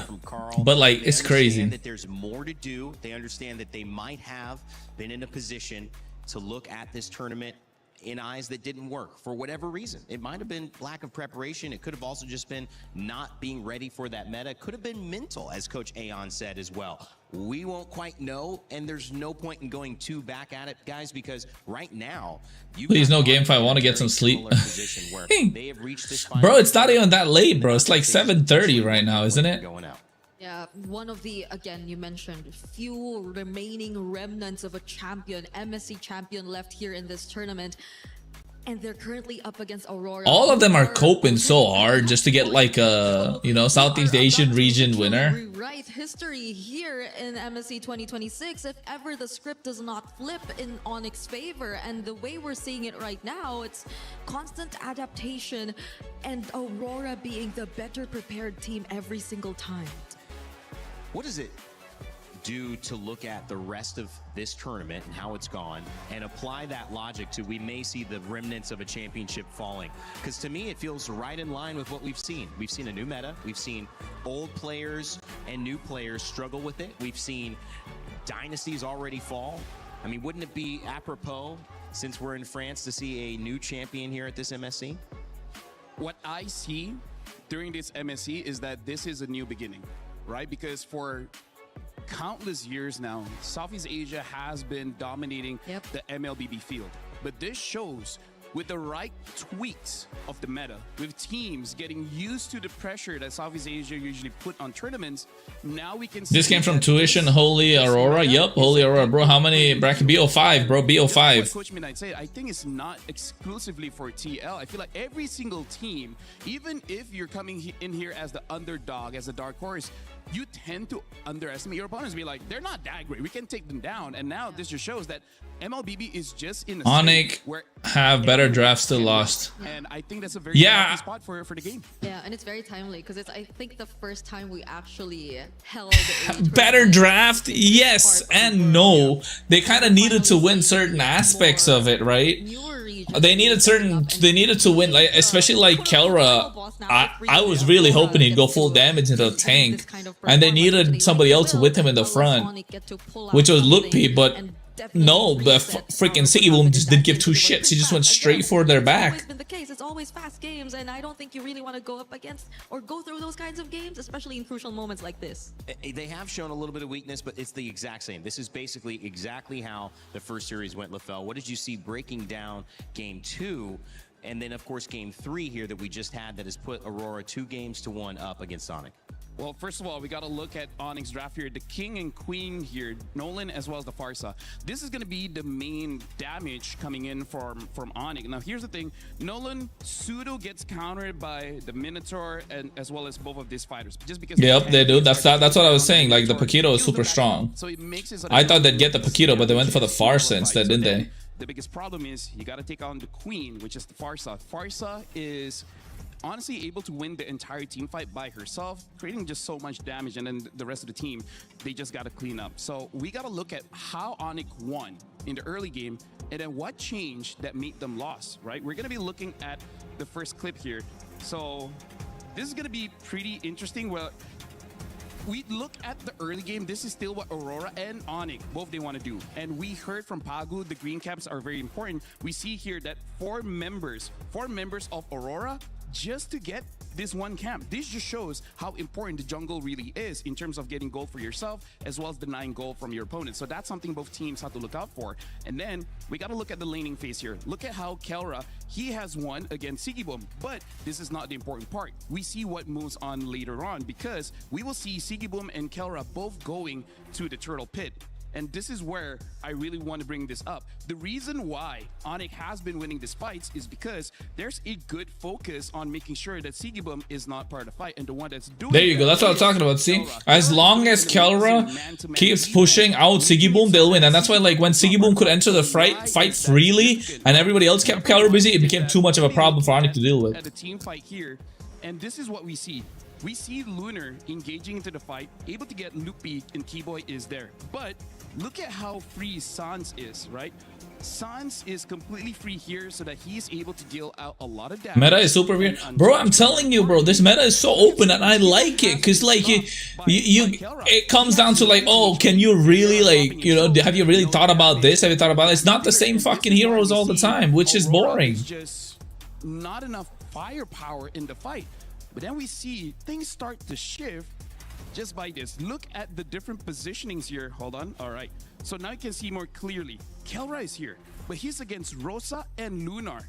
You don't see Sigibum there. Sigibum is all the way here. There you go. So even though he's half HP, he's not super healthy. But as long as Kelra is not man-to-man defense on Sigibum, look at how different the team fight looks.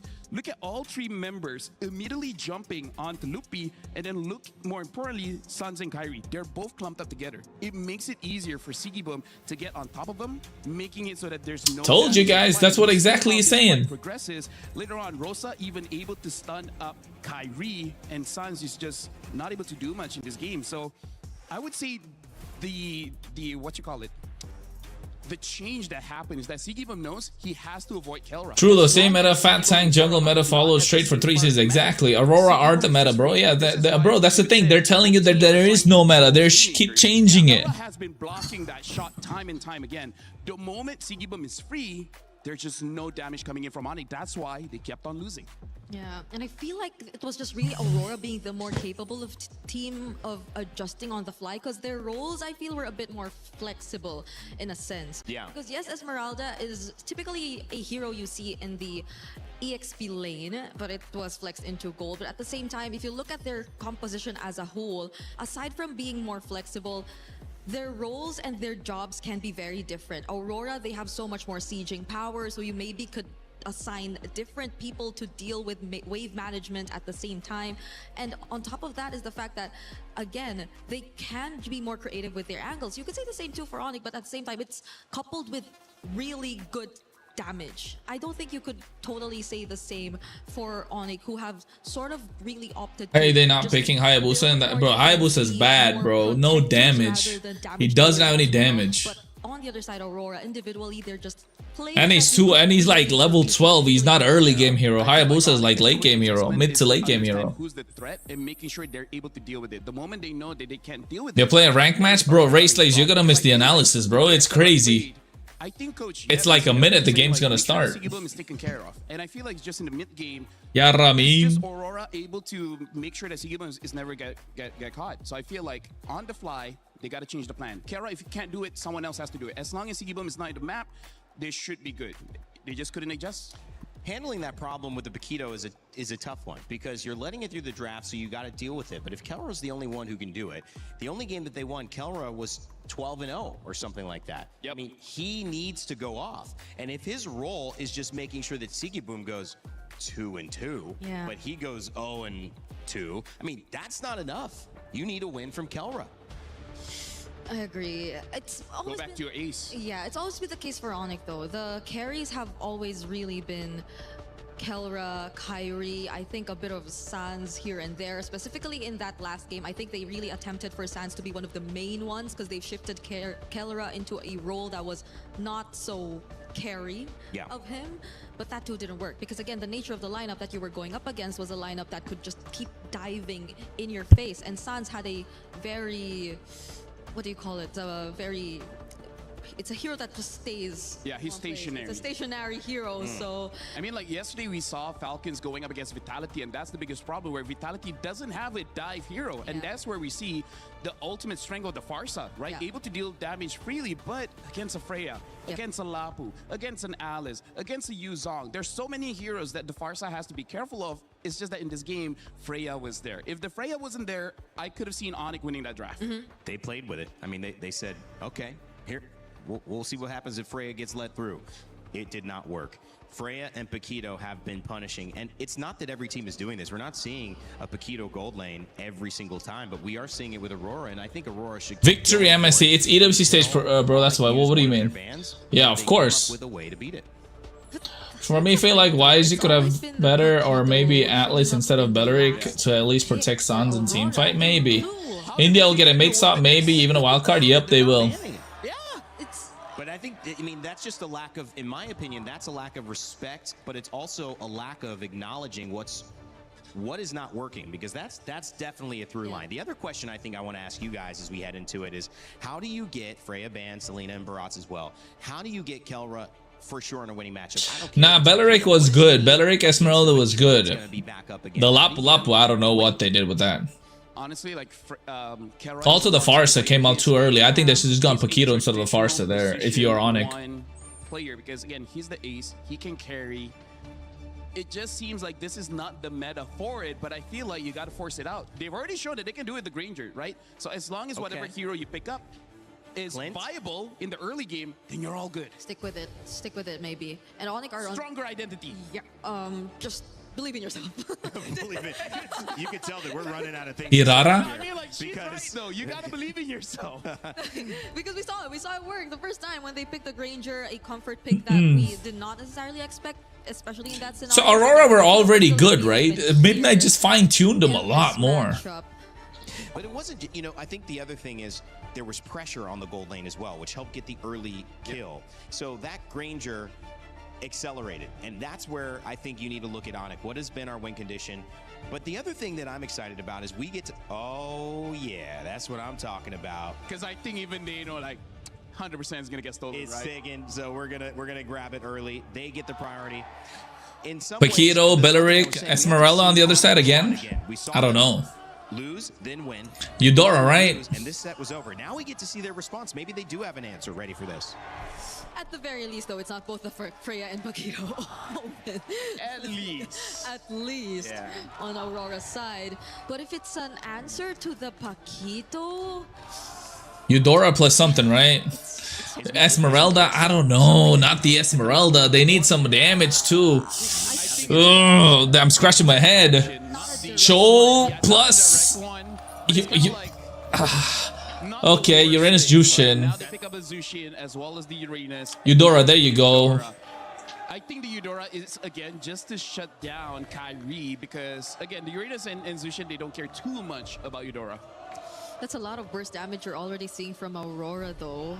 And you see the vulnerable heroes from... Hey, this is how you start an avalanche. Who get first pick if Aurora lose this? I don't know. I think Aurora decides because they lost, right? Bro, Ling won't be played because it's too risky to play here, bro. Another one here. If ONIC don't show us their answer in response to these heroes... Like right now, there's too much crowd control. They don't want to play Ling. Already being taken out. We don't know. But honestly, I think Aurora can play Ling here. There's nobody to stop the Ling. Combo or hero synergy that works, but with the Cho taken out, I think that's less options for ONIC overall. Unless they pick up a Harriet. carry, I don't think they can play pickoff, because Kalia is still there if they want to play pickoff. But Granger, okay. The draft doesn't really look like it's centered around that, and now even the Granger, good respect here coming in from Coach Midnight. Yeah. I think ONIC will be forced on a Melissa or a Brody here. Previously, Aurora needs to go Harriet to go lane. In the EXP lane, we've also seen Barats, we've seen Hilda. That was a loss, however. So forcing something different. The Freya also banned as well, saying let's just see if we can get a little bit of an advantage here. The Esmeralda also banned. So a lot of the EXP answers that Aurora have gone to, not available this game. There is the Alice still, if they want a front line that can kind of engage into the fight. We haven't seen a Terizla, but it could be viable. The only problem is that Lucian. Like Aurora can still pick Ling. Might be the safest if they just want a front line in the EXP. So if they go Alice, Who has advantage when it comes to selection phase of the agent? It depends, bro. Depends on what they pick. Hilda, man. Ling, they're trying to force a Ling on Aurora. Harriet? You need to carry. Or Moskov. A Moskov carry is an option. Go Harriet here, right? Aurora? Melissa is also not bad. Yeah, going up against Eudora, it's very... Harriet or Moskov? A mid-range marksman. I think Harriet makes more sense. You got the physical. Pagu on the pick, trying You got yourself the Belleric. You got the space. ONIC by surprise. Really not. But then you're not able to take out the Uranus, so I understand that too. Midnight to throw some crazy stuff out there. It's pretty much been... I think just standard, just go Harriet. There you go. You just go Harriet, and then you go Ling in the end. So now you're forcing ONIC to respond.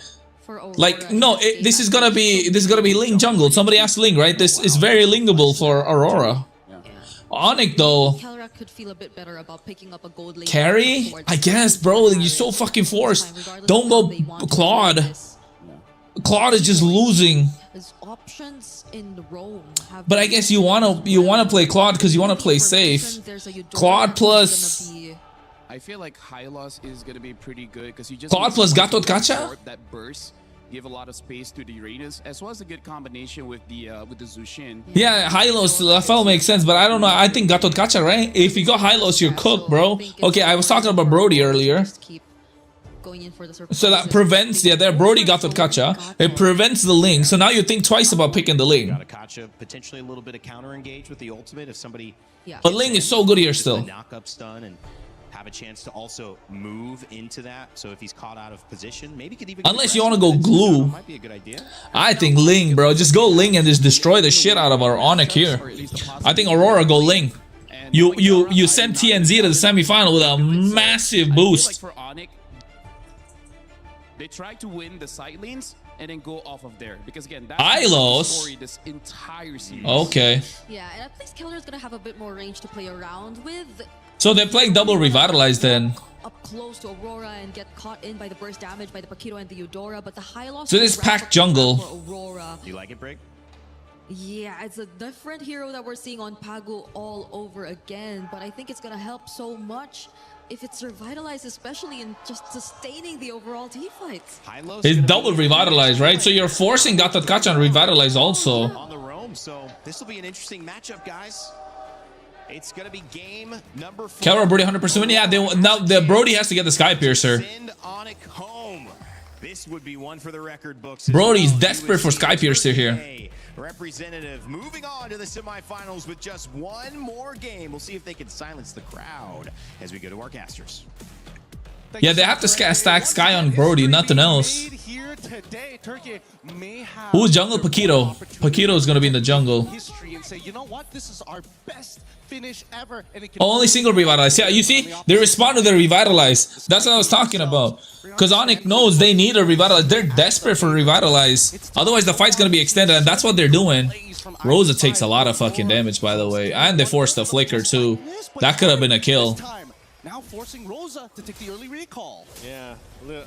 So now ONIC win the mid trade. Right, but that time it was Sans that had to burn his balance spell early on, or it was Pagu's fighting for green creep. Go back to base early on, but luckily for Rosa, no death, right? So no first blood yet. But this is kind of what we expected to see between this early game already. Now, one thing It's Kelra on ADC, so anything can happen. Yeah, I guess he is, but it's an early game, right? XP lane, given the bans and everything else. Now, is this the right thing against the Uranus? I think so far against the Uranus, it doesn't matter. It's not about the laning phase. It's about the team fight. Pagu, protect the green camp. They have a way to kind of slow Kyrie down, force him to use his iframes early on, and I think the Glorious Pathway is significant to. They didn't protect the green camp. Are they gonna go invade? Chasing those kills, or to chase them if the impact from Aurora's team fight is just that. Oh, they want to kill. We'll see on the very first turtle here to see how Here we it's go. going to play out, because level 4s, they're going to be extremely. Never mind. Aurora.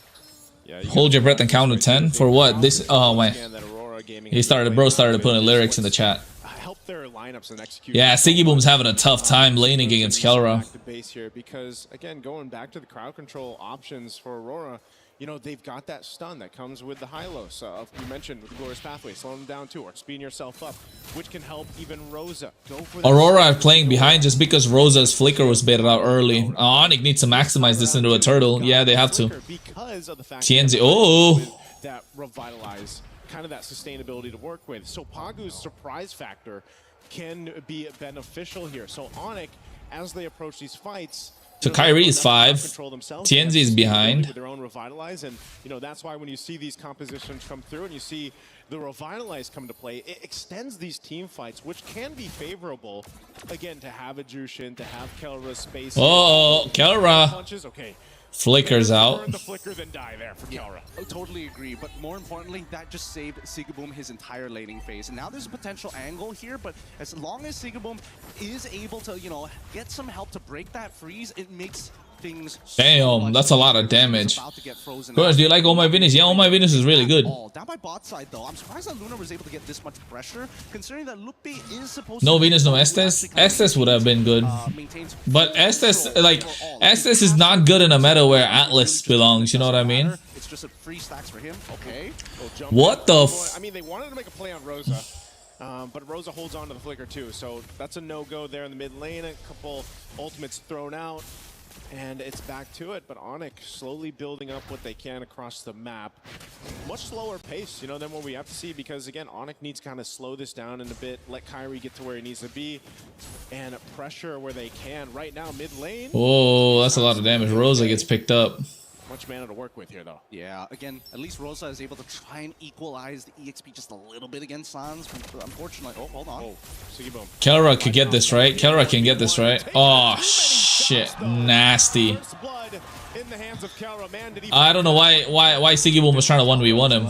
Anticipating where the Chrono Dash was going to be, and now they have to protect these green camps. Lunar is going to try, but that retribution is a little too big for the side of Kyrie as they continue to take these. Like, Sigaboom's having a tough time, bro. Make sure that when they do the man-to-man defense, there's always just a huge tax that ONIC applies on towards Aurora's side. Oh, Pago is going to go ahead and heal up a little bit here, but okay, ONIC's not going to follow through with that. They are just looking for those small wins. They're looking to compound the interest here. Gideon, as you mentioned. No, Kelra can outplay Sigaboom here.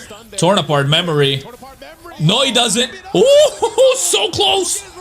Sans 1v1. They're able to get it. Sigaboom got it. Pagu's cooked. Will be able to pick up a kill for himself. Now TNZ off the wings alongside Lunar. Glorious Pathway drop down and Sans is gone. Why is Keyboy going AOG on? They're trying to give Rosa so hard. They're putting so much pressure on Rosa, but he's breathing. Waiting once again on the call. He's able to breathe so freely too. From this area. And that's officially Aurora actually winning out big time on that trade. Where was Keyboy only shines isn't cool for Tiger Ultra? Nah, bro. Cool. Keyboy plays well in every hero that he plays. It's just what the like shines because that hero they're flashy, but he does what's needed. Already getting his own Sky Piercer. Let's see if they can snowball this, because unfortunately for Lunar, he's going to be a big problem for ONIC, especially on these neutral takes. Yep, TNZ also got his first item locked in for Rosa too. Both mid laners fighting for it out. Second turtle though. Glorious Pathway already dropped down. Still half health from the turtle. Whoa. Again, a split fight happening here. Luffy able to get a couple Lunar is trying. Rosa's there though. TNZ's pushed back. Yeah, ONIC get the turtle. Just yet, but it will be Kyrie to hold on to this turtle. It looks like TNZ's just gonna have to give it up. Yep, they don't have the health or the mana, and ONIC, that's what they want to do. Keep taxing them until they can't afford it anymore. Once they go for broke, that's when ONIC can start fully taking control over this game. For now, at least for Aurora's side, they're looking for the first and second item power spikes to really turn these fights over. So having this 2K lead on ONIC isn't the worst thing in the world. However, where's the big conversions, right? Every single lane is winning here. Wow. Okay, and I guess they just got the call too, you know, so you come join us. Oh, no Keyboy. Lane, but they will find a Keyboy. Stack for TNZ. So trading it out just to grab a kill, forfeiting the top tier 1 turret. Aurora Gaming is going to make that switch now, looking to put pressure on tier 1 mid. And that's exactly what you want to do. These are the conversions that matter here, and Pagu instantly wants to cut off as many rotations as possible. Look at Luna right in front of Sans' face. Yeah, they're going to have to stop him down. Nice, they got tier 1. What a trade, bro. Gaming got what they wanted. A kill, and now that turret falling in the mid lane. Great rotations too. Battle. I feel like for game 4, what we're seeing, very different from the previous 3 games, is just this battle of attrition, finding these little moments around the map, finding ways to open it up, get that favorable matchup when you can, win this next objective, that turtle, and eventually the Lords come. Whoa, hold up. This could be really, really dangerous. As ONIC forcing Lunar out of position, allowing KRONOS to actually open things up. You can see the rest of the members are man-to-man defensing here. They understand what's about to happen, and I don't think they should take this right now. All right, conceal used. Oh no, Pagu. Oh, he flickered for it, bro. But KRONOS flickered too. Quick fingers. Oh no. AOG, Rosa, I don't think it can take down Lutpi. They don't have the damage. Siggy Boom's gonna go down, right? Yo, what is they grouped up so hard? Ooh, Pagu, he shouldn't have flickered for that. That wasn't a good position for Aurora. For the side of ONIC being pressed against Aurora. Look at that. This shouldn't have happened. But initially, when you see this fight from the side of Aurora, maybe KRONOS instantly flickered. I think they got KRONOS, and then Sans too. They couldn't catch him, and then now they were cooked. Rosa had to flicker. Lutpi holding the front line so well. Siggy Boom just couldn't move. That also, you know, when we saw it from the highlights there, it just looked like they weren't synced up the way they wanted to follow through on Pagu's setup. They were kind of in a weird position, and it might have been one of those cases where, again, Pagu's just like, you know, I'm already here, and I'm already yeah, it's a crazy AOG. And everything else, I kind of have to do something, and you know, Aurora Gaming loses that fight. Now they lose themselves the space to work with. They're 5,000 gold behind, and ONIC has been in this driver's seat now for a few minutes. And the fact that you have the Sky Piercer that was picked up and we talked about minutes ago, Kyrie's now got a couple stacks on it, so that's great for him. And even looking at the build that KRONOS has, he's going for the Rage Advantage, right? He already had that blade earlier on. That was his first item he rushed in. Then he got Malefic Gun, and Brody's already got great range advantage against a Harith. Well, now even more so. Yeah, and I think that's the really scary part, right? Because ONIC, this is a really good timing to, you know, instigate fights, and Aurora recognized that. That's why you're seeing them clump up together a lot more, because they have to work with their secondary win condition, or main scaler in this particular case, in Siggy Boom. Yeah. Tianzi also understands that as much as he is the jungler, the neutral objectives are very manageable for the time being until we start getting into the Lords. So we need to see the tempo breaker here. Right now, too, Lunar, even as tanky as he is, he can feel the damage being put out. This purple buff being fought for, though, unfortunately, Tianzi will not be able to secure it. Kyrie's been pretty unrelentless in this side of the jungle as he just continues to take camps, you know, from Aurora Gaming. Interesting. I hope I saw that right. That was a Haas call purchase coming in for KRONOS here. Wants to make sure that at least at the very bare minimum that he actually has some form of life. Uranus is always a game saver. Yeah. Teal versus Alter Ego. Yeah. Uranus is just too much, bro. Sometimes. One because he doesn't have as many consistent auto attacks compared to them. In this case, he's going to get a decent amount of heal, so in case they try to burst him, the window has just gotten smaller for the side of Aurora. Okay, with Lord up, ONIC with a clear advantage. They should have space control above this. This is game 4. You mean game 5? I don't know. Doing his thing for now. They don't want to overstep this. One thing's for sure. Keyboy's ults have been so on point. Like, he's not getting anyone, but the space he's creating is crazy. He's forcing them into a corner. Play around the rest of the 4 members of ONIC, and Aurora Gaming knows this. One thing too, having this dangerous grass in tow, you can make some surprise plays. We saw the attempt from Aurora. Oh no, Lutpi is there. Spotted out, and the rest of Aurora. Aurora. They don't have much room to work with. Conceal was already used.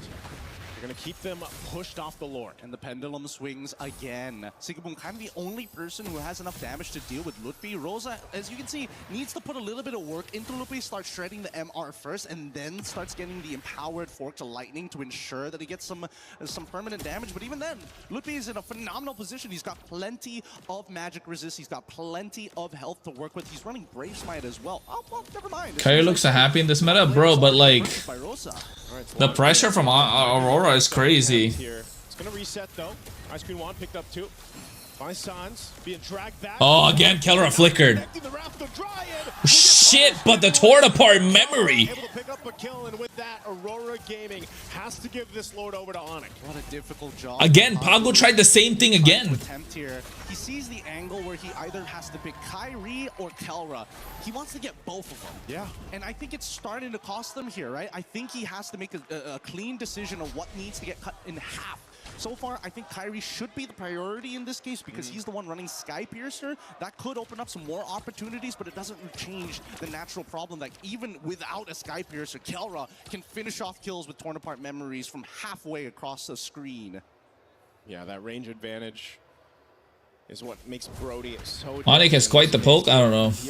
That's what I'm saying. I told you, Pagu's tried the same thing again. It's too much for him to try. The caster is saying the same thing. Like you're doing too much, bro. Don't overthink it. Just get one target, and then you start from there. There you go, Lunar. Nice one. Kelra goes.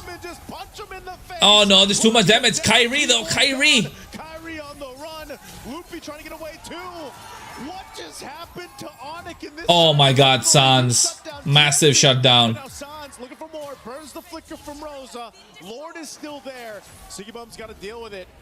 But man, Aurora Gaming might have found a little bit of life and wiggle room in this game. Yeah, honestly, that was pretty good coming in for Aurora. I'm pretty sure that Keyboy didn't have his taunt ready to go, and they recognize that Kelra still doesn't have his flicker for a couple more seconds, so they find the punish. I mean, what a glorious pathway. Lunar just went in. AOG came in. Position uses the AOG to try and close the distance, but by then it's already... Kyrie got a lot of damage. They're lucky. TNZ got a lot of butterfly stacks on him. Otherwise, that would have been disgusting. TNZ could have got a lot more. But now he's got the Berserker's Fury on top of the... Sans flicker too. He's got some real damage in his belt right now. And unless Sans can... Kyrie crazy comeback after long... Bro, Kyrie was never washed, bro. I don't know why you're saying that. Kyrie was always good. He's just, you don't get to see the flashy plays because the heroes that he used were different. Again, falling from this deficit, Aurora Gaming able to go ahead and find a moment, but I think that was just, you know, a little mistake from ONIC. Again, they still have a great lead. They still have Kyrie didn't go down, so he's, you know, his stacks that he's built up over this time has been okay. And as you mentioned, Kelra now has another item locked in here. Who got wiped? ONIC or Aurora, neither did, but like really well played, good defense. Aurora have the damage. That means they just don't have the position. The board doesn't look good for them. Board state doesn't look good for them. ONIC are playing this really well. But Aurora needs to, like, Kyrie's the danger. A lot of brute force breastplates across the board as well. No, they again to kind of help with this physical damage throughput, especially with Tenzi. Wait, is Kelra going Skypiercer there, by the way? There with the Queen's Wings locked in. I don't know. But it's just been, I think. Tell me it's Queen's Wings for Kelra. I know, even the group stage now and the knockout stages, just the way the teams have executed these team fights is so crucial. Harara obviously allows you to have a little more room to work with in comparison to a Paquito. So TNZ really has to not get kind of faked out. I feel like that's what happens with a lot of times when the Harara's across from you and you're dealing with it. You've just got so much to work with. And that's why, again, the responsibility of Pagu so crucial here on landing these Rapid Dryads. Lootby going to be forced out of that brush alongside Keyboy. So it's a face-off for this Lord. Just look at the way that they have to play, right? The only person who may be able to bait a reaction from ONIC is Sigurbo because he's such a high priority target. Now ONIC, they don't have control over this, and Kyrie is ready to hop over the pit, but look at the mid lane. They get that first shove, they're going to reset this, and they're looking for an interception. Oh, are we going to get punished for getting knocked up by the Lord? Luckily, they don't. Oh, Loopy. Okay, he's still half health. Okay, Lunar, this is the engage. This is the engage. They need to go. Cut off Loopy, but that's not the target you want to go for. Pure Aurora Gaming, and now couple ultimates expended here. Oh, they got Vinia. Yeah, this Lord Dance is really good. Lord Dance is really good. At least they set the conditions. We used a lot of our ultimates, but we got a really good push down on that mid lane that ONIC has to respond to. Losing a free inhibitor turret is unacceptable at this stage of the game.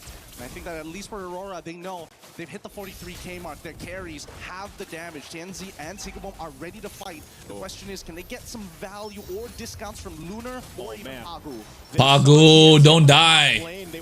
Nice. He didn't pop his ult too. Anyway, so again, a good choice here to they get a top tier 1 as well. Keyboy was there, gave them information. Meanwhile, okay, reset Lord. Bait Aurora Gaming into a fight. Quarter the health on this Lord. Whoa, it's gonna reset once again. Look at the positioning here from Keyboy. Oh my god. Oh no, Lunar. Oh, they finally flicker, but he gets the Winter Crown. KRONOS is fucking crazy. Yo, KRONOS. Oh, bro, the Winter Crown was beautiful. AOG, TNZ tries. Oh my god, KRONOS, you fucking demon. Did you guys see that? Oh my goodness. Holy fuck, bro, he was going for a Winter Crown. I thought he was going Sky Piercer, Queen's Wings. Bro went Winter Crown. What a fucking demon, bro. This is absolutely insane. Holy shit. Look at this. Pagu went, he flickered, but what a fucking demon. He got that. Oh my god. And the torn apart memory to add to it as well. Shit, that was so fucking good. Gold standard, bro. He's by himself carrying fucking ONIC right now. Holy shit, him and Kyrie are doing insane. This is a great series, bro. If Aurora loses like this, holy shit. Like, they're gonna be so mad because they're so bad. No, Keyboy has to get out. Oh my god. They still have the Lord making its way here, so ONIC can go ahead and walk this into at least a base turret, potentially. Oh my fucking god, bro. Wanting to hold on. Oh, some really scary stuff. Holy shit. And you can see that Aurora, unfortunately, without the glorious pathway, it's a lot harder for them to go on the chase. Pagus kept trying, bro, but like KRONOS outplayed him every single fucking time. That's like 4 times he's tried to get him. And that was perfect. Honestly, that was perfect from Pagu, but the Winter Crown. Holy shit. Bro, Aurora lose this, they'd be so mad, bro. Like, that was so crushing defeat this would be. ONIC gets one. They play the discipline route and they'll back off for now. Again, they don't want to push it too far in. Nah, bro. Pagu's been selling this game, alright? Pagu's been selling the fucking game, but holy shit. He needs to reset, by the way. Now that you've already seen the Winter Crowns come to play, the Immortality. But the problem is, the moment he stops going for Kelra, they will get fucking wiped. So you can't even, it's not even his fault. Oh my god, the damage. Potentially here. He's going to get Unbreakable taunted. Should be able to get away. Good coverage there, though. By Aurora Gaming. Again, you can ONIC are playing this really well. Here. They're most likely going to get poked down, half health or so. Pagu finally Immortality from Pagu, okay. Man, Kyrie, man, Aurora is such a busted hero.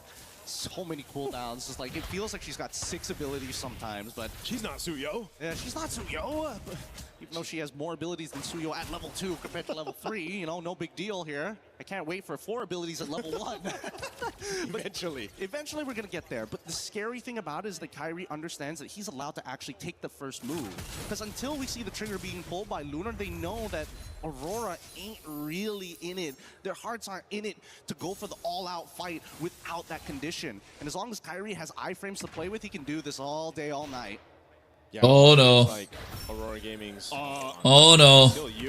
Oh no, Kelra. AOG space flickered out, okay. The flicker burnt from Kelra.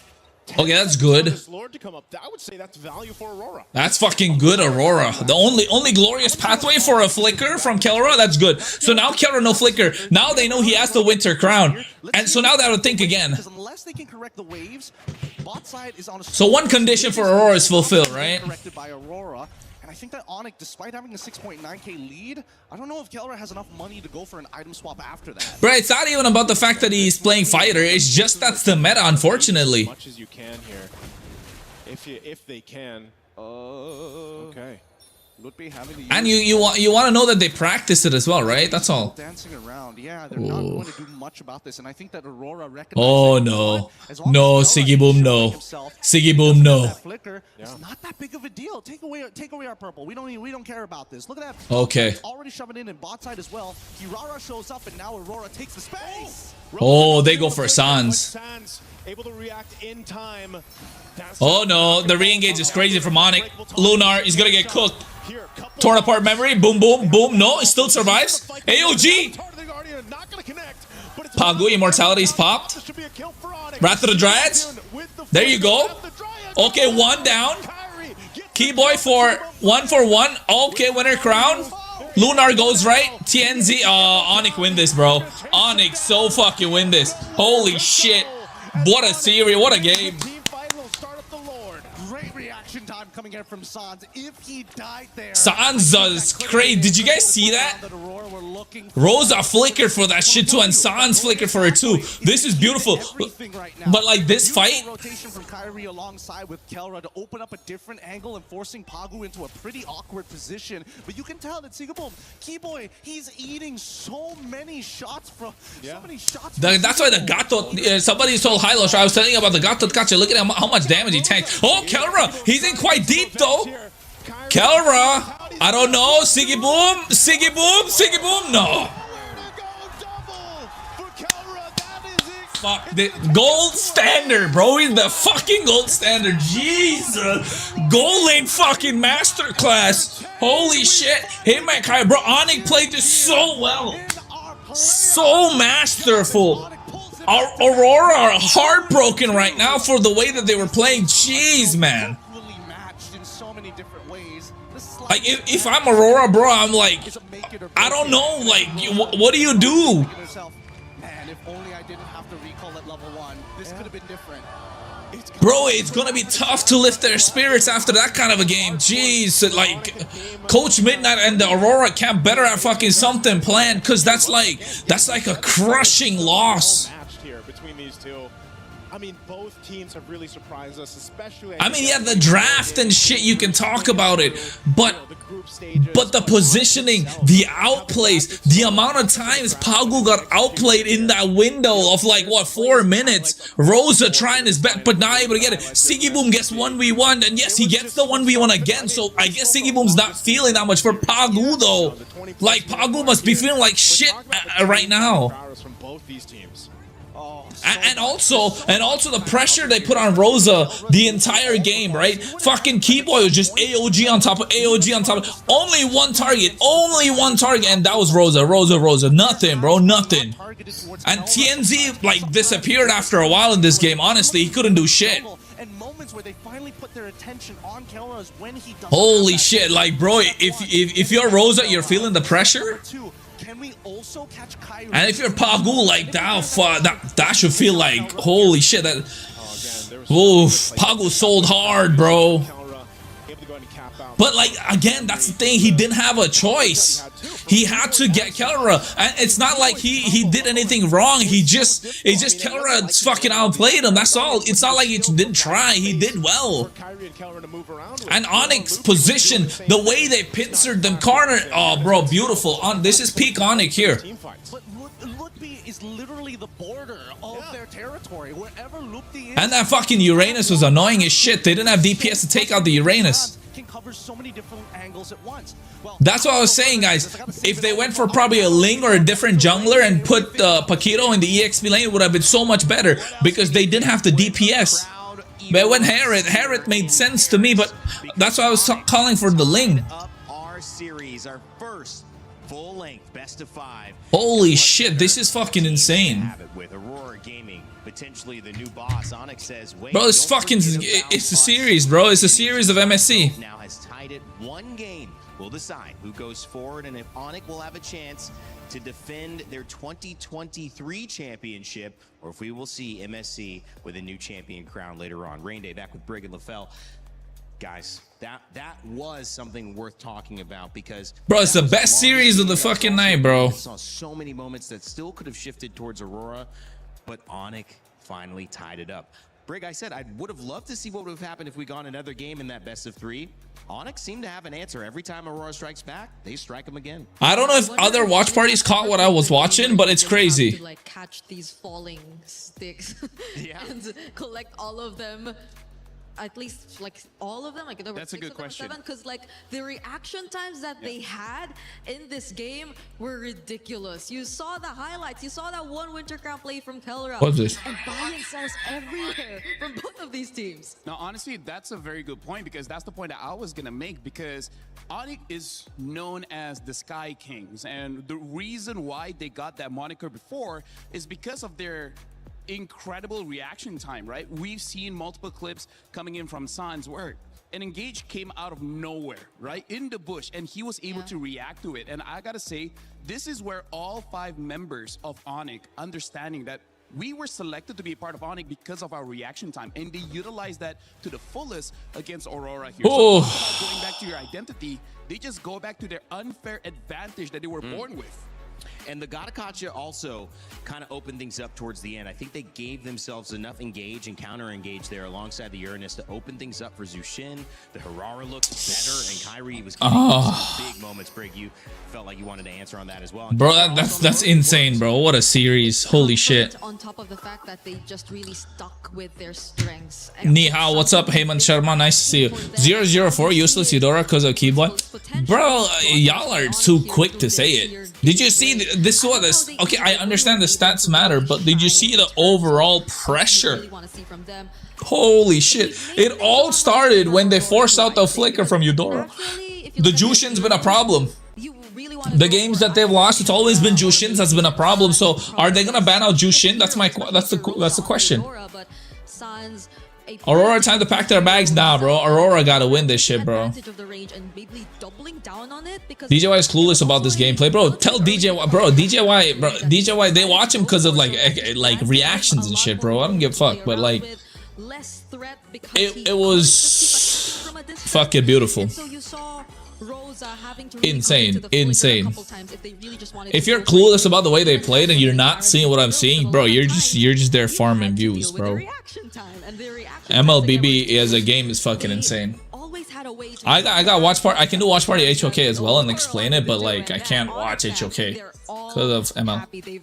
As you mentioned, erupted here after we got the Secure Game 5. It was a really fun moment to be in this building. It reminded me yesterday of Team Falcons, PH taking the win. Those fans erupted as well. We had vitality in them going back and forth here at the Lenovo Legion Gauntlet. But when it comes to ONIC, there's just something special about the way that this team is. If Aurora don't get first pick, they cook. I don't know. I really don't know. ONIC gonna win next game. Draft ONIC, Cho, Eve, Lapu, Beatrix, Lancelot. Let's see, bro. You just want them to show off. They'll lose if they pick that, to be honest. Cho, Eve, Lapu, Beatrix, Lancelot. Yeah, they lost. Small moments, LaFell, and moments that Gideon and Nice were trying to focus on. You were watching as well on stage. What did you focus on that helped ONIC tie this back up? Well, honestly, this is going to be very technical, but ONIC really utilized the map alongside with their unfair advantage of having reaction time, because we'll be seeing clips later on of how he spelled it out where they fight, and they fight around the river, which is an open space where they try to bait out Pagu, right? Like, we're gonna be looking at a television here because looking at the draft, LaFell just put into words, into clear words, what I was saying. The reaction time of ONIC is crazy, right? We saw that. And they fighting around the river. They're dictating the fight. They fight when they want to fight and how they want to fight. And Aurora didn't have a choice because they lost the mid battle. And Pagu just got fucking. That's the first cell right there. From ONIC. 1, 2, 3, 4, 5. Look at how spread they are, and they've been doing this the entire game, because going up against Aurora, Midnight as the coach probably taught them the Ube strat, which is the ultimate bonding experience, which basically means you're clumping up together. You know, someone is going to start a fight and then everyone follows up. So how do you stop that? The score 2-2. We will be looking at other clips here. LaFell just exposing the shit out of Aurora right now, not gonna lie. Of ONIC compared to the positioning of Aurora. I think ONIC gonna take the series, guys. They just got fucking exposed. Yeah, I know his reactions are fun to watch. And here's the thing, this draft, Rainday as well as Brig, not everyone can use, because Brody, by all means, should have been caught multiple times, but because this is Kelra is just special. This is the moment where we see they do not have an open space. We'll be looking at how they try to catch him right there. Exactly, because by this time they understand the timers. Because if we look at Brody here, Kelra, he does not have the flicker, and this is why I say not every person could use Brody in this capacity, because he doesn't have a lot of escape tools. But he's controlling his lips this tournament. Slip up or I'll go ball. That Lunar was waiting for, right? We see that Kelra is cut off. You can see that this area here is a very close area, making it so that it's very easy for Aurora to hit their abilities, but more importantly, not a lot of space for ONIC to escape. This is where we see they just go all in. The moment they got Kelra, there's not much that they can do. This is the rare time that we see ONIC clumped up, and that's why they lost. And then again, Look at here. Yeah, again, look at Pog, look at Kelra. Kelra, god reaction time. Because he is supposedly one of the easiest members of ONIC to catch. And yet, when we zoom out, we see that even though they engage Winter Crown into flickering out, and then eventually we even see the Gato Kacha ulting on top of Kelra just to provide him that heal. So this is what ONIC did. They understand habits. Aurora has a habit where either Pagu or Sigibum or even Lunar, depending on the draft, one of them will start the fight. In this one, it's pretty obvious it's going to be Pagu on that Belric. So as long as you're able to spread out, you bait out the ult, they can re-engage. That's also another thing that we got to talk about the draft. Having the Zushin, the Uranus, as crazy. well as Herrera, one of the best things about DJY too much, yeah, bro. But bro is nice. Yeah, he's a nice guy. He's a nice guy. Go ahead. I mean, he worked hard to get where he is. What's up, Heyman Sharma? If you look at it at first, Oro was trying hard to kill one, bro, because they didn't have a choice. That was the game plan. Observer on the same page. Yeah. They know who they really want to prioritize and target, and they don't have. Out of the goal lane, yep, he I is. think we've observed from a lot of teams here. But was that Belric flicker all actually needed? Can't they play slow? No, they can't play slow. They couldn't play slow. They were getting choked out, right? If they wanted to play slow, they had to win the mid duel, which they didn't win because they're facing against the Jushin. And when you're facing Jushin, you're pretty much losing the lane already. Like, it's hard to beat Jushin unless you pick up Kimmy or Eve, right? EURORA does a lot of damage, but they need to apply pressure. They just couldn't apply pressure, not against Gato Kacha Jushin. That's why they didn't pick up the Hylos, right? They didn't pick up the Hylos because they wanted the Gato Kacha, and they didn't give the Gato Kacha on the other side. If they got the Gato on the other side, then it would be Belric EXP. It could have been a slight bit of a different story because Gato can jump directly rather than, you know, for them, it's not telegraphed as much as it would be. So yeah, I would say, like, really well, overall, ONIC executed this shit. ONIC went nuts on the table, all in, and showed, like, this is what we can do to you. What can you do? Now, Aurora just didn't have a fucking reply at all. Matchups that you cannot get anywhere else. TNZ and Kyrie, we talked about them. TNZ, Brigitte, yeah, the same haircut. Bro. Kyrie having a Bro, I think this tournament is Falcons.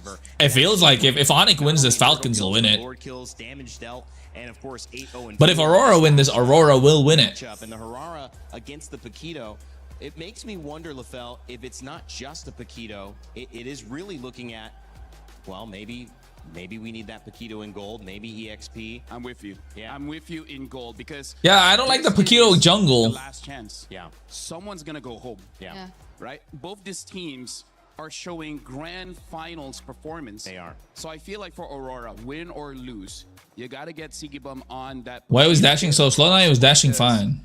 TNZ is a great jungler, but we can definitely see Sigibum on that Paquito is something else. Yeah, it's a really good comfort pick that I feel like. Do the team practice the formation, the one level? Yeah, they do. They do. Of course. They practice all that, and then it's in-game as well. It's habits, bro. It's habits. That's why Indian teams don't. They just rely on draft and heavy mechanics. That's what macro is. That's how they practice all of those. That's what scrims are all about. They review that shit, and then they make it a point to play like that. On Freya and that too. So the it's like saying in football, like there's a formation in football. You've seen those triangles and the squares, like Barcelona, right? The tiki-taka. Like everyone plays, they play in a triangle. If you notice, the ball comes here. As soon as there's one, there's always another person that comes and supports. So they get into the habit of playing like that, and that's how it's executed. It's the same here. You get into the habit of boxing out for one person or playing away. So there must be some sort of a call, some sort of an understanding. I don't know what it is, some sort of discussion when they decide to play like that. In your games. So yeah, that's important to notice. But Aurora just at this point, Aurora, I don't know, they've been exposed a little bit. They want to play that Ube. Well, this next game, I don't know how it's gonna go. Honest to God, I've been sitting here for fucking 5 hours. I ate, I did everything, so I don't know how this is gonna go.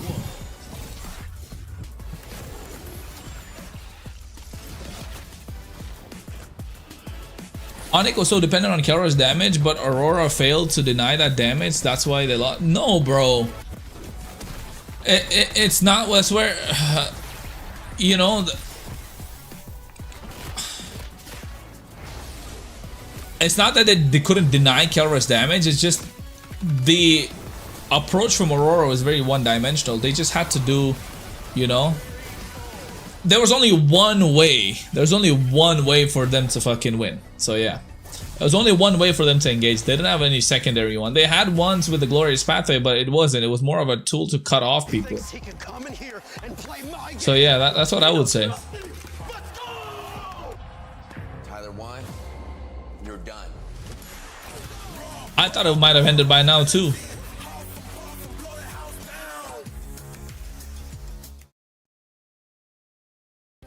Play is in our DNA. I need water. I was choking up. All right, let me get water and let me get a drink and be back. It becomes our superpower.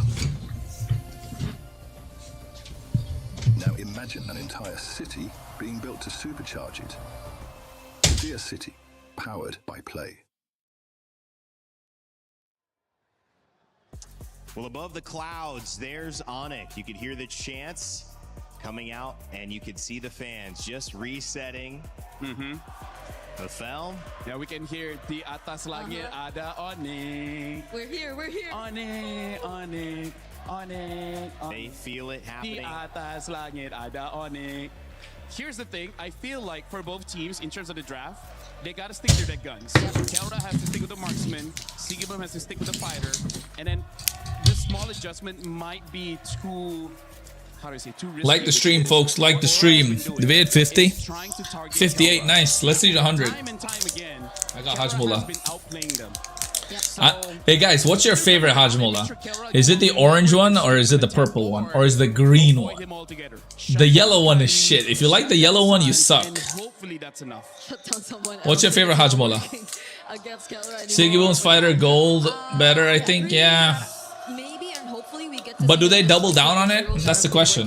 Best for them, but I'm also worrying because at the same time I think it's going to be Aurora in blue this time. Yeah. Not unless they Purple's goated. Most likely. Earlier it was Green one is good too. Every single time they went Someone say yellow, I'm gonna ban you from chat, bro. The yellow one is ass. It's so shit. I have orange because I don't have the purple. Others I'd eat the purple one. Like mine is purple, and then green, and then I guess orange. I think the sides are really going to be important. There you go. Aurora does go to blue, and the Paquito is still open. Purple and yellow ass. Isn't yellow's not the lemon one, right? Yellow is like weird. Okay, never mind. Let's just take out You know, but the series just kind of exposed Aurora. They need to force Sigibum on. I'm not saying he's the bad, but that's where he's lacking. No, ONIC needs to draft super crazy and put KRONOS on MM somehow. Had ONIC played like this in M7, I wouldn't have lost my guess. I know, right? Let's see. I don't know. Let's look at the draft. They get themselves the AURORA. Belleric plus Valentina on the other side, right? Yeah.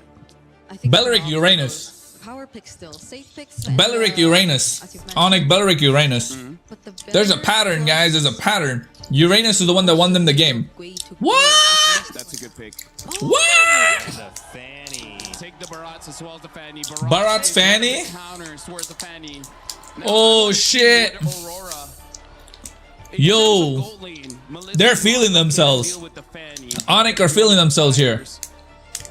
The red one? I might have tried the red one. Probably Ruby, but the thing is, Ruby has been changed so that she is only really strong when her HP is low enough so that she has a lot of heals. But if you burst her down so that she can't heal fast enough, that's kind of GG's. Could be risky there. Kaja? Kaja carry? That will mean putting Uranus Cho, okay. Marksman though, so they just don't reveal their gold laner altogether.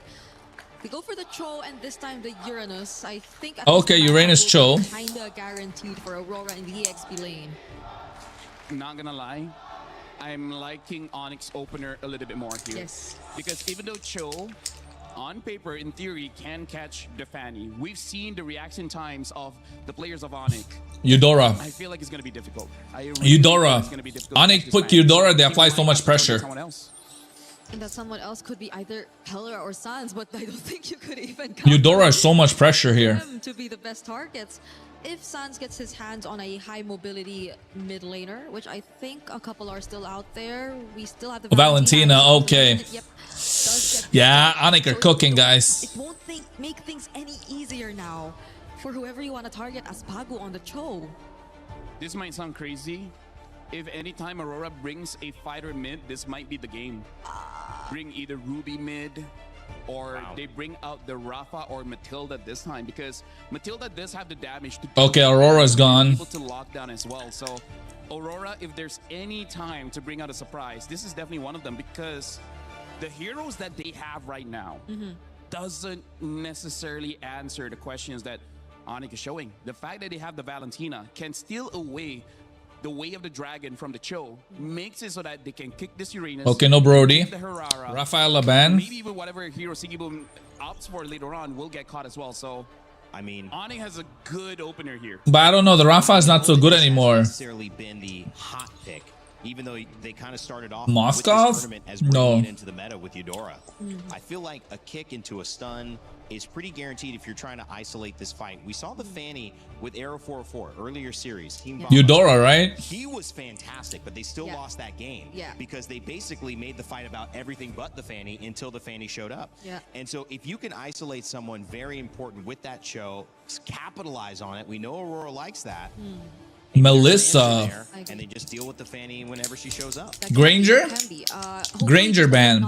Please ban the Granger. For the love of God, don't give him Granger. Lock down the Eudora and the Cho combo together. Granger or Clint. But if Kelra plays Clint, they can still win this. I think Granger, though. Such a straightforward ban.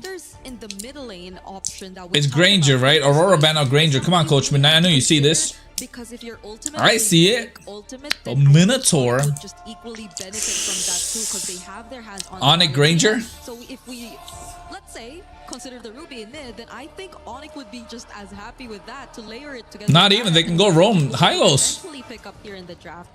So Aurora have to. Hylos just run them down. The other thought is how much Belleric. The fucking Belleric's still open. We know that when Lunar can win that EXP lane, it helps them win very early. It's possible that we see a lot of pressure there. Yeah, but I feel like Barat should win against the Uranus. Like, even if you don't win, you're able to get out of lane faster. And I feel like that's going to be... Harriet? Okay. ONIC, they pick Yeah, they're bullying them, bro. ONIC are bullying them in lane. Claude, okay. Eudora. I don't know. It's too straightforward. Looks like the most standard draft Aurora has shown in quite a while here. So Too straightforward. They realize it's not about the draft anymore. No. Like, there's only so much the coaching staff can do. Now it's 100% on the players. Gotta make sure the execution goes smooth for Aurora this time. Going for a very standard draft. Hylos, right? For Keyboy in Rome. Gato was good. I like the counter. Actually, even Kufra is crazy here. Kufra will be mad. Atlas Band. Belleric still available, right?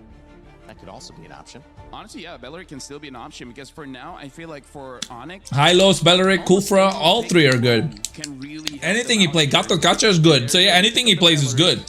ONIC won the draft, guys. Against the Claude, Uranus, Cho, so who do they want to pick up? Yo, I fucking finished one full packet. Work against on the side of ONIC. Who's the priority? It got me anxious, bro. if you can I'm stress eating. great, but wow, I don't know about that. At best, probably just disrupt. Because ONIC will just go all in the team. Aurora needs to play this slow. They can't play this fast. I'm leaning towards ONIC. I have to go for ONIC. I'm leaning to ONIC too. Indonesian champions in 2023 trying to go back and win in the semifinal. Aurora trying to prove that they deserve to be on the main stage. Yeah, this is ONIC time, baby. It's now or never. ONIC need to show that they're title contenders. Off the back of that previous game, come in hard. Send it back over to our casters, Gideon and Naisu, for Game 5 at MSC. Two teams walk into this arena at the Esports World Cup thinking that they could make some life-changing money. Now they put it all on the line as both teams have Shit, both teams are nuts on the table. a single mistake, a single good play could be the difference between a lot of cash here. But now let's jump right into this game as the Land of Dawn has already blessed us with a beautiful series. This is what they needed. Aurora needs to push early. Gideon, for Game 5 brings us, I feel like, back to the fundamentals, you know, for the most part. Even if you look at Aurora Gaming lineup, our panel talked about it. Oh, he stole the creep. Rosa stole the creep. Surprising yourself in the draft. It's pretty standard. There's only so much that the coaching staff can do. It comes down to that execution. ONIC on the same foot. pick up some of their best heroes across the lanes here. Again, to see potentially Kyrie on this Fanny and KRONOS having the Harith here, there's something that can be said for the Corners can increase the volume a tiny bit. way they move around Okay. the map alone can set things in pace. Let's set the stage here, because so far, Aurora, you can tell that top side is definitely There you the go. strong side. Lunar playing a much better game this time around, not having to deal with the Esmeralda, but against the Barat, it's going to be a lot I like to easier listen to an analysis too. That's why I keep quiet most of the time. better, especially since it's a no-go lane. Nobody's going to die here. There's Only nothing going to 12 worry minutes about. now, bro. On the bottom side is where it gets I hope not. I hope we get 30-minute game and Aurora win. whether or not, you know, this Cho was going to be the difference maker. Both sides had to take Purify in this case, so it's a general neutral lane. But knowing Sigibum, I was just clicking on holding a mini map to see did he steal. He did steal it. He did steal it. We can see this pressure already. So you can see Kyrie didn't become level 2. Kyrie, Pago takes some shots here.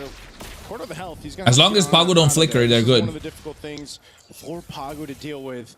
You know, when asked the question, who's the best target for those kicks? Who's the best person to go for? And it's honestly, it's Kyrie, but as mobile as a Fanny is, that's a tough task to take here. First turtle up for grabs. ONIC gonna start it up. Lunar kind of gives that information, but They give the turtle away. anywhere near it. So first objective, turtle going to ONIC. They're just uninterested. There's just no reason to fight for it as of right now. Not until they have that kick to start developing a dedicated lead. And ONIC recognized this, right? Sans immediately takes the way of the dragon on their side in case they could find a moment to snowball this even further. The mid duos have been doing really, really well and have adapted a lot throughout the matches. Now they're going to go down towards their insurance policy. They took a lot of green from Kyrie. Yeah, they did. Here onto Sigaboom. And this is where it starts to get dangerous, right? If Sigaboom unfortunately uses his BMI too early, there's a chance he gets run down by KRONOS with the Zaman Force. It's almost to be on the other side. Loopy. Oh, I don't know if this is wise. Sans goes in as well with the way of the dragon. Knock up Jikundo. Loopy goes down, but Kyrie is flying, baby. He's flying like a madman. Oh, Kyrie goes down. There's the counter punch, taking out Kyrie and Pago with the Jikundo. Pago, nice damage. It's a trade, the 2 for 2. God, that was hot. Pagu, wow. Let's look at this one more time, because again, the play coming in from Sans was good, right? He flickers on over to guarantee the kick to the right side, but that third hit of Jikundo, breaking it up at just the right time, allowing Lunar to survive. Look at Pago. He basic attacks Kyrie, basic attacks, and then Lunar, boom. Earlier, but it doesn't matter. He got the damage off of his shield, and even for ONIC's side, What is he doing? What is he doing? What if Lunar gets it? We'll eventually be able to deal with it later down the line. So for now, those who found the kills have the money to go even further. TNZ and as well as Kyrie dead even right now, but only a slight lead, 1 level lead for TNZ. I wonder how many times Sans will try to replicate that, you know, take the kick, take that way of the dragon from Pagu, utilize the kick himself, or does he take something else? You know, between Rose's ultimate, that Thundering Wrath can be beneficial too. So Sans will have his work cut out from him, but like we just saw, pretty good here. Skypiercer now picked up for TNZ, the second turtle coming through. All right, TNZ has to play for cleanup here. They can initiate, walk back, wait for a little bit, and then clean up later. Kyrie, he's got the Heptaseas already ready to go, and he wants to make sure that when he gets on top of a target, that target dies straight away. So now you can see that at least from between ONIC and as well as Aurora, they're constantly trading. They're constantly trading the HP. Lunar. Okay, again. 5v5. Dragon held on by Sans. There's the Daytona as well. Uh-oh, Dekna's welcome. Lunar still survives. Nice knock up of the Jikundo from Pago, but look at that. Kyrie now able to get the turtle. Blazing duet from Sigiboom. Oh, they're so low. They lose Pago, but they trade Keyboy Roamer for Roamer. KRONOS comes in, knows them on force. To work with, a whole lot of battle spells used up as oh, well. nice. The iframes. He will get away with the iframes here on that Hirara. He's dancing around here. KRONOS playing a dangerous game. You can tell by that positioning. Unfortunately, the Zaman Force might not be no. Sigiboom, he's gonna be under threat. They want to see Sigiboom, but they don't notice him just yet. He's hiding in the bush, and the denial of information has caused ONIC to give up on the dive. Okay, they're gonna get forced out of there. They wanted to make a play, but luckily Sigiboom has that protection. Oh, boom. The kick right on cue. Oh, Purify. Now it's pop. Kyrie joined the fight, swinging on through, gets stunned, Thunder and Wrath down. Pagu trying to get away, burns the flicker. he will survive. Neither team falling in the exchange bottom. You can tell how antsy both sides are. Sigma luckily doesn't get his recall canceled, but that will mean... Oh, but look at the top side. Look at the top side. Kyrie, Lutpi. At least from Kyrie's POV, easily is able to dodge out of the right ability. Sans, does he get the turret? Oh, it's almost. one auto attack. It's as good as gone. Yeah. Take a little bit longer to take that one down, but pretty much ONIC just trying to find what they can across the map here. They should get it, right? They should get a trade at least somewhere. Oh, topside. They're losing topside again. Exactly how you want this series to pan out here. Neither team really pulling the switch just yet. Okay, I think... Oh, wait. Lunar's doing a fantastic job. They traded 1-for-1. Oh, Sans super low. Rosa burning the flicker to survive. Actually, Sans burning his flicker. And now trying to secure that purple buff. They do just that. Pagu forcing himself out of side of the jungle. So this is just Ooh, a battle for this is buffs tough. and just tier 1s. And you know that AURORA generally has a bit of an advantage in these moments, especially with slight leads on their sides. Best part yet, the iframes making it even harder, especially since you can control the timing of when you decide to drop down that falling maple. In the meantime, though, as we can see AURORA alongside with ONIC contesting for the space at this point. The main contention is having control over this mid lane. If we see TNZ make a mistake here, oh, luckily he doesn't walk into the lane, goes for the Lethal Wanderer instead and let Sigaboom actually absorb this wave. ONIC miss out that opportunity. Okay, waiting patiently here too. Last turtle of the game. 1-for-1 across both sides for this objective. ONIC will play it a little bit slow. Keyboy waiting. He's got I was going to Keyboy. Oh, nice. Tough. Pagu. Oh, nice superconductor. Oh, no. Sigaboom blazing duet. Wait. Detna's welcome. Oh, no. They get Rosa. Pagu trying to get Keyboy. Can't do anything. It's looking bad for AURORA. Oh, the barrage is too much, bro. Coming in from ONIC. It felt calculated beginning to end. The timing of Keyboy utilizing his Wrath of the Dryad, not to mention just an amazing flicker Detna's welcome right onto Rose's face. Nothing they could do at that point. They reached, they grabbed, and they caught the ball out of the air from AURORA. Let's look at this replay one more time, because as Kyrie makes this play, oh, it catches afterwards, but it catches just enough. With Rosa already down and TNZ having no combo points to actually go into his iframes, literally nothing you could do there. And that's the thing too, the fact that it's a broken wall. ONIC are applying so much pressure. You know, that little extra opening on these turtle pits or even What's the goal lead? 2K. You can do here. So Kyrie 2K on the side of ONIC. on through into those fights, following through the rapid drive. They're gonna Oh shit, Lunar. Oh, Lutpi missed as well. Oh, but Sigaboom got cooked, bro. Lunar's gonna get cooked next. Jesus fucking Christ. Oh, TNZ can make an outplay, but no.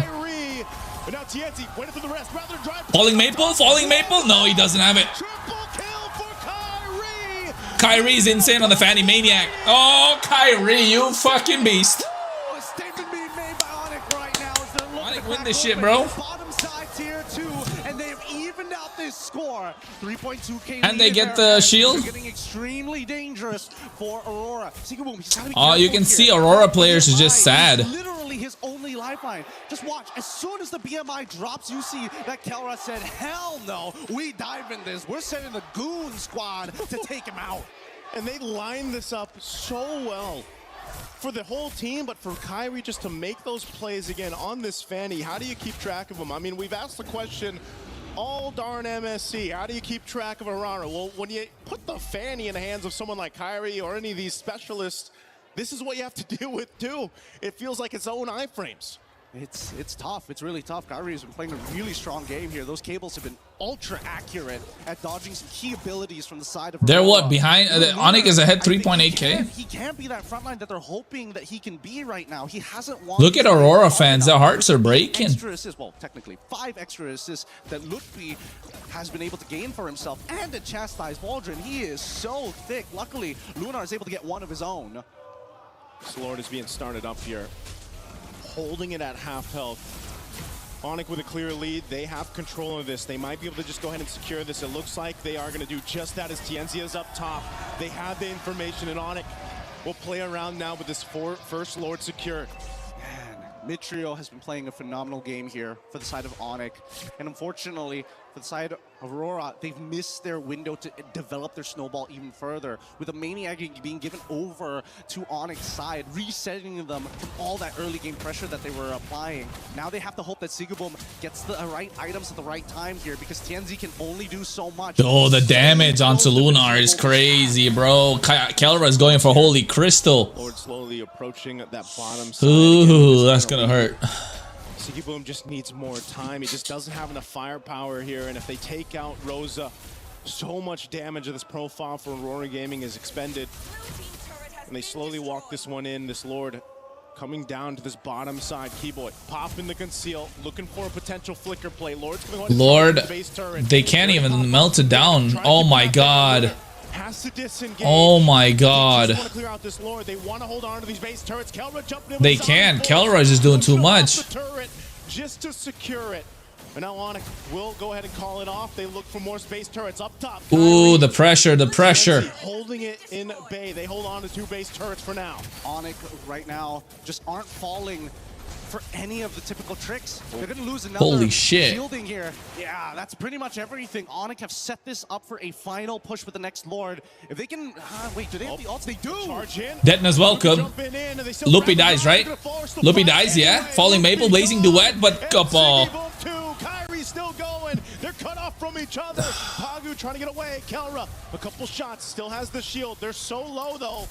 Aurora Gaming might want to punish. They're still following through. Tienzi has mobility, but they will rely on the conceal to get away. And Sans, he's ready to intercept every single time. ONIC, they are well connected right now.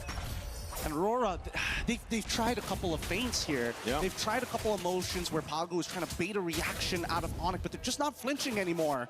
And I think that confidence is no more fake outs. to build up. It's surmounting to some 6.2k goal lead for ONIC. Same goes for Sans. If they win this high probability, they're gonna win MSC. I'm telling you, if ONIC win this, Falcons will win MSC. Sigibum there at the bottom, and look at the difference for ONIC. Such a Loopy's gonna get gapped by Flap. How these team fights have played out. ONIC has all the room to work with, especially for counter up provided by this team that Sigibum has just been trying to catch up. And we know this, Gideon, when you are delayed this much on that power spike for the Claude, it's really tough to get back into the zone in this one. It is hard, but at the same time, they've got some decent wave clear on their end between Tienzi, Sigibum, and as well as Rosa. They should be the ones who are proactively trying to work together to clean these lanes, while Pagu and Lunar needs to delay lanes. On the opposite end, ONIC very happy to be in this position. You know, they still have access to those steel cables, and Kyrie can do whatever he wants. Go to top side, set up the wave, reset the Lord again. They can do this all day, all night. They got to clear out that bottom wave here. They do just that. Half health on this Lord. They're praying for ONIC. Jeez. We're gonna see if they can bait something from Aurora Gaming. Doesn't happen. So objective secured. We'll have to see Aurora Gaming's lineup if they can defend once. Holy shit, my camera just died. Last push, they maintain it too. Are they in a position to withstand another push in? Aurora decided not to. So now that they decided to, you know what? We're going to let the Galore come in. There's a pretty good chance that they lose all their inhibitor turrets. And that's a dangerous decision to make, because all of this is so that they can get to the 42k mark where they have an option to maybe try and get a good team fight down to turn the tides. But I don't know how they're going to get neutral objectives. And until we see a full wipeout on ONIC's end, I don't think Aurora necessarily can push through just yet.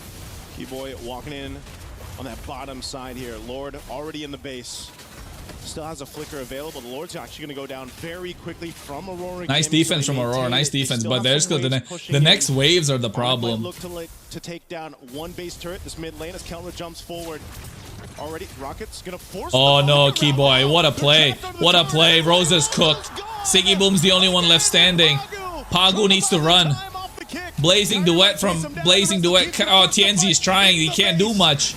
Blazing Duet. Oh no, they're trying. They're really trying. They're really trying. But Kyrie. Oof. Keeps them together, and now they'll disengage. They still have this wave, but ONIC's too low. Oh my goodness. Yeah, I'm gonna put a camera on player cams. Sigibum, holy cow. No, bro. Holy cow. This makes sense for me. Dangerous moment. If it wasn't for that Rose goal, he would have died to the cutthroat. There you go. Kyrie, they are out to get him. Yeah. The check. Nah, this is crazy. Wait for the stun to come out of Rosa. Once Tianzi is down to only one combo point, then Look at Sigiboom's HP. Jeez. Sigiboom, especially since so many times he walks up to try and dish out damage to specifically Lutpian as well as Keyboy.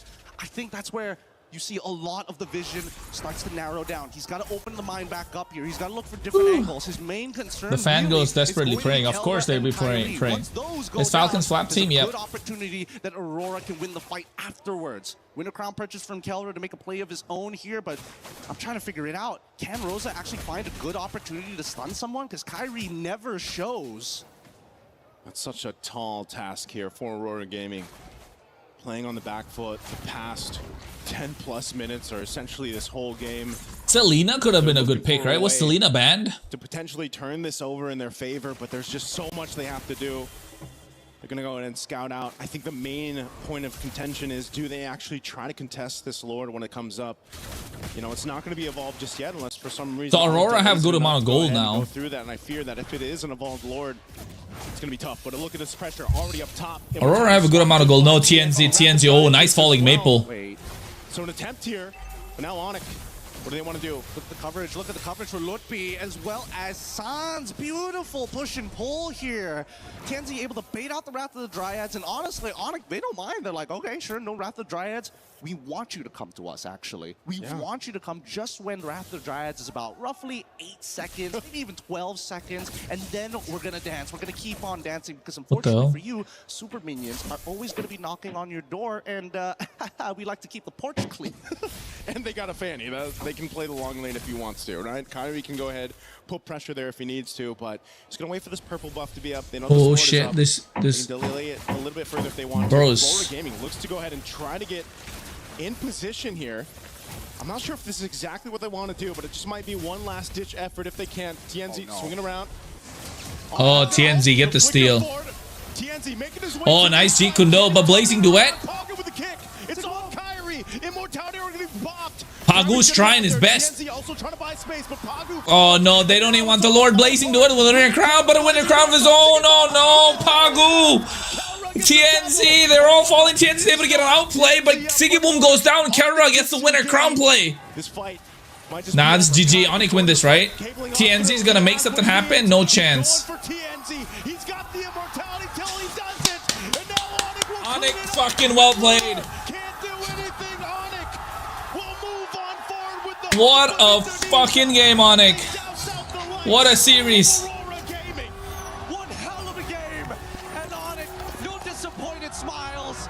Everybody knew that this was going to be one hell of a game, and they find it and they break through. What a series. A crushing defeat for Aurora. That game 4 was too crushing for Aurora to come back from. What a sweaty game. What a series. 5 games for this one. Again, the series is insane. And man, was it a battle. And big respects here to Aurora Gaming on the innovation they brought throughout the group stages, up down here to the knockouts. And unfortunately, as the nature of competition, someone has to go home. They push the meta forward. Was it truly their destiny to make it to the end? ONIC, take that spot. Just another light snuffed out. The Sky Kings are getting back into position for a potential grand finals here. Oh my lord. Every moment of this game felt calculated. Every moment down to the beat. Aurora looking for many different opportunities, but once they couldn't get the reactions that they wanted from Bro, they're crazy, bro. Cinema series, bro. Absolute cinema of a series. Really heartbreaking. Oh man, again, seeing these highlights here from STC, you saw how much of a dominant early game to mid game that they had, especially with Kyrie on this Fanny. There was only so much that they could do. I mean, Pagu, he even got a couple kicks on him, but the rest of the team was just scaling in their favor, and they knew how to play this composition to, you know, the best ability that we saw here. Even Keyboy on a lot of the Wrath of the Dryad flicker combinations he had, and even Sans having his own kicks half the time. You know, there was just so much that was utilized here, and even down to this last fight, they just knew with Kyrie swinging on in, there wasn't much more that Aurora Gaming could do in this instance. With two great teams with amazing chemistry, it really fucking just comes great, down bro. to who has more experience, and ONIC take it this time. We're gonna be throwing it over to our winners up on San stepped up. Nah, the whole team of ONIC stepped up. ONIC played it really well.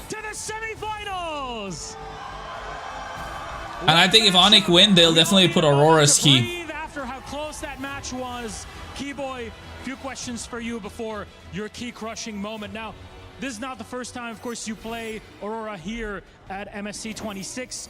You lost in the group stage, you won here in knockout. Why? What was the difference between those two games? I think in the group stage we're not ready too much because they are so aggressive and the hero is good. But now we already know how they play and we got it.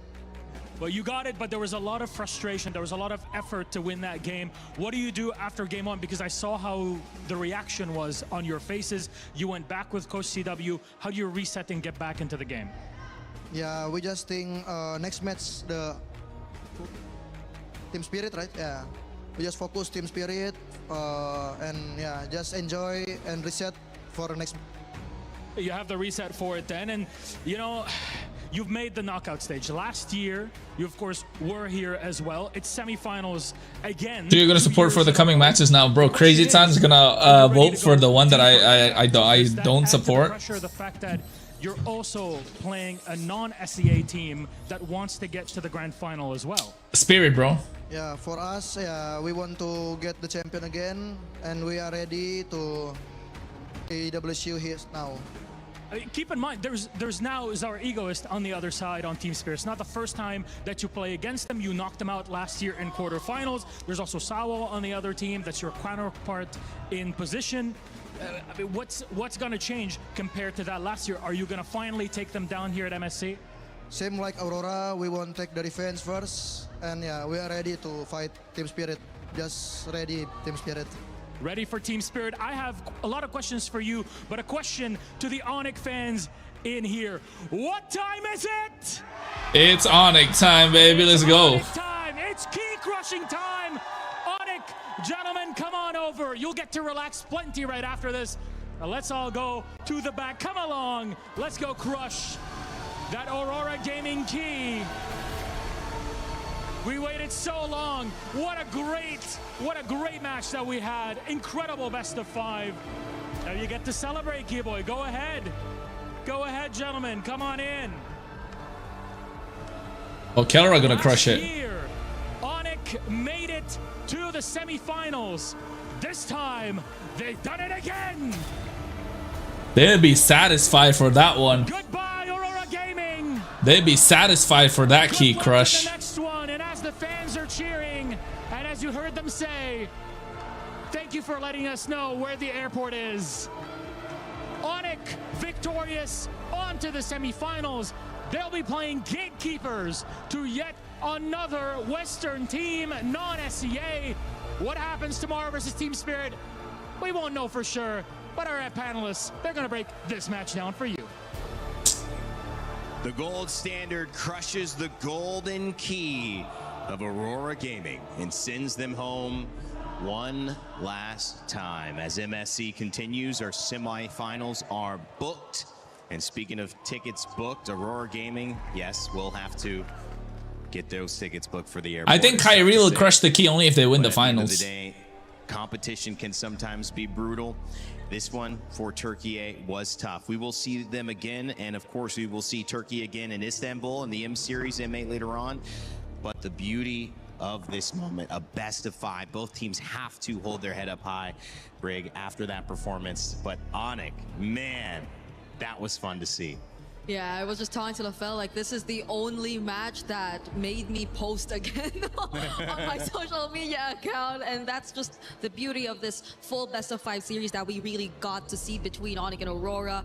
The development they've been through, Aurora, especially entering this competition strong, but ONIC too, they've been a bit shaky, but you see their tears of joy, you see how happy they are with the small adjustments that they did here and there. That could be a relative. Yeah, I mean, like, here's the thing. Aurora has been winning by basically outplaying the early game, but like Keyboy But said, that's the thing, ONIC, like they put all their effort here. Now they need to stay focused for the next series. Game number 5, first 2 picks, the Barat as well as the Fanny.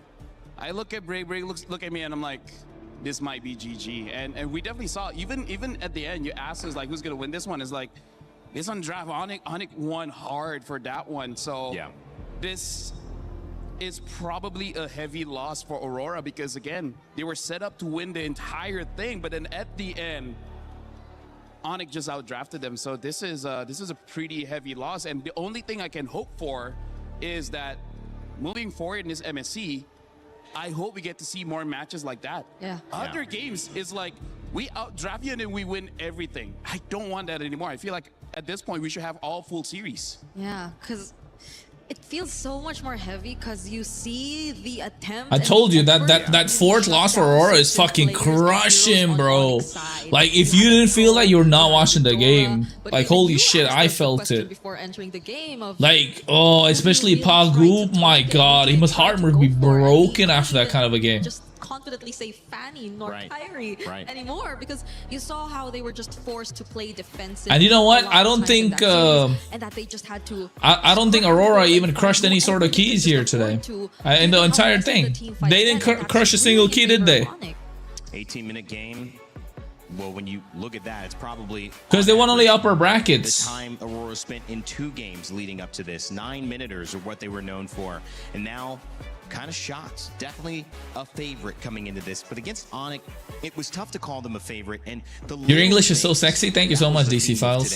Make a big Why is your name DC fandom, Files? The fan bases, not just from Team Spirit, but also for ONIC, might have been that little thing, that little bit of confidence in an even match. 900%. I mean, like today, the team with the better crowd won the game. Yeah. And yes, both teams are amazing, but yeah, sometimes that extra support just to give you that self-confidence that even Brick was saying, like, you just got to have more self-confidence in this matchup. And then who had that? Just damn, the ONIC baddies. Believe in yourself, and I think ONIC did. Eventually, I mean, in the beginning, there was a bit of a test to try and go out of comfort. You saw that? I mean, here's the thing. It's rare that we see ONIC being this happy because most of the time when they win, it's a stomp.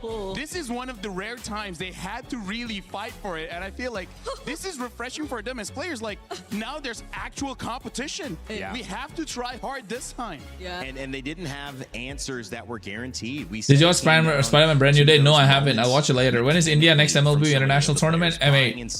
EWC actually, or ENC. Things that made the big difference, and it was sometimes a Cho pick or a Barat's pick or a counter to one of those ISO choices. Sometimes an ultimate, sometimes a flicker. That would be the difference. Yeah, I want to. That's got to be somebody's something. Yeah, their wife and husband. Their husband and wife. Yes, that's Coach Yep's. But which one is which? Hey yo, Fredo. Which one's the husband? Which one's Thanks for the 100. What time is it? It's time for Aurora to go home, but it's ONIC time. Okay, there we go. Can't forget about Thanks for the 100. Sequence too. Keller was just looking at the fans. You were talking about the fans, and he was just telling them to keep the energy. Just keep going, continue, and go cheer. That was important. Their thing was very important. Keller was very locked in, and how satisfied he was after winning that game. Same for Keyboy, and they were just right next to Fredo, calm down. It's tea time. The entire crowd too. I could see like a lot of the James Bond Arab. Hey, DC Files. No, I don't think so. Being very anxious about what's going to happen, and probably like they're not as capable of saying anything anymore because the fight was just that close. So game 4 was crazy, bro. Game 4 was show, and Aurora, like I could feel it. It's been so close. I feel like they've gained at least. I feel sad for them. Yeah, I feel like they've gained. I feel sad for Aurora, man. More fans. Oh yeah. Like after the tournament. And they gained prestige because I think coming into this tournament, they certainly set the tone. The EURORA for the first few days, the group stages, the way that they introduced the Rafaela, the Selena, which was banned out every single game, by the way, was not able to be used by Rosa. There you go. Selena was banned. That's why. MSC. They have left. That's why. Just going around spreading love for ONIC. Thanks, bro. I usually do that during Christmas time. Top 4, maybe top 3 team, but Aurora is out. Christmas and New Year. Every stream, I just go and donate. How he's feeling. We are now backstage with Coach Midnight. Very valiant effort. Nice try, Coach. What do you think happened in that whole match? I think ONIC played a good game. They were really prepared coming into knockouts, and yeah, that's just it. You know, when they catch up, they're a good team. Was that something that you weren't expecting? I mean, we expected it would be a tough series, but we knew that we could win. But I guess, you know, we just lost. So did you think it was them just being the better team today? Or was it some errors on your part? Was it maybe draft, execution, something along those lines? Yeah, there were a couple of like mistakes from our side, even drafts. Like we tried to be creative and we pushed the boundaries of the meta, but I feel like ONIC synergy was just, you know, very hard to break, considering that they played together for a long time. So, yeah. I mean, you made waves around MSC, so many crazy picks, so many things happening throughout. But at the end, did you think that was just not enough? Did you think the meta was a little bit pushed in a certain way? I'd say it could still be pushed more, but again, this is where you see like the difference between top teams and other teams. The synergy is just at a different level. Even though we played a close game against ONIC, I just feel like, you know, they just performed better as a team today. Okay, so they performed better as a team. The synergy was a little bit too difficult. But Coach, what are you going to tell your players after this? I mean, that's just the nature of the competition, you know, and the job's not done. We still have a lot of tournaments to look forward to, even M8, and I feel like we're in a very good place right now for the team, for the players. So yeah, we just move on with life and look for the next thing. How is everyone handling the loss? Very normal that, you know, everyone's disappointed a bit. You know, it's a bit sad, but it's just what it is. It is what it is. So we're assuming that you are going to be staying with AURORA after this. You mentioned the other tournaments that you're focused on. Yeah, he has a year's contract, by the way. He told me about it when he got it. We're very excited. We're very excited what you guys can do, because it was only this MSC, so when he got the contract for AURORA, before it was announced, I called him because some of the Indian teams were looking for coaches, right? I asked him if he was available. He said no, he's gonna go to, he's got an offer, and he got it to AURORA. But then again, like, he was and I hope you give, he recommended me 2 coaches, but like I pushed that to other teams in India. They said they didn't want it, and Midnight was like, bro, like, if they don't want to build something, it's not gonna work. And I was like, I did the best that I could, you know, trying to help. Well, today certainly set the tone for what you can expect over our next 2 days, because we've got our semifinals booked. Team Spirit will move on, as well as ONIC, and we will see them match up tomorrow. Actually, it may not be tomorrow. We might see Falcons PH and Yangon tomorrow. Actually, we'll see everybody tomorrow. We'll see everybody. Yeah. All right, here we go. Here's the answer to my question. Team Falcons PH. My editor sent me a video and it's like, upload it. I'm not even looking at it. Spirit and ONIC will be. I'm not even looking at it. Both of those games are going to go crazy with the fans. You do not want to miss it. 12 CEST starting time as well. Oh, that's late. Game in there. Team Falcons PH, from the club championship perspective, I do want to dive into what that means. Oh, look at these guys. They're looking good. I just gotta say, they look like they just won a best of 5. They look like they just won a best of 5 and told me to be quiet. I didn't do nothing. Wasn't me. All right. Speaking of implications, the club championship is on the line. We got a quick update with our own Chris Tunn and Glitter Explosion.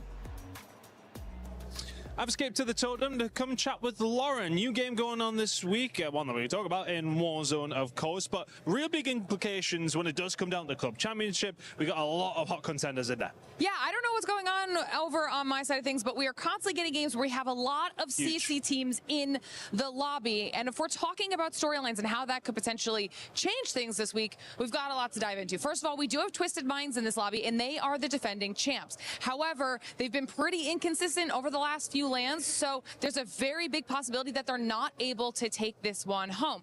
But then if we're talking about hometown advantage, this is where things start to get a little bit crazy, because we do have Gentlemates here, and we saw how insane it was the first couple weeks when they were here and local, and I think that hometown advantage might be big for them. And as well, I mean, Paris and France in general loves Call of Duty titles. All the time we see them really show up for it. I remember those Gentlemates fans being loud in Riyadh, never mind when we were in Paris. Exactly, so it could be even crazier. Hopefully it gives them a little bit of a boost. But then finally, we of course have Falcons. the team that needs the win for CC. And this actually could be the game they get it in. They've got Hisoka, the best player in the world in Warzone, and they are definitely a favorite to win the whole thing. Falcons always win Warzone, by the way. The Falcons faltered last year, didn't play to their potential, but this is a big opportunity for them to get the win on the board. Lauren, I'll be checking in within the next few days. We've only got a couple more days, but I'll be getting as much as I can out of you by the time we finish things up. Thank you very much, Lauren, guys.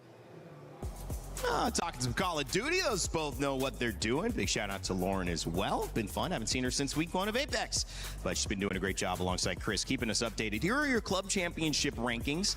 Navi still on top. Setting us up with this. Not as sincere still in the lead. These will potentially change a lot. Falcons catching up. Street Fighters got some great representatives going on. We've got Falcons still alive here. You see, they were actually at, I think it was 1,200. They've jumped up a couple hundred points. They're still in 6th place, but looking at the way that Vitality is no longer in this, Aurora Gaming just went out. They were hoping to get some more points from this. Team Falcons got to be happy that they have a chance to move up this leaderboard with tomorrow's game. That'll be the last, the first game actually that we see tomorrow, guys. So that'll be exciting. Brig, LaFell, as we see hugs, Kiboy hugging a most likely partner there, or dear friend, sister. Not sister, I think. Somebody that he loves. Maybe not. Maybe not. Okay, I think that's. You can't. I don't know. I mean, I guess you can kiss your sister like that. Sure can. Shout out to my sister as well. She just had a baby, so congratulations. Hey yo, congratulations, Rain Day. Family. Shout out to the gender that can dish out babies. Huh? Yeah, dishing out babies. MLB. That's what it stands for. Right? Yeah, babies. MLB babies. A new league coming out. Get them ready. I think it's too early for phones, though. By the way, guys. Final thoughts, Brig, LaFell. It's been fun hanging with you on the second half of the day. I just hope we don't have the same pattern of our first series being a 3-0, because I don't think Falcons Spirit should end in a 3-0. I hope we all get game 5 tomorrow. We're at the final stretch. It doesn't get easier after this, because at this point, all the teams, they're at max potential. What are the tomorrow matches? Hopefully, every single team is able Falcons to will win. all of their efforts. Actually, no. Yangon versus Falcons. Going into this point, because just a few days from the grand finals. Wait, is it Yangon? Is it Yangon Falcons? If it's Yangon Falcons, I think Falcons will win. ONIC Spirit ONIC will win. It's gonna be Falcons ONIC final, guys. It's gonna be a Falcons ONIC final, and Falcons will win the whole thing. That's my Everybody ready to throw that's my down prediction. MLBB. It's looking like a heavyweight fight from all of us here at the desk on the production side, of course the EFG side, and the Esports World Cup side. Thank you for watching, and you MLBB fans, you know where to find us tomorrow. We'll be live for the semifinals. My name's been Rain Day, and as always, remember to never give up, never stop gaming, and we will see you all for the semis.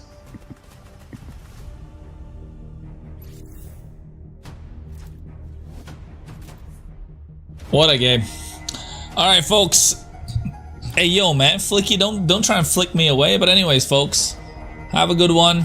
Take care.